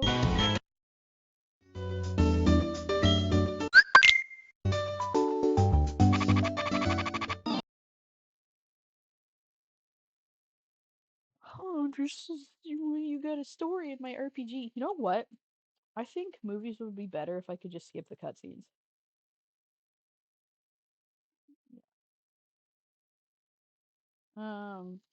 Yeah, I think that like Schindler's List would have been better if it let me skip the cutscenes. Actually, Schindler's List should let me skip the cutscenes. Get right to the God. Oh my fucking God. TV shows would be better if I could skip. But that's what she wants, though, I think, so that she can go get right to making her fan fiction. Let's talk about internet stalking. Ooh, is this too spicy for my channel? What do you think, fellas and fellies? Sorry. Oh, the line is broadcasting. Oh, Jimmy Snow's kind of cringe. Well, okay. Lily will snap Thanos snap the world into being gay incest Seinfeld. Stop. Hi everyone, please support our videos on Patreon. The link's at the end of the video and in the down there part. Thank you! So that's her with voice training. This is what she used to sound like. Lily, why did you go away from this? You sound so much more pleasant. Oh, you're lovely. I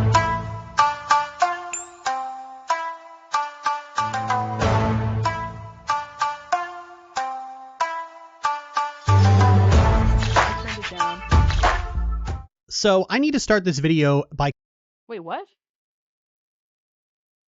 She's code switching. Girl, what are you doing?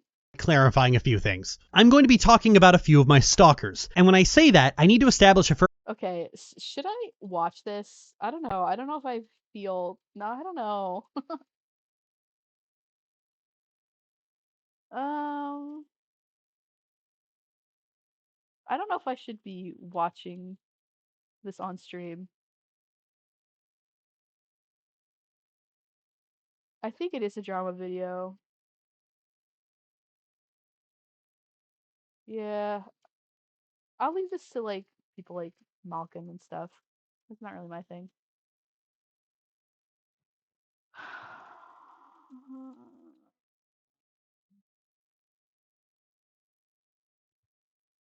Alright.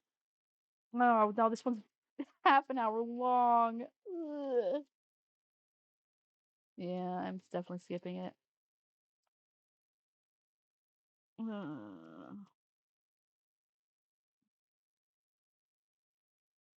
Half an hour, 20 minutes, 14 minutes, 12 minutes. I'm mostly curious about this one. leading to a situation like with Bismuth where... Hold on a second. What? Cold open? Leading to a situation like with queen, Bismuth where she was bubbled by Pink Diamond, and then from her perspective there was a blink, and 5,000 years had passed and all of her friends were dead. Ah, sweet! Man-made horrors beyond my comprehension.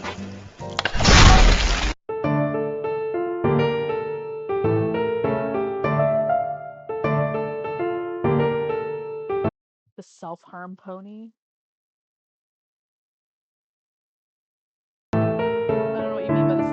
I've long criticized the tendency among cartoon fandom to push for more mature stories. I find it really funny. Why do you give your characters such big boobies? What is this? Why must your little avatar be sexy? I don't get it. Storytelling, but one part that's untouched is this It's her avatar just keeps getting worse. It does. contradiction where fandom wants mature storytelling, badly but doesn't drawn. want to accept the uncomfortable reality of mature storytelling. And this is important to talk about because it's a problem that people carry with them everywhere. So cartoon fandom is in this weird position where they will champion a story that deals with issues like loss, grief, trauma, sexual assault, genocide, tyranny, fascism,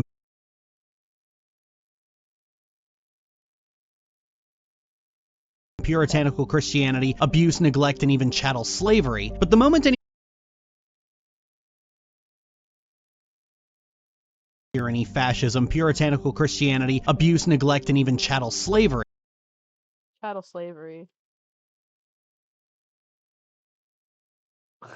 Imagine drawing.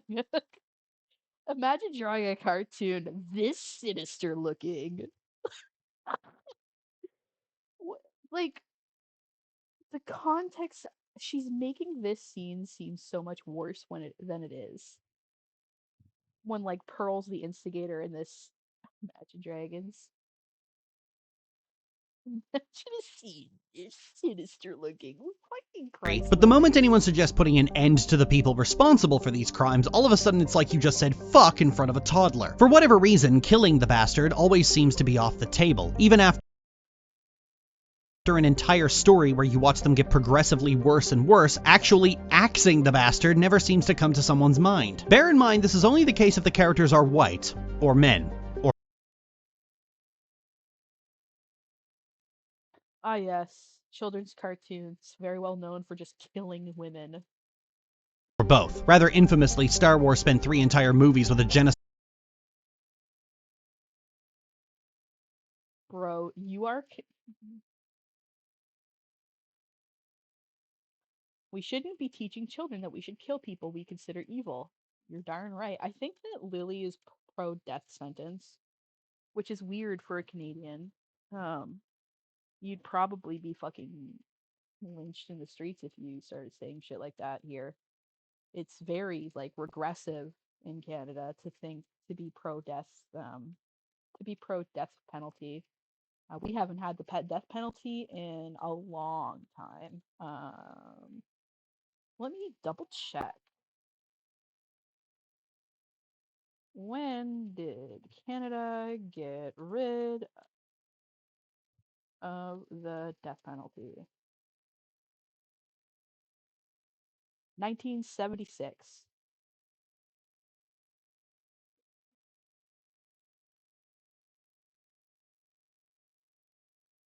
Furthermore, a government motion in 1987 to support the reinstatement of the death penalty in principle was defeated. So they tried to bring it back. And finally, the death penalty for military service offenses under the National Defense Act was abolished in 1999. So, yeah, we haven't had the death penalty effectively. I don't think anybody was actually sentenced to death for military service offenses under the National Defense Act after that, but, like, it was fully, like, established. But yeah, we haven't had the death penalty in almost 50 years. Like, at all. So yeah, there's a difference between killing a person and murdering them. What Lily advocates for is murder. Yeah.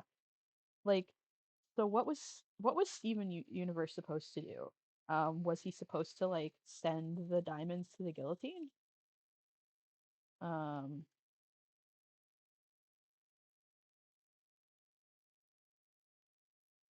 Lily loves killing so much she had her wife make a comic where Lily's WowOC killed Steven Universe for daring to suggest violence wasn't the answer. That is so cringe.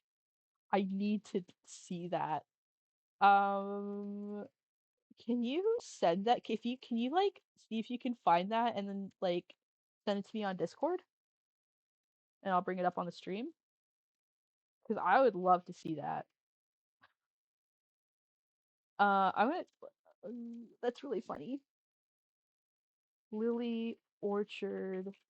Wow. Steven Universe. Images.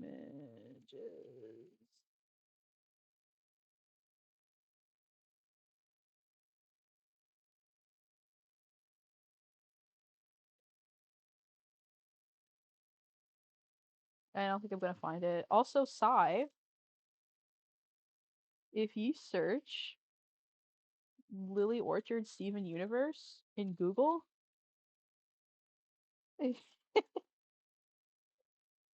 uh, you're like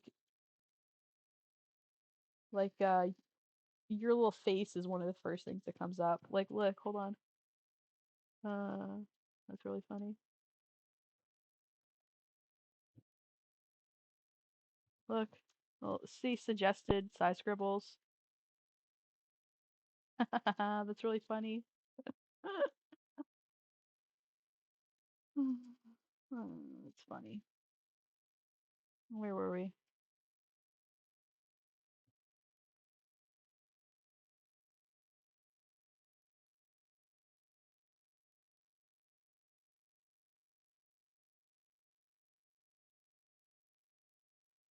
Oh, I didn't realize you were on it. Yeah. Sorry, I thought you were in Size Discord at least.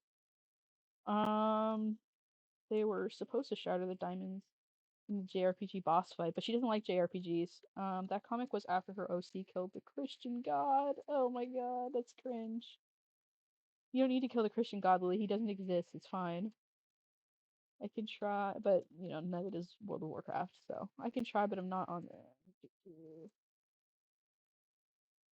Wouldn't have been under. Wow, this was her original setting, which was lesbian space fascist immortals. Lesbian space fascist immortals, but fascism bad, also morally gray bad.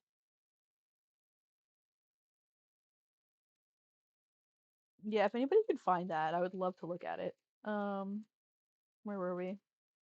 But yeah, Steven Universe not killing the diamonds is not the same as like Suicidal little pissant slaughtering people on a whim before getting a hasty, rushed redemption arc, and was called the best character in the trilogy even by people I sometimes pretend to respect. But possibly the most interesting of all is Adam Driver as Kylo Ren, ostensibly the new wannabe Darth Vader. Right now, let's talk about the best character in this whole trilogy, Kylo Ren. That is without a doubt the dumbest thing I've ever heard.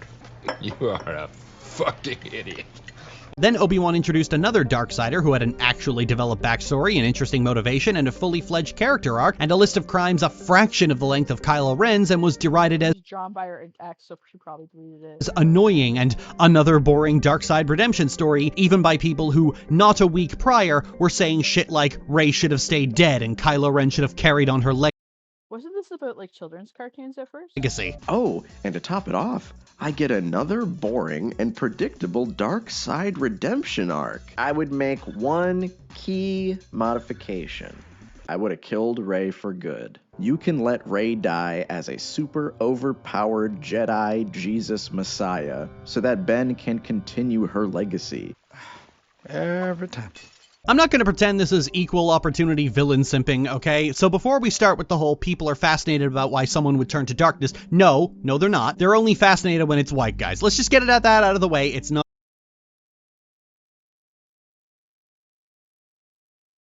a disputable fact. It's very easy to tell when bigotry plays a role in someone's critique because of the inconsistency involved. People with double standards are never sneaky about it. I mean, how many times have you seen a female character or a character of color derided as annoying as a blanket statement without any other qualifiers? Reva was just such an annoying character in the show. Is she I'm getting tired of getting okay. I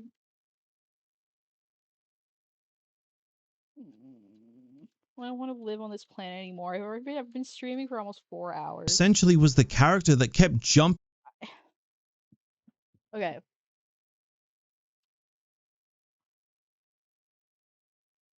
Listen, I need to do something really important, okay? I need to do something really important.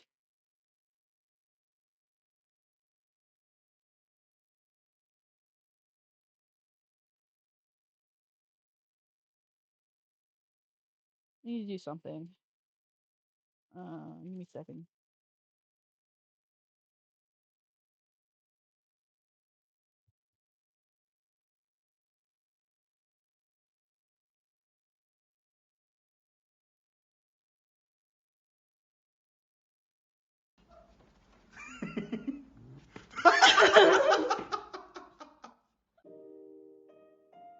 All right. I need some bleach.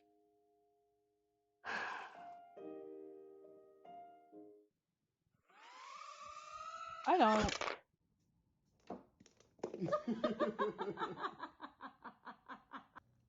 I don't. Good girl's I'm pretty. just gonna mute this so that I can talk. You know, we'll just have cats going.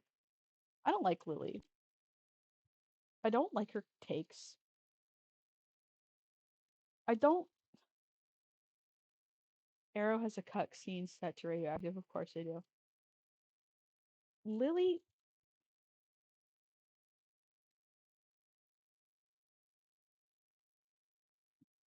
Well,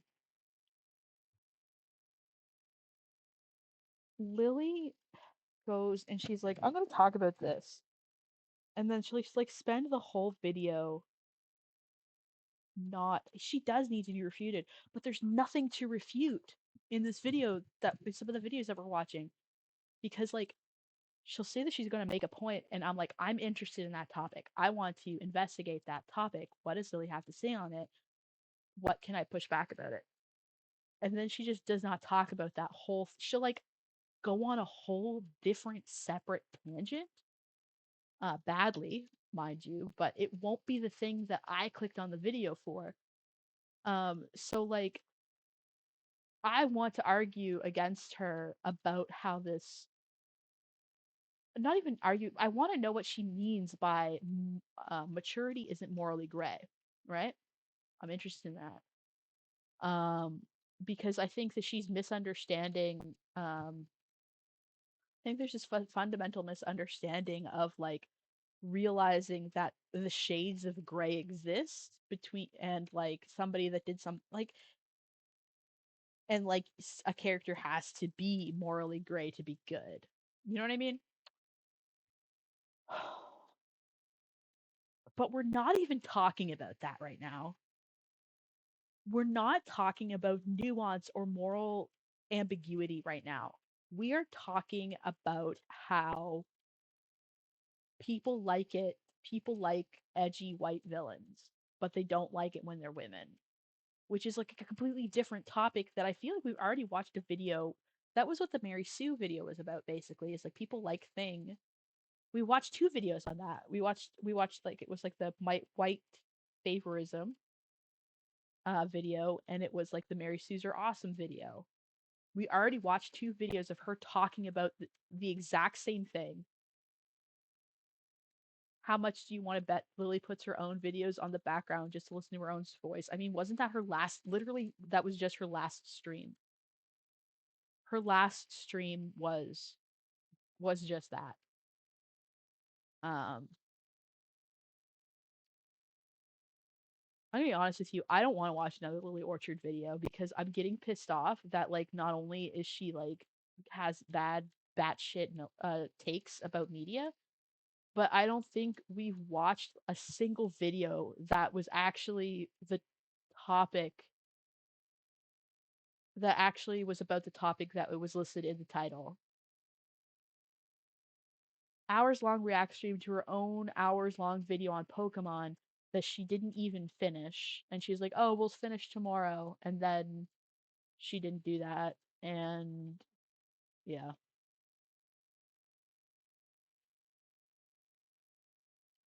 I feel like I made.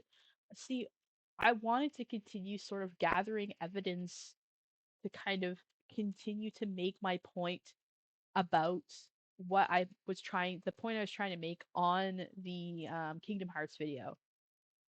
Um, but she's honestly worse in these videos than she was in the Kingdom Hearts video. And the Kingdom Hearts video is like 5 years old. She's gotten worse. It's just completely off topic, like blabbering, like just it's just like explaining that there's a gay person on TV, therefore something communism bad. It's the exact same thought process. It's not even that. It's like, well, no, yeah, it is kind of like that. It's like, but it's like from the other side.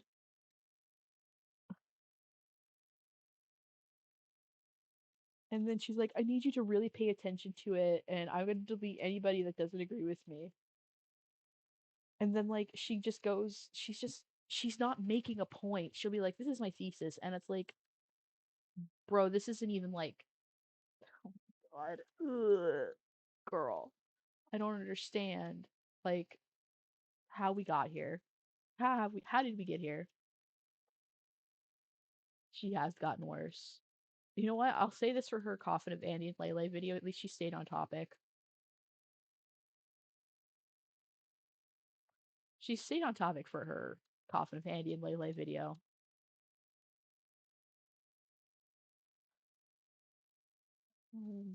Bro, get these grippers out of my face. Thank you.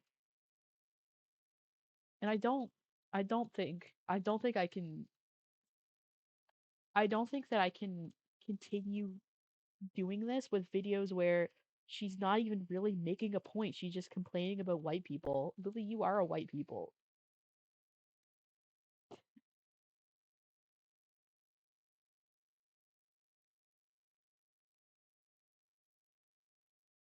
There is no, but there isn't a thesis.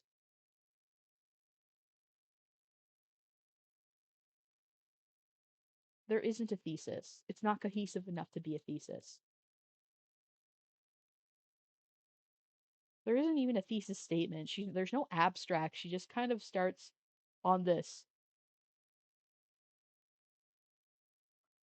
Yeah. Yeah, swampling livers, actually I'm not supposed swampling, not really sure what the LVR is supposed to be pronounced, but is a grad student.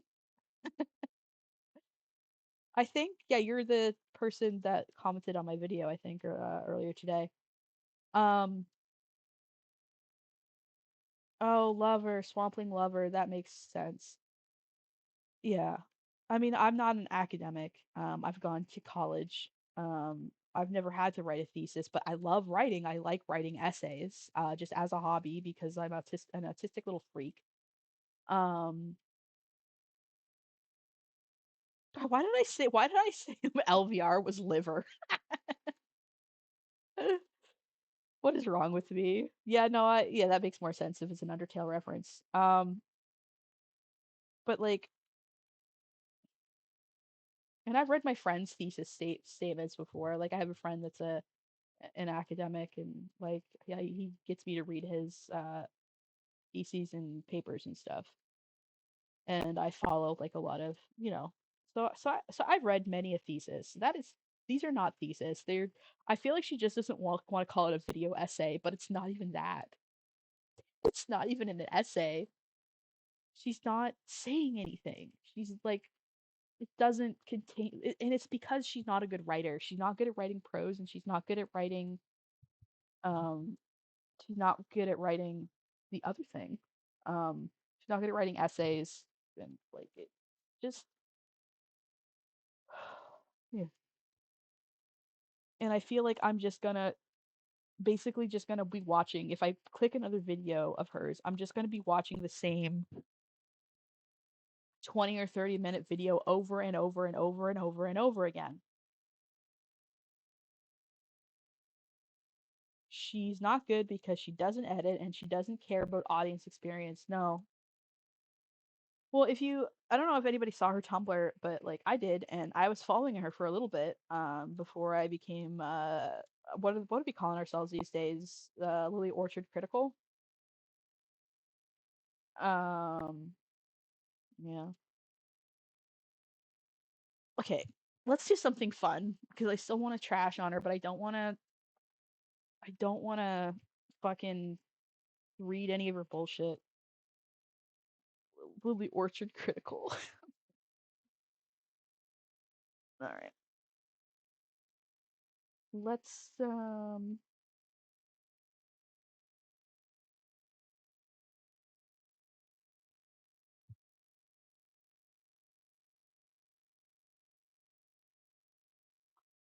Alright. My Twitch. Let's get this over here. Come on.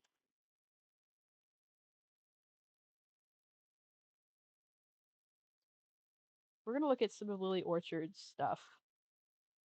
Not her videos because I can't stand another single one, but we're gonna switch to, let's see, go.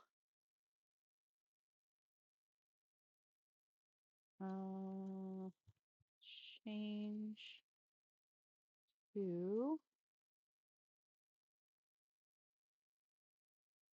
there you go, done.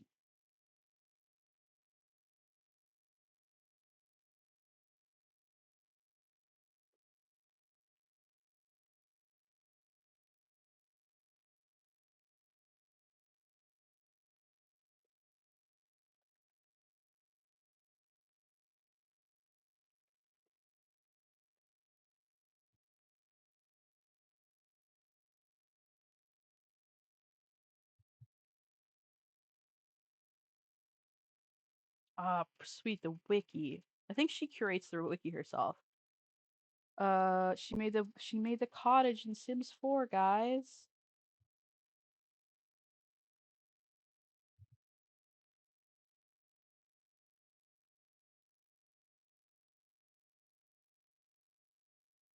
Yeah. I have noticed that her art has gotten worse. It's very flat. Um,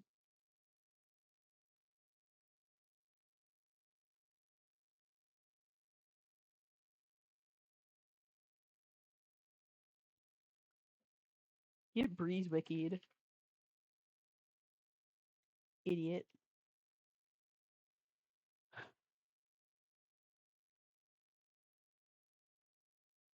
So here's a little trick. If you are on like the .fandom wiki thing, if you replace fandom, like the .fandom part, with Breeze wiki, um, now I'm sure it's never been compiled onto Breeze wiki before, so it's probably gonna take me a second, unless like it's not gonna load on Breeze wiki, is it? No, not. Most fandoms will be, but because Pokemon House is such a small one, it probably isn't. But yeah, most cases, if it's a fandom, you can go .breezewiki instead, and you won't have to deal with ads.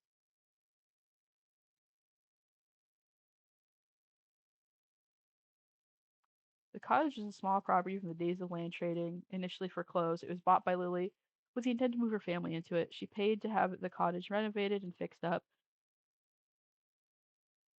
Bro. Oh, it's so much worse, folks.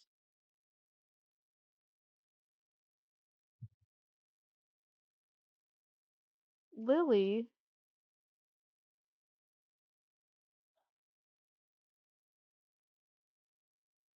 Lily.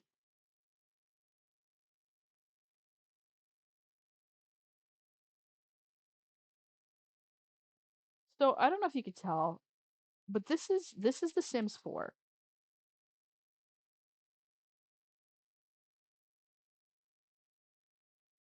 This was made in The Sims 4.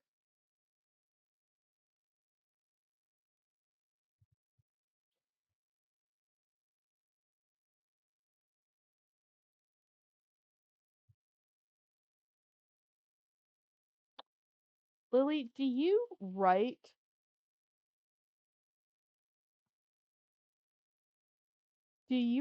fan fiction based on Sims 4 playthroughs?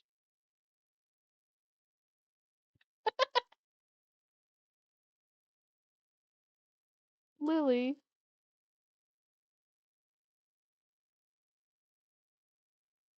Lily. Oh my god, no, Lily. And I've been wondering that because I play a lot of Sims.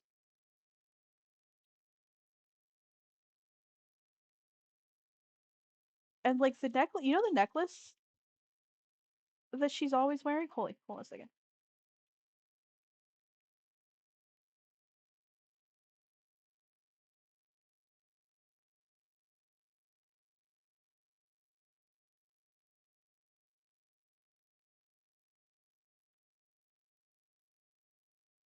You know this necklace? And this earring? They're items in The Sims 4. Lily, are you writing fan fiction based on your Sims 4 playthroughs? Okay. I'm about to give. Okay, hold on. Lily Orchard EA account. Hold on. Okay. I have a theory. I have a theory. I have a theory. Oh God. Okay. I have some research to do. Yeah. Sims 4 gallery. Oh God.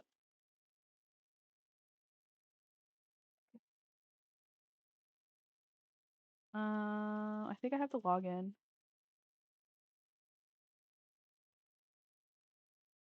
Oh, I don't want to. I don't want to like sign into my account. So to look at like non-Maxis curated content, you have to like log into your account. Okay. Give me a second. Um,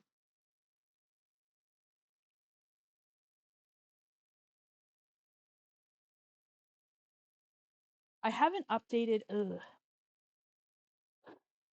I haven't updated The Sims 4 in a while. We'll find something else to do while this loads, but I need to investigate this.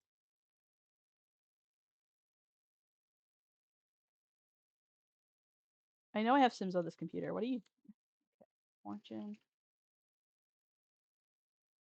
What is happening? Why isn't it letting me?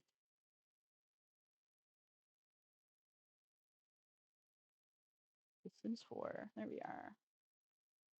I wasn't planning on doing this, so I'm just absolutely not ready. But we're gonna let Sims update in the background. I think that should be fine. And then we're gonna do some investigating in the. Yeah, please send me the screenshots and stuff. We can look at those. I'm gonna. Okay, I'm gonna update the Sims 4, and then we're gonna like do some investigations on the Sims gallery. Um.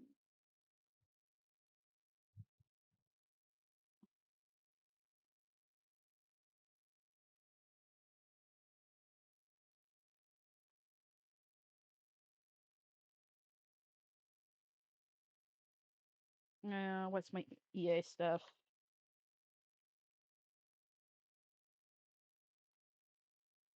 And I think my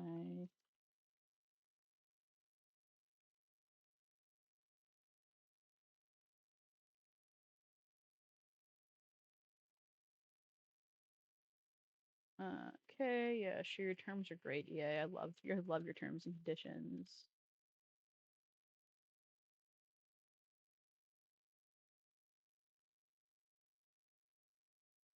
All right, so I don't have all the packs on this computer, but it's fine.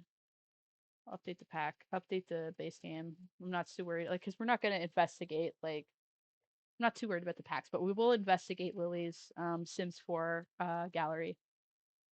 I'm very curious. Okay, where's my Discord?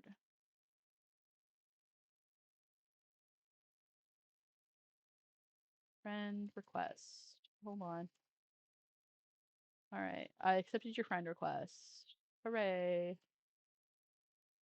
I'll probably just pull it into Photoshop. Okay.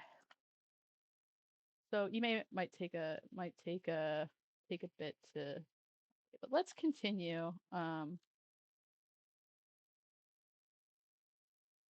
Where did my what's Twitch doing right now?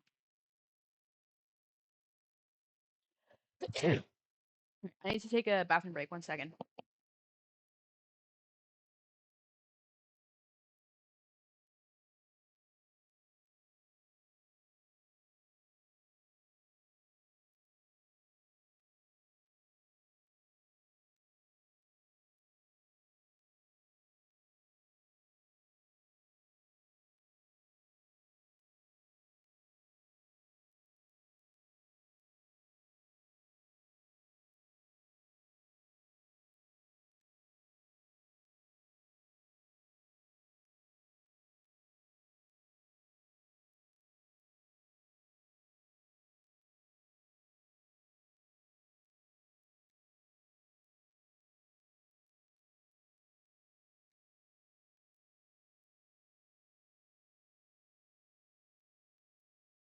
Boggle, we're not going to talk about Lily the Gardevoir right now. That's not my business. That's yeah. So, listen. I used to be a 3D modeler um as my career. Well, not for very long though. I just basically my great achievements is making like some little assets for like a shovelware game. Um, I mostly did 2D stuff when I was an artist. Um, and like pivoted quickly from animation and arts into like film and video editing just because it's a lot easier to get a gig doing that kind of stuff. Um, so yeah. Audio still good? Great. Okay. So where's that wiki? Okay.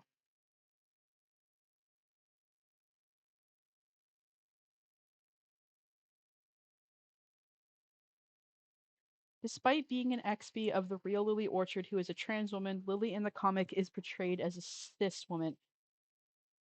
So is G trans? How did G get pregnant? How did G get pregnant?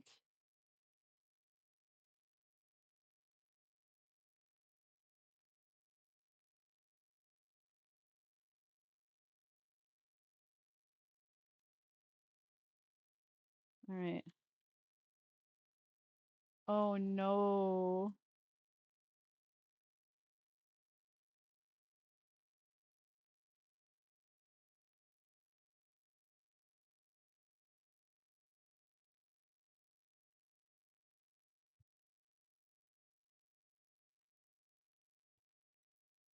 Uh-oh, besties.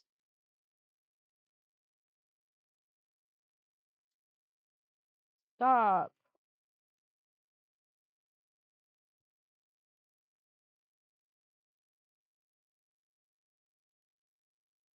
Please stop. The fighting has to stop. There's no reason for you to keep hating each other. Think of all the good you could accomplish together. I promise you, things can get better if you just sit down and talk to each other.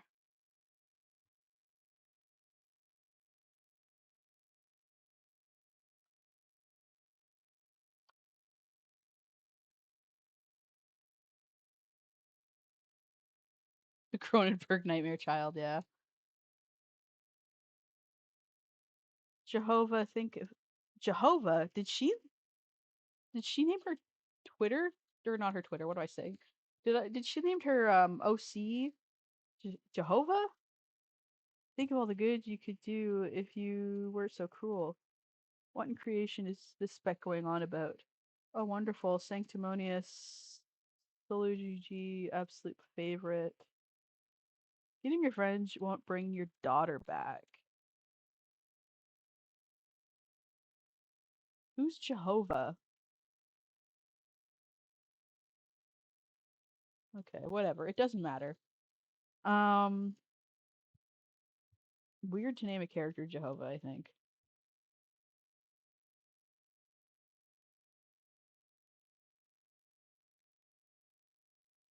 Oh, someone went to do. That one. There's no such thing as a bad person, just a broken person. If you reach deep inside, you see. That's not what Steven never said something like that. This is awful.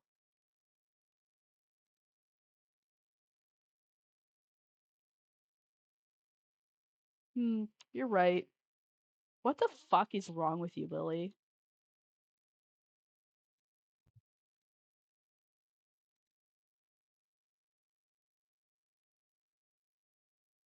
I do feel better. Oh.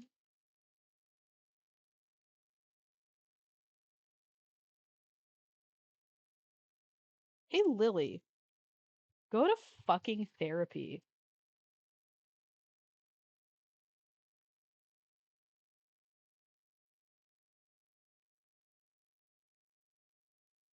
What kind of like what kind of regressive fucking turd like fantasizes about killing a 14-year-old child?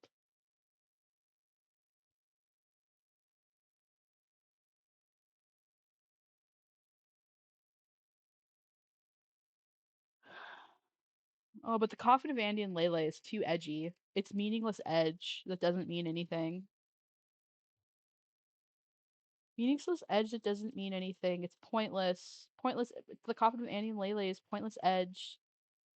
It's just meant to titillate the viewer.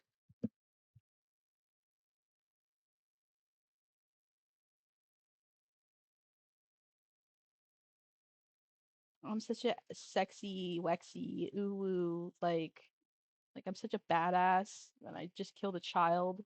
Aren't I epic? Aren't I epic? Yeah, a child based off of Rebecca Sugar's kid brother. Oh my god. What the hell?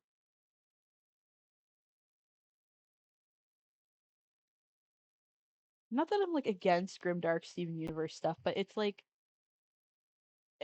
a it's like a hair above revenge porn almost, you know? Like it's like gross. Anyway, Sims 4 is almost finished updating. I haven't played it in a while, so I oscillate. So yeah, the reason I brought up 3D modeling is that I liked it because I really liked building like environments a lot and like trying to make a story about the buildings that I made. I don't really play Sims 4, I just build in it. Um, this was written before the end of Steven Universe was over, and we learned that you could just yank Steven's gem out without Viscera. Yeah.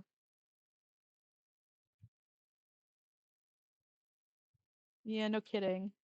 She also like didn't know how Steven Universe was gonna end. I mean, I guess she ended up being right. Like,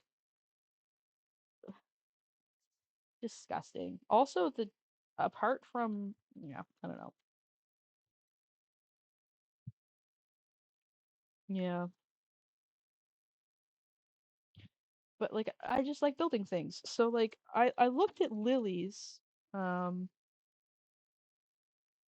this bangle, this earring, this necklace, this top, this hair are all like it looks like a sim, and I've been thinking that for a while. So what's gonna happen? Here's what we're gonna do. We're gonna look at Lily's sim gallery page. We're gonna try to find her sim gallery. Why are you saying ew essence of thought?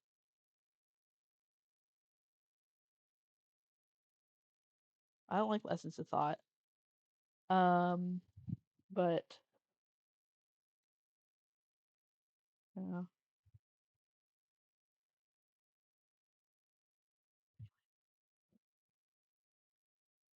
so my theory is that we're going to find. Oh, but she would have had to.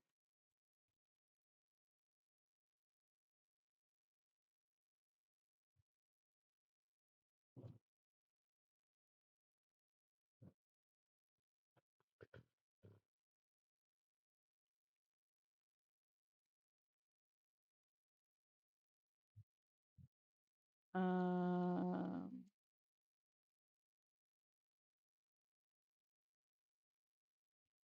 I bet she did.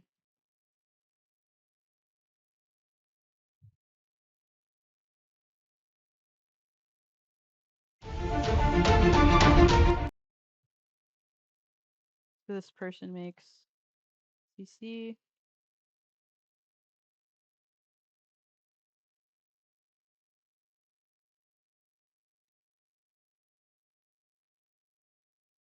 Oh, that's cringe. I hope that's not what it looks like.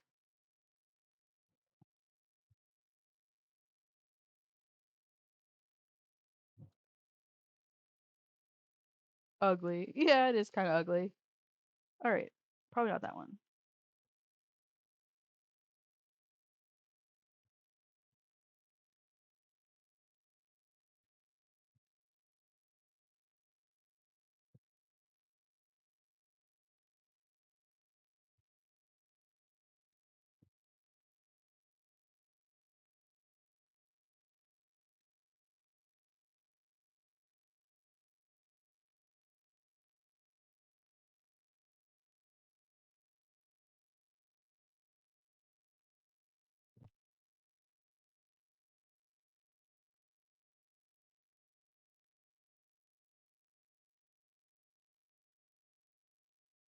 It's too anime for Lily.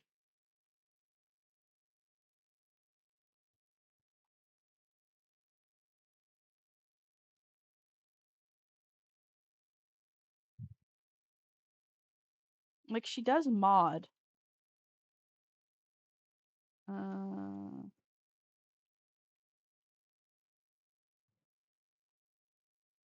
We're gonna look at a few places. Sims 4.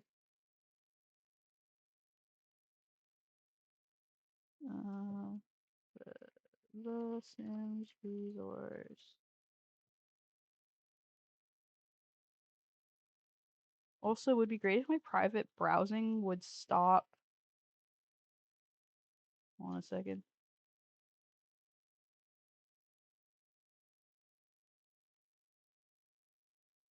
Okay.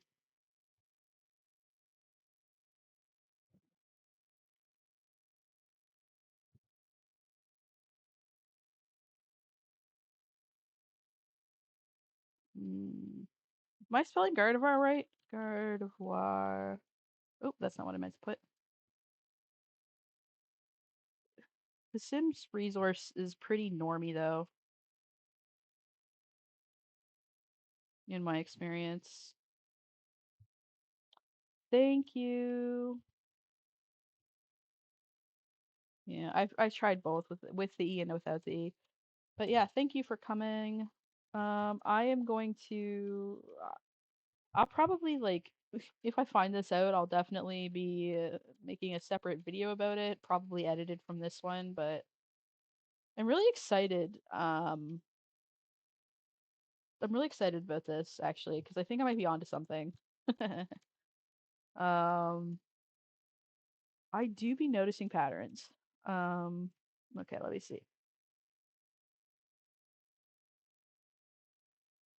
Um, the deuteragonist of the comic shows all of the Pokemon except G and the cottage and land they live on. Contrary to popular belief, Lily is not written as a self-insert.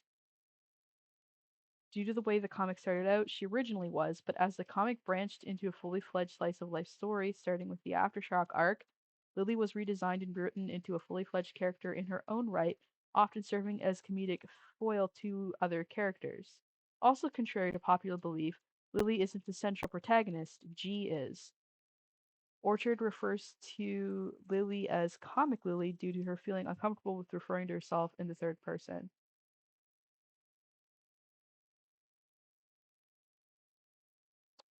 But isn't doesn't Lily self-curate this?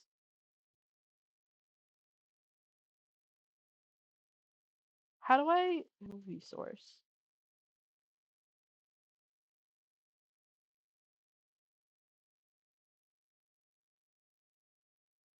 How do I look at a view history? There we go.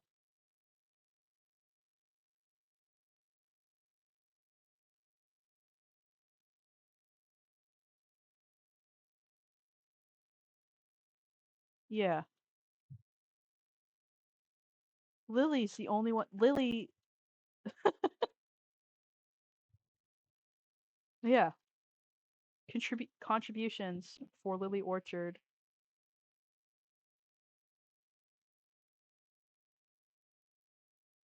Yeah. It looks like Lily. Yeah. Lily's. Yeah. She's not a self-insert, guys. Trust me. You're full of shit, Lily. You're just trying to get away from people calling you cringe.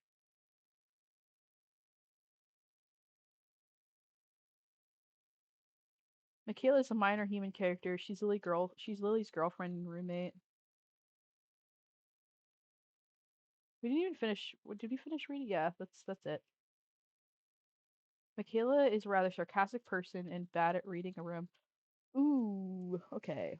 So you know how she also says that she's the main character now? G was the one that assaulted her sister in her. Okay, no, it's fine. It's fine. Demonstrated after she made a joke. Michaela is a rather sarcastic person and bad at reading a room, as was demonstrated after she made a joke after being the third wheel between Lily and G and was chided for it. Michaela has been shown to have a great deal of empathy, with Lily referring to her as the most emotionally mature woman she's ever dated. This extends to other members of the household, as Michaela was able to mend the strained relationship between Lily and G. She also has a great deal of love for her children, as demonstrated for her care of Kayla and when Lily was away on vacation. Lily and Michaela love each other dearly and spend most of their time together. Michaela has become one of Lily's closest confidants. She trusts her with things she doesn't even trust G with. Because Michaela is Lily's girlfriend, G does not like her. That's called triangulation, folks.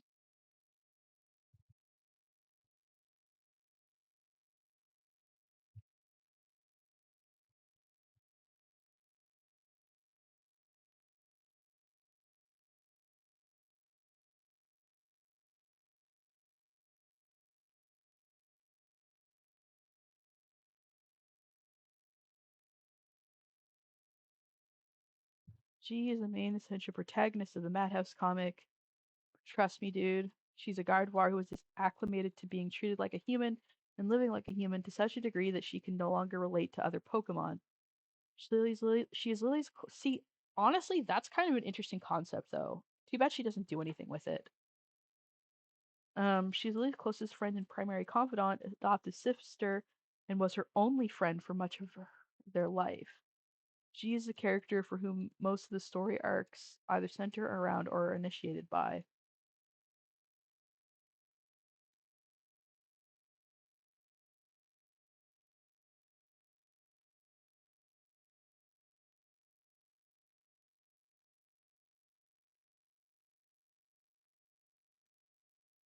Black Hole Eclipse. These are like not real Pokemon moves. Shattered Psyche and Black Hole Eclipse are unique moves surrender to Manus. That's cringe.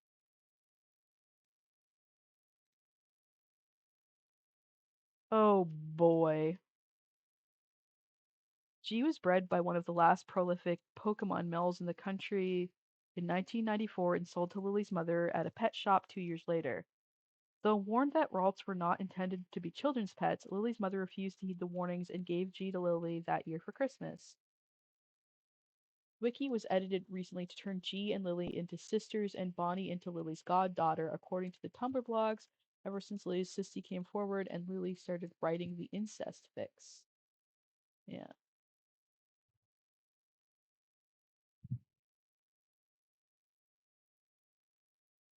It's called Mating Bond in the it's Mating Bond in the comic. In spite of the warnings made by the pet shop owner, yeah, okay, we already read that. Friendship with Lily. G and Lily's bond started to develop shortly after Lily started school, with the two able to feel each other's emotions. The manifested in Lily seeming to exhibit mood swings when she was feeling G's mood. Lily has had mood swings as a child in real life, apparently, but again, we're not here for that. She had Michaela make a comic where Bonnie said she was inbred because Lily and G are sisters. Yeah. A very rudimentary telepathic link, with the two able to communicate basic thoughts without speaking. G evolved into a Kerala 4 years later during an incident where Lily was being bullied by other children and three of them jumped on her and started attacking her with their newfound strength. G was able to throw the children off at Lily and was able to help her limp home. Because Lily was being bullied and for always having G with her, Lily's parents suggested giving G away, to which Lily refused emphatically.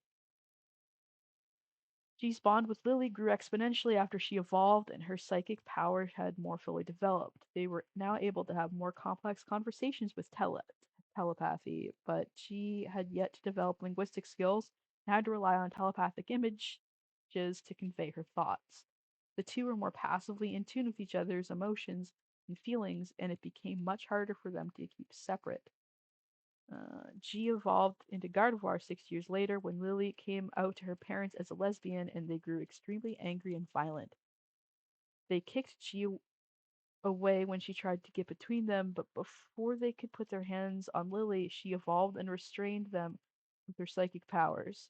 G then barricaded them in Lily's bedroom and refused to allow the door open for the rest of the night.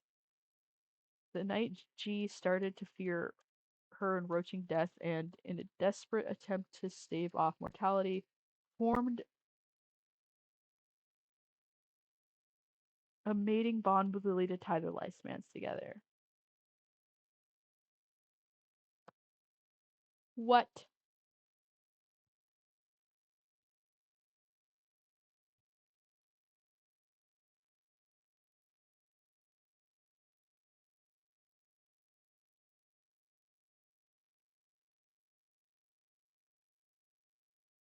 Yeah, in her sleep without her knowing. So, okay. So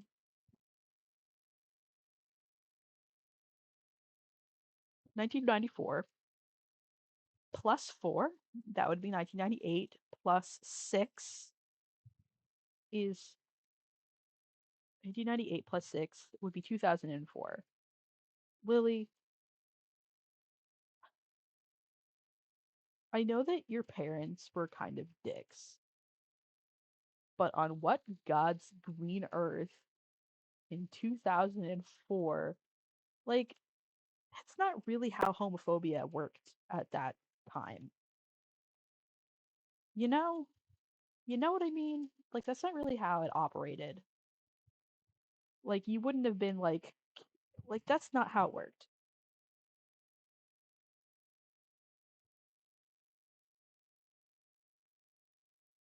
It's also, like, all backstory. You know what I mean? When Lily turned 16, she opted to leave home and go traveling, taking G with her. Like that, she would have been able to do that at any time because it's the Pokemon world. While intending to go to the typical trainer journey, the pair ultimately did very little participation in the league. They only entered 2 tournaments, which they placed 4th in, and then traveled for the sake of traveling. This resulted in an extremely disparate power gap between G and Lily's other Pokemon, as the two fought fewer and fewer battles despite Lily's growing roster. Shortly into their journey, Lily tried to put G into a Pokeball due to it being the custom, but she expressed an extreme unwillingness to go into her ball and even a fear of the small device, prompting Lily to crush it. Lily later registered G to a new ball. Yeah. Lily and G, I don't think so either. Lily and G entered the Hoenn and Unova leagues, but lost in the semifinals of both leagues as a result of Lily only using G in league matches. In the Hoenn League, G lost to sheer cold, putting her into a hypothermic shock, while in the Unova League, she was disqualified after her use of a prohibited move, Crunch, resulted in the opposing Blaziken being permanently disabled and incapable of walking. Because of this and previous instances of being unable to keep her brutality in check, Gardevoir was permanently banned from professional tournaments.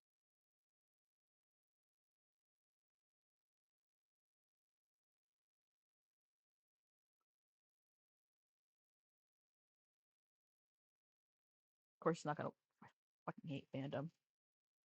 Sock on the door thing. Okay. Following being banned from professional tournaments, the two worked as a pair of league enforcers tracking down abusive trainers. They were known to be exceptionally good at tracking down Pokemon abuse and making arrests without incident. However, the two quit the job shortly after learning about the fate of one of their arrests, Skyra and Lily coming to the conclusion they were doing more harm than good.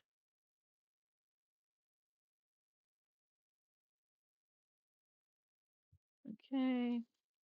Lily and G originally resided in a one. Is she just putting like anti-cop shit? Can Gardevoir learn Crunch? No, I don't. Yeah, her Gardevoir knows a bunch of moves that Gardevoir don't usually know. Yeah. Well,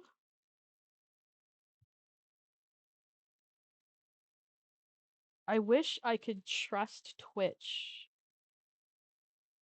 So I could that I could trust my Twitch to put it over into my Solar screen, but it looks like I'm gonna have to put it here. Hold on a second. Give me a second. Like I said, I wasn't set up to play a video game today, but we are doing 100%.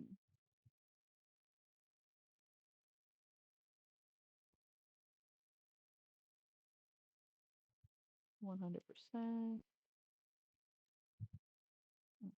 we go. There we go.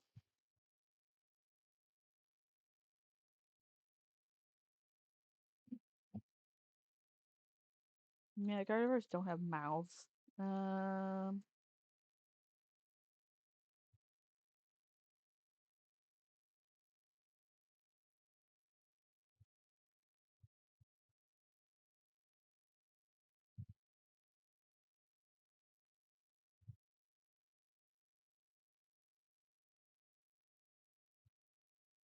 What are you talking about?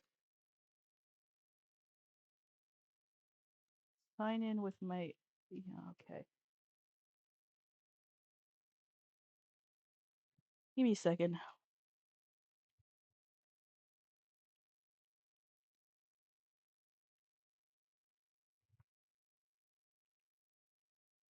There we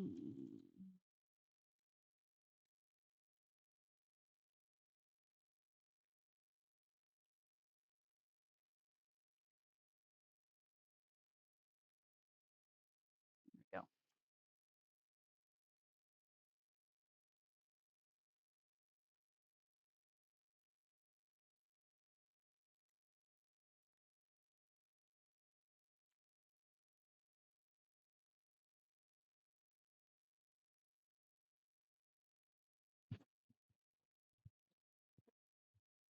Just like Lily's comic has no teeth. Yeah, no freaking kidding.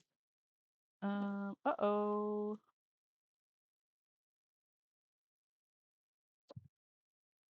Oh, come on. I want it on the other screen.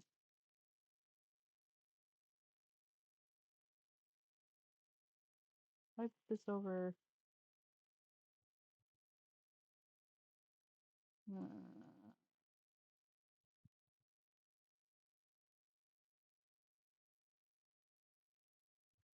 I'm going to do something a little cringe and so I can watch chat. Hold on a second.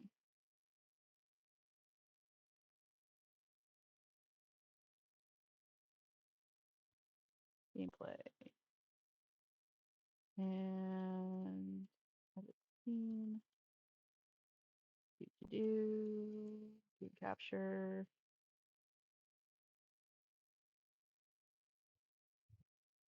Change. The Sims 4. Done. And now I think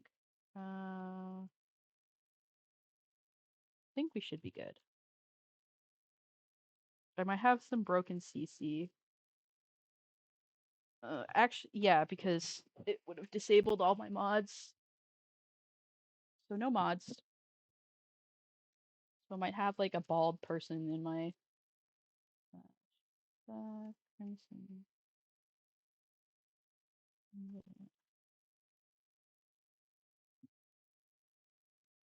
fine. Yeah.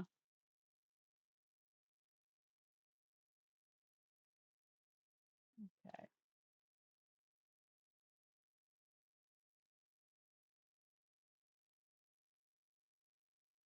I'm gonna go gallery.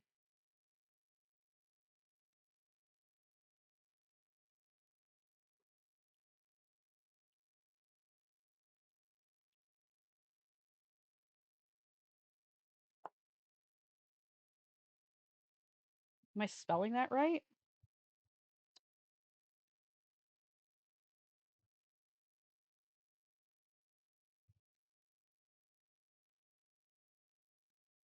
No, no, I wanna.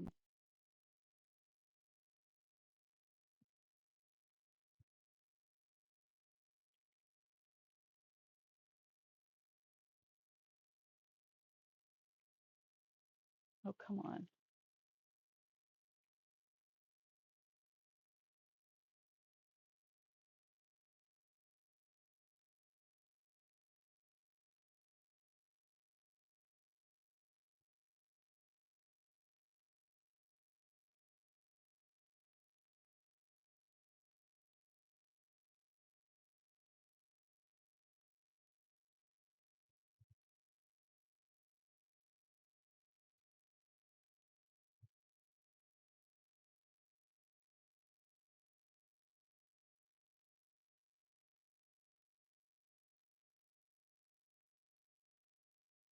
Oh, I got that. I put the H in the wrong spot. A new.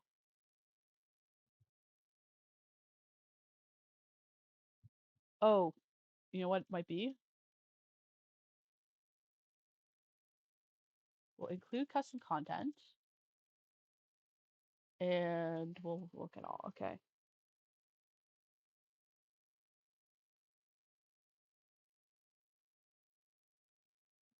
So that's not coming up with anything. Hold on. I am trying to.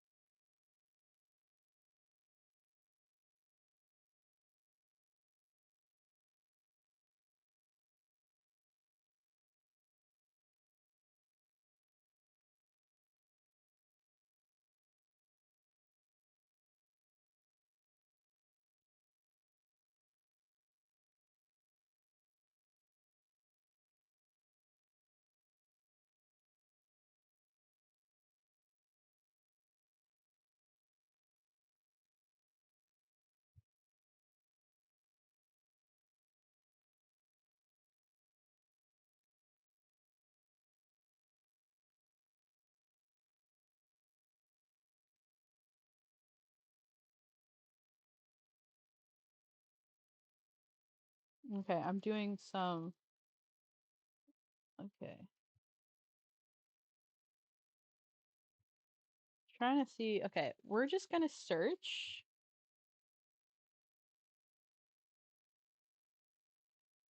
Lily's one of those people that have spent so long living through RP that it's actually changed her mind in the way he shows it. This reads like a backstory of DM would throw in her face to edit down to half a page at most. I downloaded something. Okay. Yeah. Okay. Let's just search Lily Orchard. Item name. Yeah, let's see this. Lily Orchard.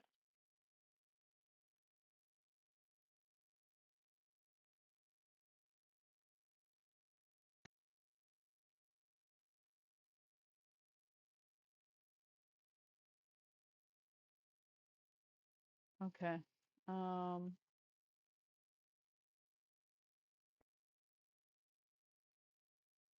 Yeah. Okay. Romantic, self-assured, perfectionist, romantic. Okay. The question is, I don't think this is Lily. Catalog. We're gonna take a look. Bro. Is this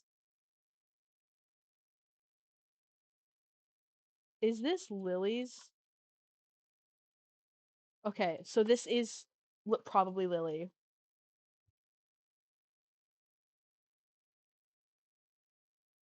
Is this Lily?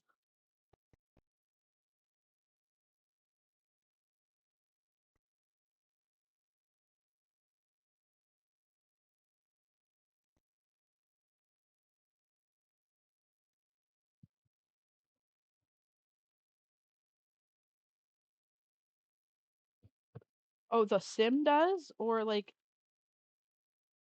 I was hoping that this was Lily's old.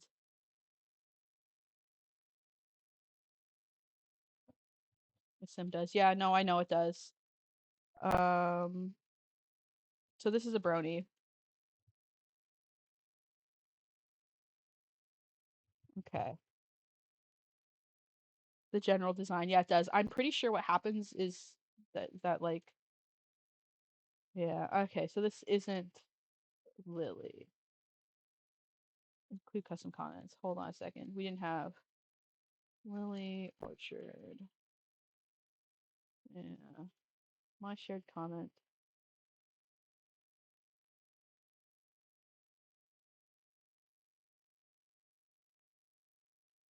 Fucking Onision, get out of here. Okay.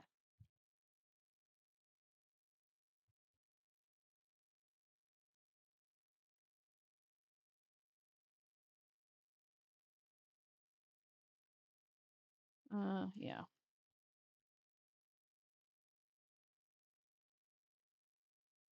Okay.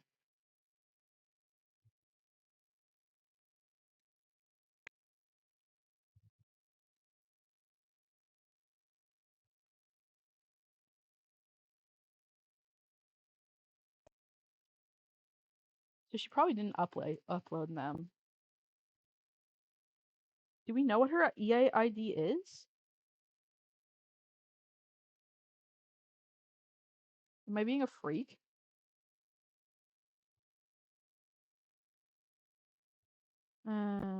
Okay.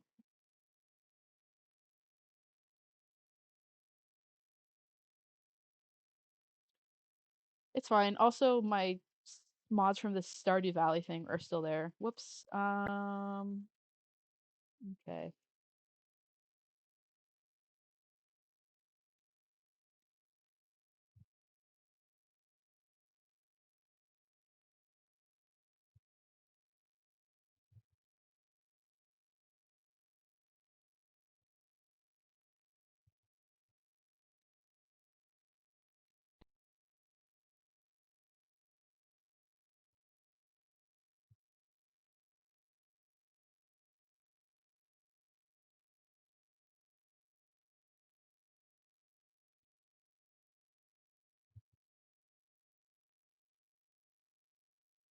Hmm.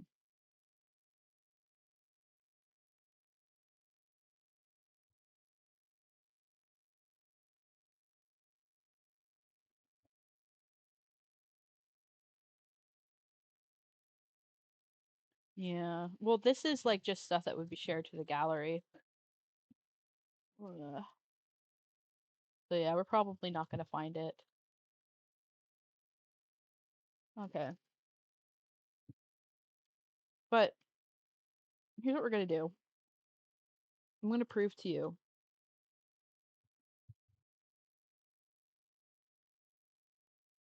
I'm gonna prove to you. Um,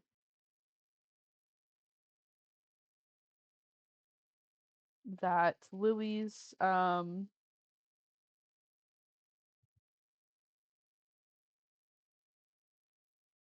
this gender did not swap very nicely. What do you think Lily picked? Let's go with that one. Probably went a little thinner. I'm trying to prove a point here. She's definitely used this hair before.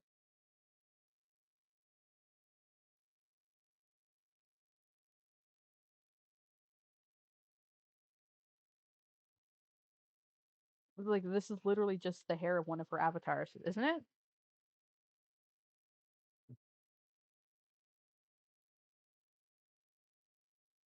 This is a newer shirt.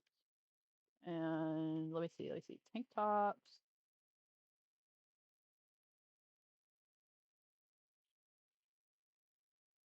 This one?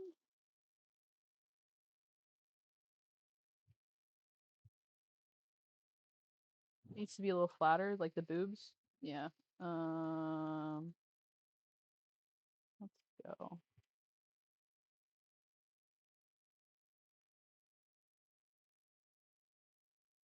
Why are the boobs so freaking huge? Also, I feel bad. Like, this is like a very mannish face, and I don't want to do that to Lily. Like, I don't want to bother. I don't want to I don't want to make her dysphoric. And I'm actually serious about that. She does kind of have like a broader brow though, and I mean I like personally like that on girls, so I don't think it looks.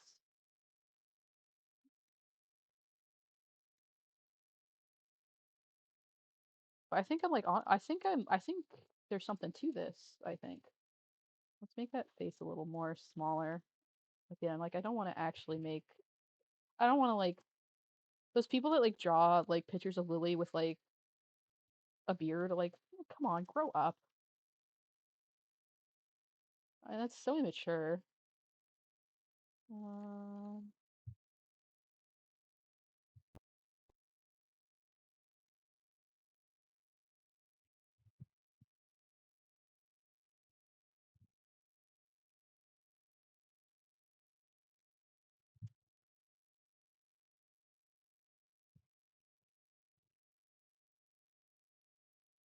That's like way too. Get out of here. Okay.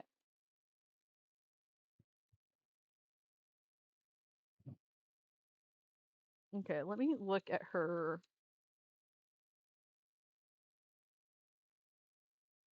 Let me look at her, the picture again. Okay. I don't know if this is the shirt. But I know that I'm going to be able to like recreate this pretty significantly, and I think it'll kind of prove my theory that like this is connected to The Sims in some way. Here we go. This is definitely it. That's not. That's kind of too purple. Maybe it's this one.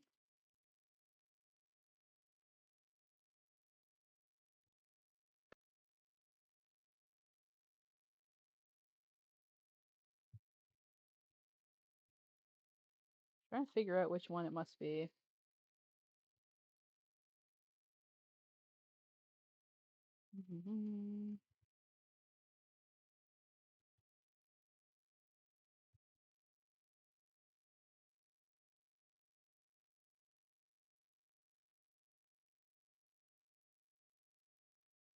I thought it would be a base game one, but maybe not.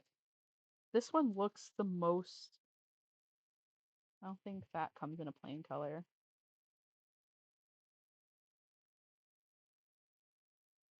That looks right to me. Um,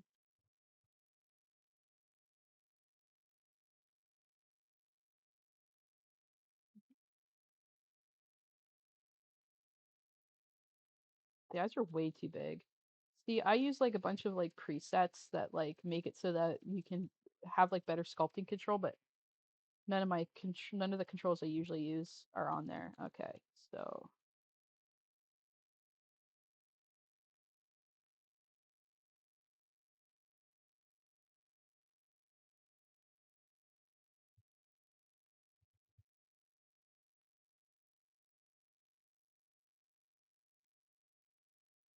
a lot of these are fairly new. Um, yeah, I think we're onto something. The big cincher is the big one is this. That's hair. It does not let you see it.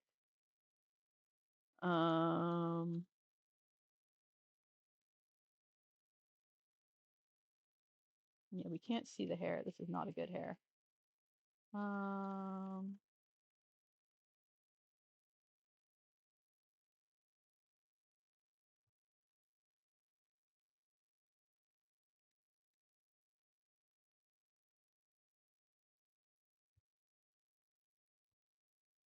Something off the shoulder might show it.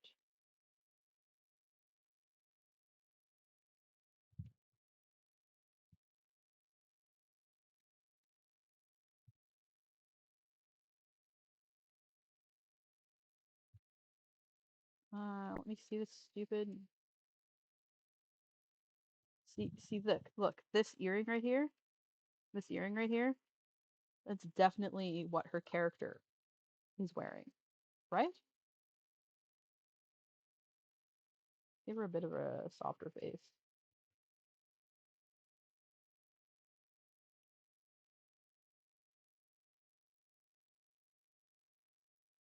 Um,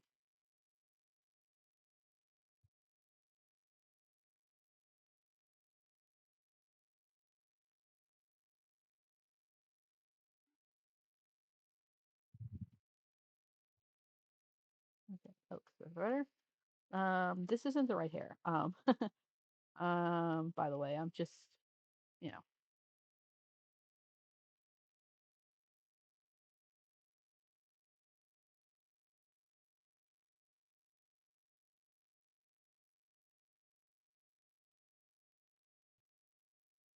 Yeah, we could definitely. I just kind of. I was hoping that I could find Lily's account. Um,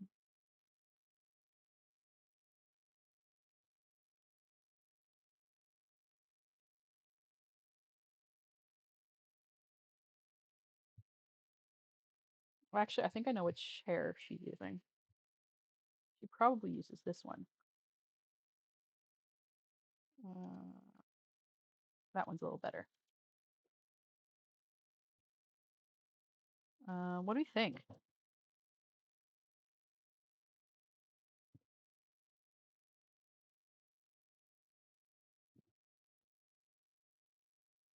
What does Lily Orchard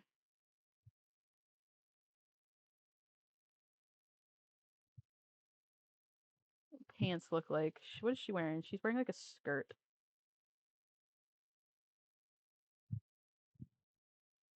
Probably not that one. Maybe that one.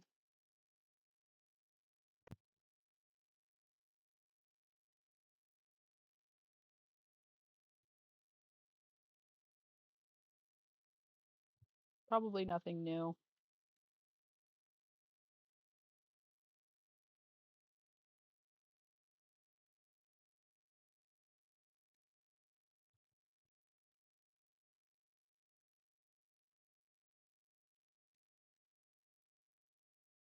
But yeah, I'm guessing.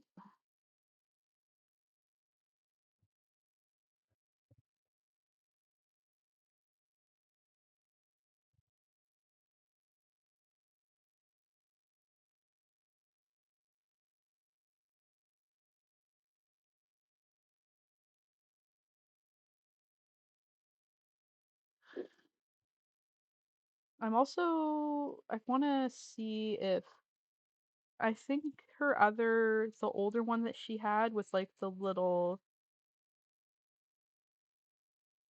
Oh, and let's not forget, um,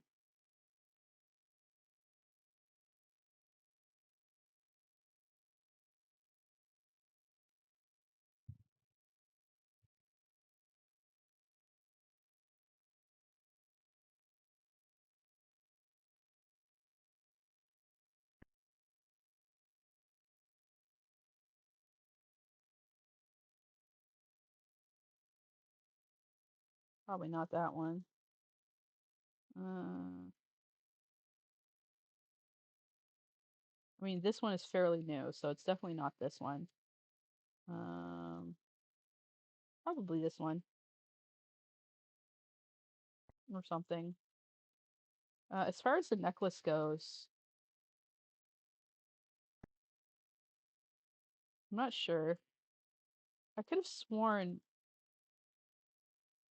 I saw something like it in The Sims. Hold on a second.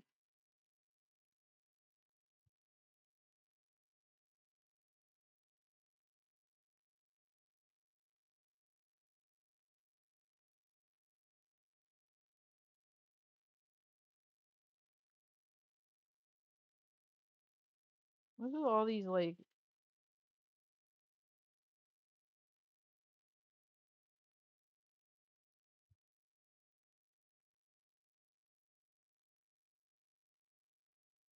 I'm wondering if it's like a unlocked item. All right, let's try it again.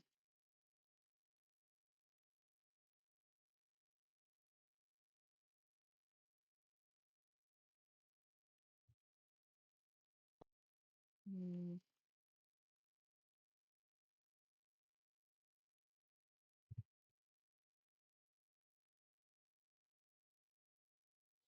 So does the necklace actually exist then? Like the necklace is real?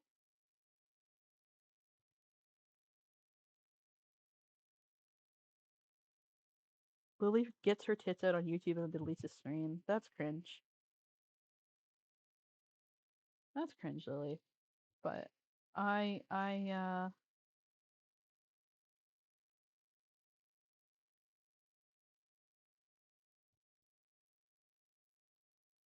mean there is like a coin necklace now. But it's pretty new. Where'd it go? That one. I don't think it's that though. Like it's too. No. But definitely like the earring, the hair, like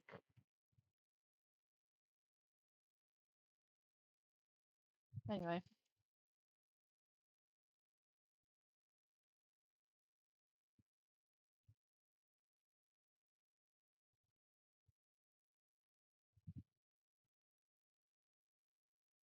I'm just closing it.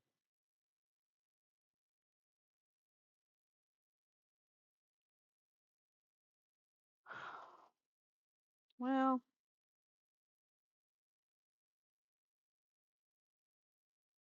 that was interesting. I think.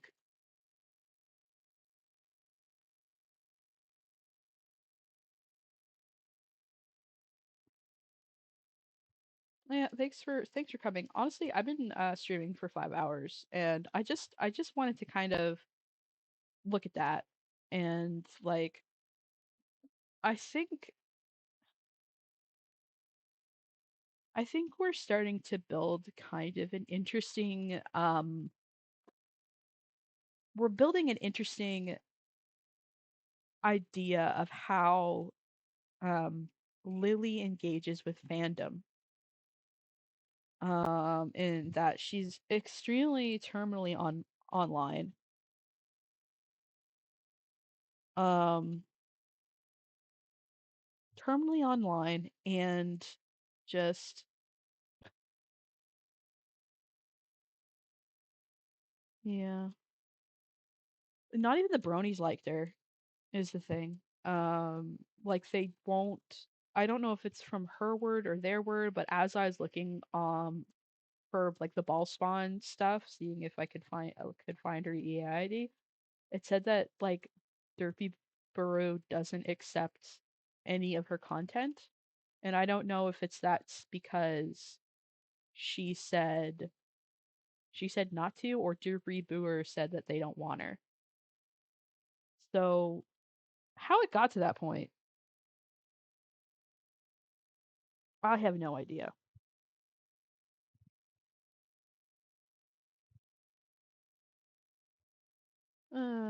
Anyway. League enforcers. Lily resided in a one-bedroom apartment and shared a bed for several years.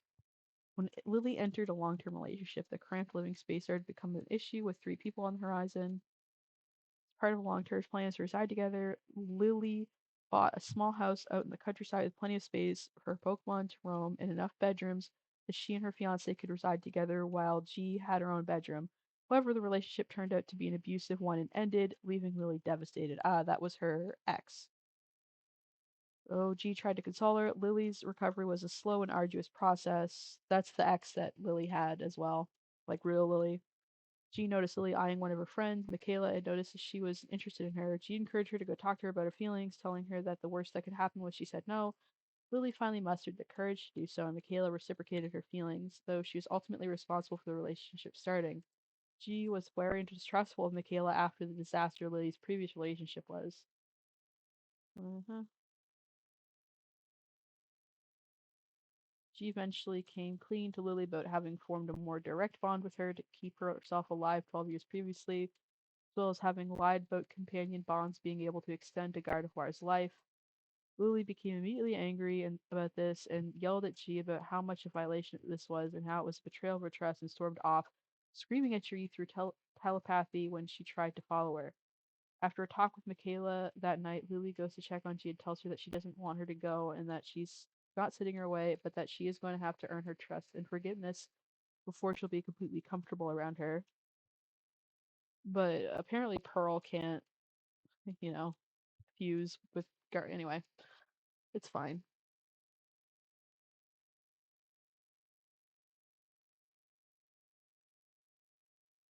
Oh boy.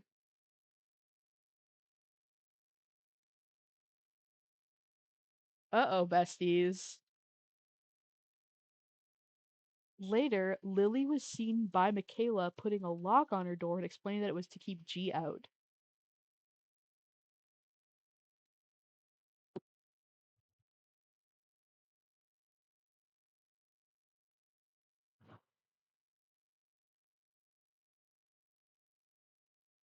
When told that G can easily teleport in or break the door down, Lily remarked that it was symbolic and that if G went into her bedroom, then she would sever their bond. G was present to hear this and left. Michaela spoke to G and explained that she needed to understand why Lily was being so firm. G remarked via writing on paper that Lily just threatened to kill her and she didn't have to understand anything. Michaela realized just how callous her actions had become and went to talk to Lily, chewing her out for being cruel and manipulative. When Lily argued that Michaela was being dramatic, Michaela asked if this kind of guilt-laden hostility was something her ex would do. Lily remarked the fact that Lizzie did in fact do this, and immediately came to the realization she had gone too far. She named Lizzie, the character, after X2. See, the problem with Lily is that you try to engage with her on she harassed multiple people in that fandom many times, like a prolific amount of harassment. Yeah, that doesn't surprise me. See, the problem is that you go to engage with Lily's writing and her fandom stuff, and she brings she brought she brought this stuff into her glass of water show. She's bringing it in. She brought it into her comic book, her web comic. Question. They hugged her and kissed her cheek and said they were okay.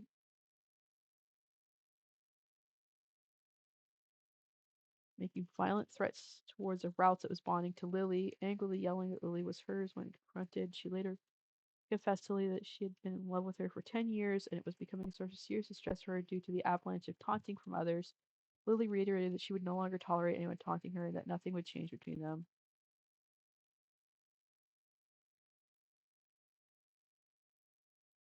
She was the reason social services wouldn't let her adopt a child.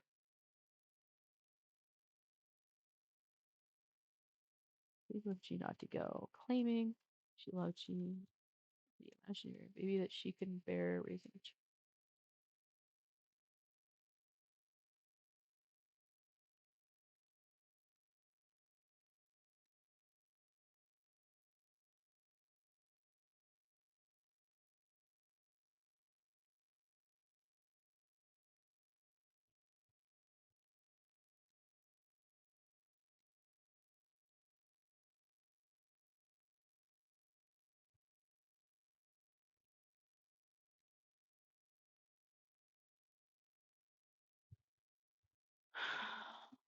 Wow.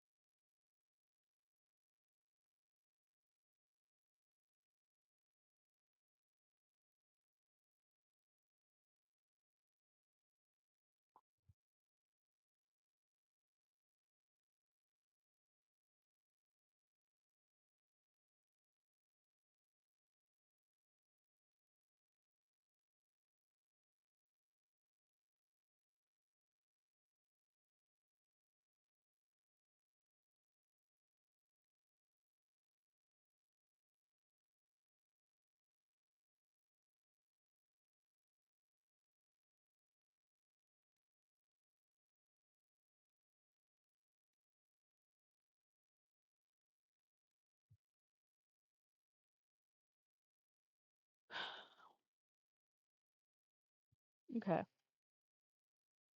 So we've confirmed a few things. So Bonnie, I don't know if this was always the case, but Bonnie was created with an experiment rather than through the mating bond. The mating bond is something else. Um, okay. All right, that makes sense. That's fine. It's still kind of gross, but like, still had a child with this person without them being aware. So it's still kind of weird.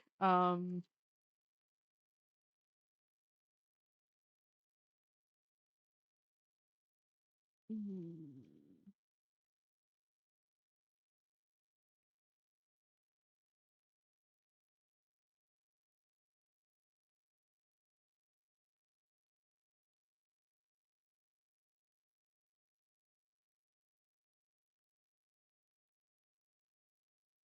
Yeah. Her care.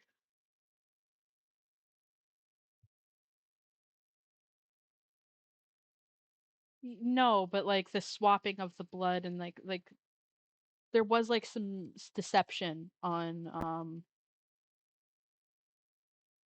G's part there. So Bonnie Orchard is a hybrid child that was created during a cloning experiment by Silphco in an attempt to save the Ralts line from extinction. The experiment failed when Lily's blood was swapped by the gestation chamber and it created a completely different creature. So, yeah. Yeah, so I could make it bigger, I guess. But yeah. I don't know. I just wanted to take a little peek. Anyway, that's gonna be it for today. We looked at a lot of stuff, and I'm honestly really cranky now. Police stuff always makes me cranky because it's so bad. But the sim thing is interesting. Getting an interesting profile on this person. Anyway, see you all next time.